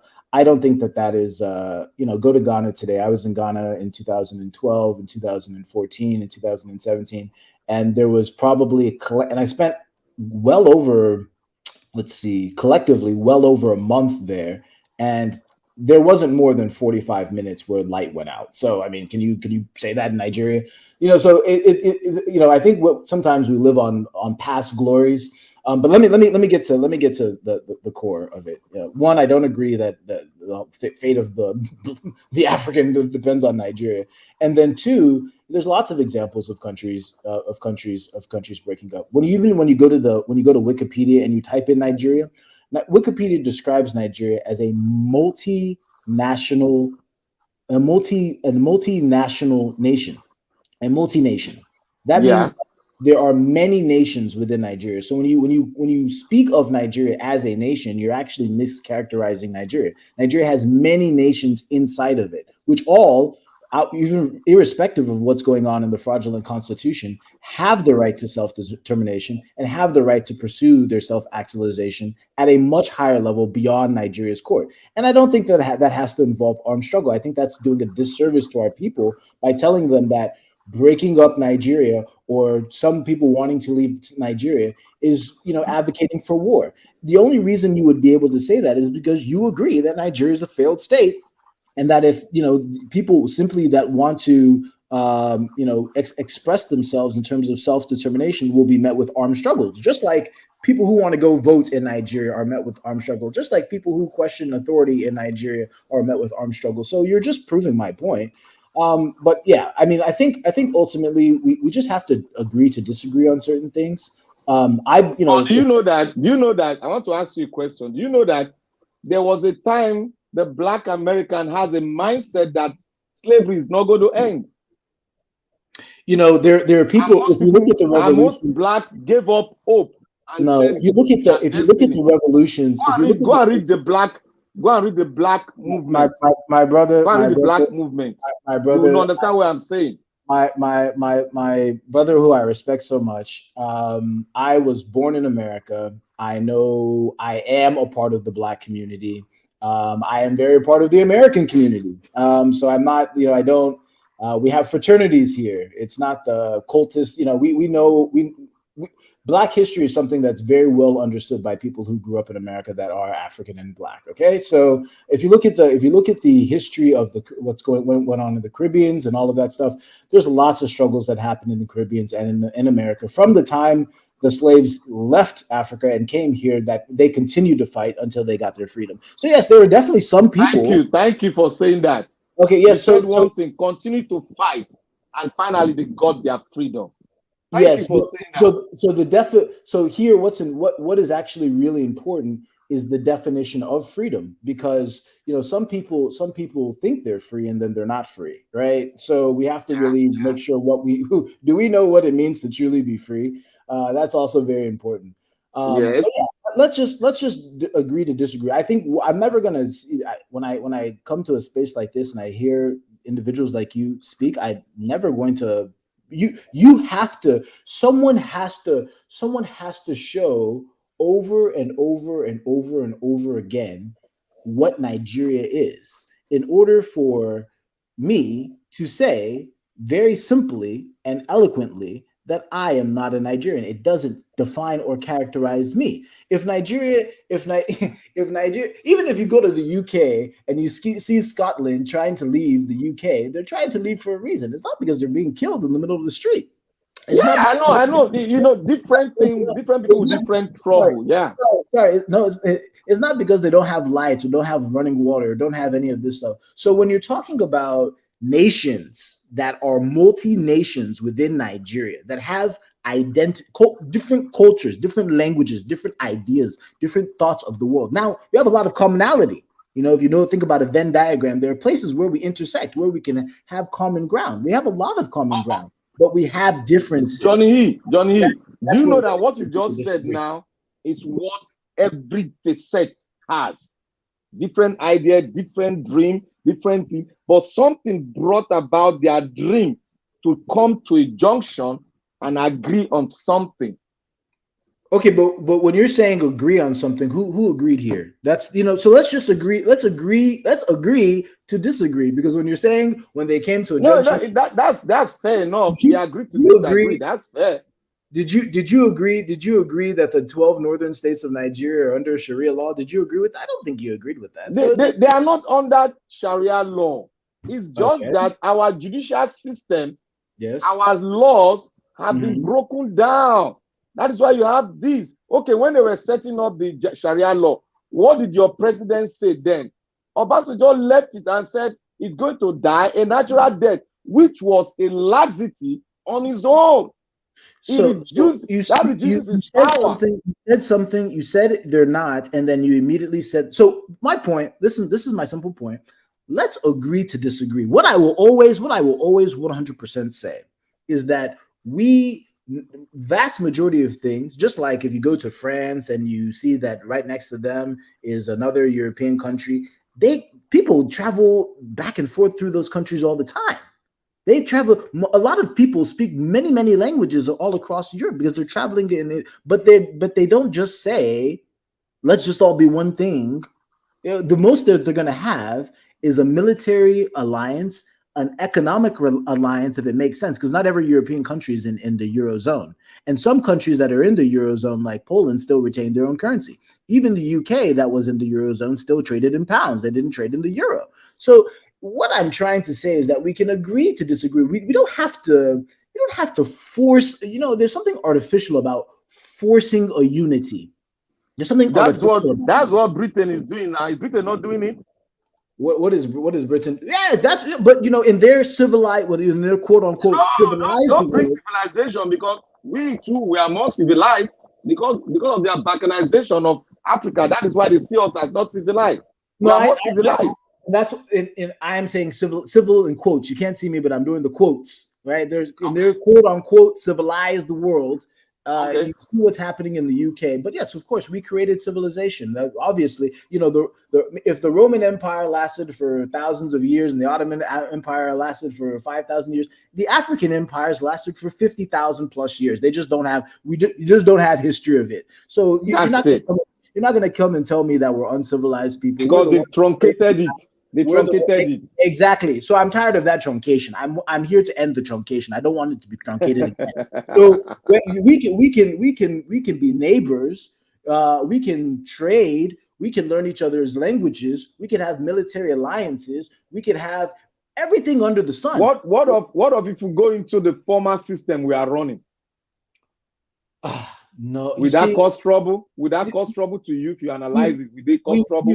We've reached a point, and this is why I'm saying it's not an emotional argument. Anyone who maybe no. I want you to look at the former system we are having. Yes, the regional. Regional government. Yes, will that cause trouble? Yeah, because at this point we've reached a point where those who are looking at it critically, there's a better logical argument for why not even to share the same monetary policy with certain people. Does that make sense? It's gotten to a point where people have gotten to a point where they're saying it makes sense for us not to even share the same currency as you. That does not sit well with an average Nigerian. Well, you're not. Well, those who are looking for their own country, not all of them are average. And when you come to the Southeast and what they're thinking and what we're thinking over there, they're not thinking average anymore. So that when you're talking about average something, these are traders. You even said it yourself. These are people who are business-minded people. So when it comes to foreign policy, right? Me having a nation of my own with my own passport, I can go and negotiate my own foreign policy. I won't be having the same foreign policy. It's gotten to a point where we don't want the same foreign policy as certain people. We don't want to be called the same thing as other people in terms of foreign policy, in terms of how we do negotiations. But do you know one thing, Johnny E? You see, your concept is good. But when you look at the other side, when you have come a very long way and your forefathers has created something that you can build on, but on the process of building it, some vampires, if I'm allowed to use that word, truncated it. What else should we do to take that vampire out so that we can continue and build? Well, I would disagree with your premise. I don't think that the forefathers have created any foundation for us to build on, because other than If you read the parliament sitting of the parliament speech of Nauru, then you read the speech of Zeke when they were trying to do the amalgamation. You see what is behind the ideology behind Zeke speaking it. People might say, "Oh, Zeke made a fundamental mistake," but you will see the ideology behind it. We have to take note of the ideology behind it. That is one man's opinion. The vast majority. No. It's one man's opinion that form America. Well, so am I wrong? I think you are definitely wrong about that. It's not one man's opinion that formed America. That's any solution to the world problem is always suggested by one man and articulated by multitude. That is what we should know. Yes. What I will say is that, one, America has many faults. Many faults. Yeah. Beyond, America is not that united. And I can tell you, because like I said, I was born in America. I grew up as an American. I know what you're speaking. I've read some few. I know what you're saying. So my whole point is that we need to, let's, for the sake of Omoye, who's very gracious in letting us talk, let's agree to disagree, because what I do not think I think that there's a certain romanticism of how we think of the past and how Nigeria had this sort of golden opportunity. I remember, I'm blessed in the sense that when Nigeria was Nigeria, when you could actually move around and do things and you had respect. Yes. My family had means, and so I understand Nigeria. I understand Nigeria, that romanticized version of Nigeria that people maybe let's return to the romanticized Nigeria, but that's a romanticized Nigeria. The reality of it is that it was not constructed to work. And we're not going to return to 1963 in the year 2023. We're not going to do that when they're putting Boko Haram in your military. We're not going to be doing that. Okay. So that's an allegation. Oh, they're not putting Boko Haram in the military. I mean, that's a suspicious allegation. You see, when we continue to have that mentality, it will create fear in our heart. Are you saying that Boko Haram is not being rehabilitated? We have no fact. Your own government tells you that they rehabilitate Boko Haram. Rehabilitation, that's where they rehabilitated the Niger Delta youth. Do you know that? Okay, so you're saying that you don't even believe your own government that's telling you that they're rehabilitating Boko Haram, and that once they get rehabilitated, they can do whatever they want in the society. So look at my believing. I believe that they rehabilitated them. Okay, that's their own concept, but I don't believe they introduced them into their own security, because that is counterproductive to them. That's counterproductive to their own design. I forget the gentleman's name. He's a Yoruba man. He came on one of these news stations in Nigeria. He's from Nigeria's security. I can't hear you anymore. Intelligence agent. He, with his own mouth, told you that elements of Boko Haram is in the government and the military. So I don't know why. I don't know why we're now saying that that's an unfounded allegation. But anyway, let's say, okay, why not? I guess we can we have to somehow live in reality. There has to be reality to what we're discussing. So you see, Johnny, be like this man. Be like Martin Luther King. I want to be like Martin Luther King. I give una 5 on top of 5. Right now, no more. Thank you so much. Thank you very much, Omar. You have a blessed. I love the discussion I have with Johnny today, and we are going to continue with it. I want to respect Omae's platform. I'm not here to preach anything other than I don't want people to die in the name of Nigeria when you already know that. Yes. It pains me when you go to election and people are like, "Well, don't go to the election. Just sit at home. They're gonna rig it anyway." But then people, you know what it means for people to die in an election by the hands of their own government? Very, very bad.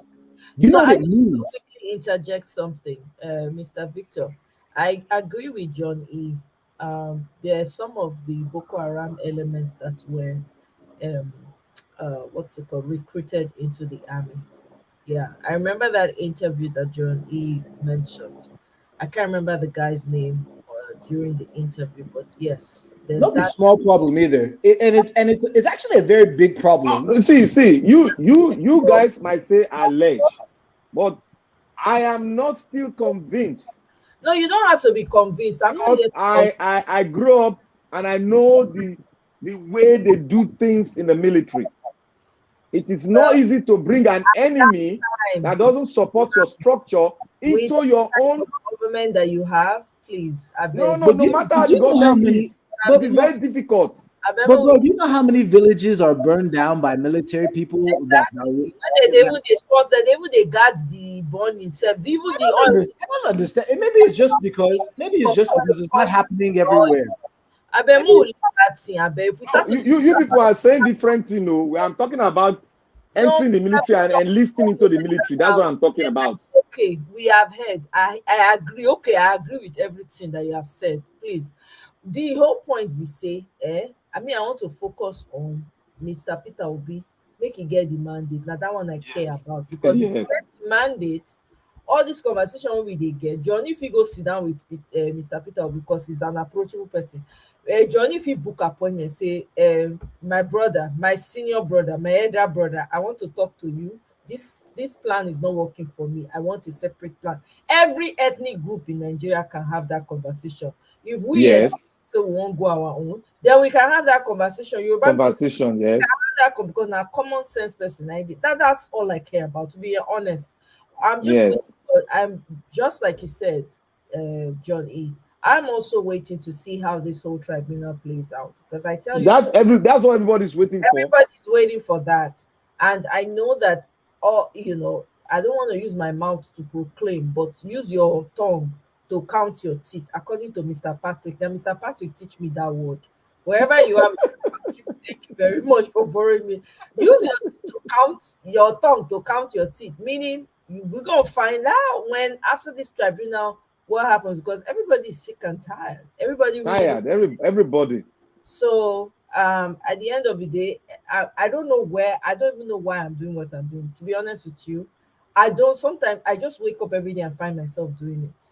I've never been this interested in Nigerian politics. I could care less about it because I've not had any good experience about this, but who knows? So we're all just gonna watch and see what happens. Well, God And bless you for doing it, Omoye, because what the reason why you're doing it is because you are passionate about your home, and you're living in a Yes. but you're passionate about your home, and we all want a home. We're looking at the world that is possible, and we all just want our home to be a place that we can feel comfortable in.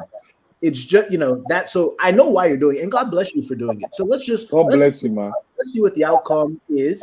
But I know you understand my perspective. Let's see what the outcome would be. Then we'll join Johnny E. If God makes it so. Okay. Johnny said Johnny Tate. Remember Johnny? When Johnny first came to Niger Watch and we were talking and we are debating back and forth, I said to him, I think I wrote it in the private section. I was like, Johnny, chill. We're waiting to see where this leads. The truth is that a lot of us respect Mr. Peter Obi. That's why we're still quietly debating this whole thing. Yes. Yes. If it wasn't, like I said, I mean, every time I feel like I'm about to lose my mind over these things, and sometimes when I say stuff like, I don't know why women are even bothering having children in that country, people will think I'm extreme. I'm not, because it's not an environment where you want to have kids in the first place. So It's true. it really triggers me, because they don't even care about the women. They don't care. So That's right. I'm just waiting to see the outcome. And I already told John E. Then me and you fit talk at that time. Until before then, I want to give it, because I'm talking from a woman's perspective. Women want safety. Women want security, right? I'm not trying to sound sexist, but that's the truth. Of what good Reality. is a home without, yeah, it's a reality. Of what good is a home without security, without protection? When you don't know what's gonna happen day in, day out, it boggles my mind. And it's even amazing that, and I can understand, is the trauma and the mindset that has not even gotten the women to rise up in their numbers in Nigeria and shut the system down. I'm telling you, because they are bad Yeah. women. Yeah, bad women did it now. It's crazy. So it's shocking that even with all this madness that's going on, the women that are supposed to care about their security and their protection, they are not rising up and saying, no, we're not having kerewa with our husbands. We're not having children anymore. I'm telling you, because it's an outrage. Ban children there. That's just me, right? That's just me. But anyway, this was an interesting discourse. I'm glad that you guys were very respectful about it. So I appreciate that. Mr. Victor, I appreciate you for, having the conversation with Mr. Johnny, and Mr. Johnny for standing. John, I appreciate his stance. I'm not even going to front. Yeah. People that can say, this is what I believe and I'm holding to it. I don't care what I appreciate that, because I'm the same way. I'm holding on to this whole movement of truth. No matter what anybody says, I'm standing on it. But I know there's a breaking point and we're getting closer by the day. So let's It's on a thin rope. yeah, it's on a thin rope, and we're all watching right now. So, everything's about to let loose, but we can't say too much online, of course. But we're just going to Yeah. leave it at that. And I want to say thank you very much for joining me. I appreciate you. Johnny, thank you for stopping by. I appreciate your contributions as well. And that's it. God bless you Thank you both. so much. God Evening. bless you, man. Have a great night in California. All right, then. Good night, my Night. brother. Oh, justice must be served. Good night, Mr. Victor. Good night, Mama. All right, Catch then. you, catch you in the West Coast, baby. All right, then. Take care. All right. Bye. All right, guys. Oh, man. This has been a long one. Oh, my goodness. Okay. Sage, you're still here. Wow. Thank you for joining me, Sage. I appreciate you, sis. Casimir, thank you, thank you, thank you. Sister Ify, I know that one. She has gone to bed already. Christopher, Kene, I saw Kene earlier. Everyone that joined the panel, I appreciate you all. I appreciate the contributions. It was quite enlightening to say the least. I appreciate the respectful discourse. Woo, knock on wood, it did not go south, it didn't go west or south or whatever on me. Yes, so thank you, Sage. Thank you. I appreciate. You remember Johnny, right? From Niger Watch. I'm telling you, always ready for the smoke. Ay, ay, ay. I don't follow Johnny drag, man, many times. I don't follow Johnny drag, but I mean, he's my brother regardless. I appreciate him. I appreciate his stand and I respect it. I really do. So I thank him for all of that. Thank you, Mr. Ishaw. Thank you, Madam Victoria. Thank you. So, guys, I just want to wrap up by saying let's not allow the words that they're using on all the truth tellers in Nigeria because they find themselves on the side of Peter Obi. Do not let these people use the words on you. Don't let it stick. The word populist, the word fascist, and whatever else that they're putting out there, we reject it vehemently. That's not who we are. The people that are fascist and are mob are the Lai Mohammed and their government and FFK and Keyamo and Ononuga and all of them. Okay, and the other guy, what's his name? That one that was crying when Rufai was grilling. I forget his name now. All of them are the fascists. They shouldn't. You guys should not let that any of those names stick with you. Matter of fact, I expect that people will respond to him and directly to him and let him know. I beg. We cannot. We want to see good in our countries. We want to see good in our nation. Me, I want to go home. I want to retire home. I don't want to remain here forever. So we're taking back what belongs to us, whether they like it or not. It's either the hard way or the easy way. However way they want us to take it. We are ready because everybody's tired. I'm tired too, you know. So let's not allow those names stick.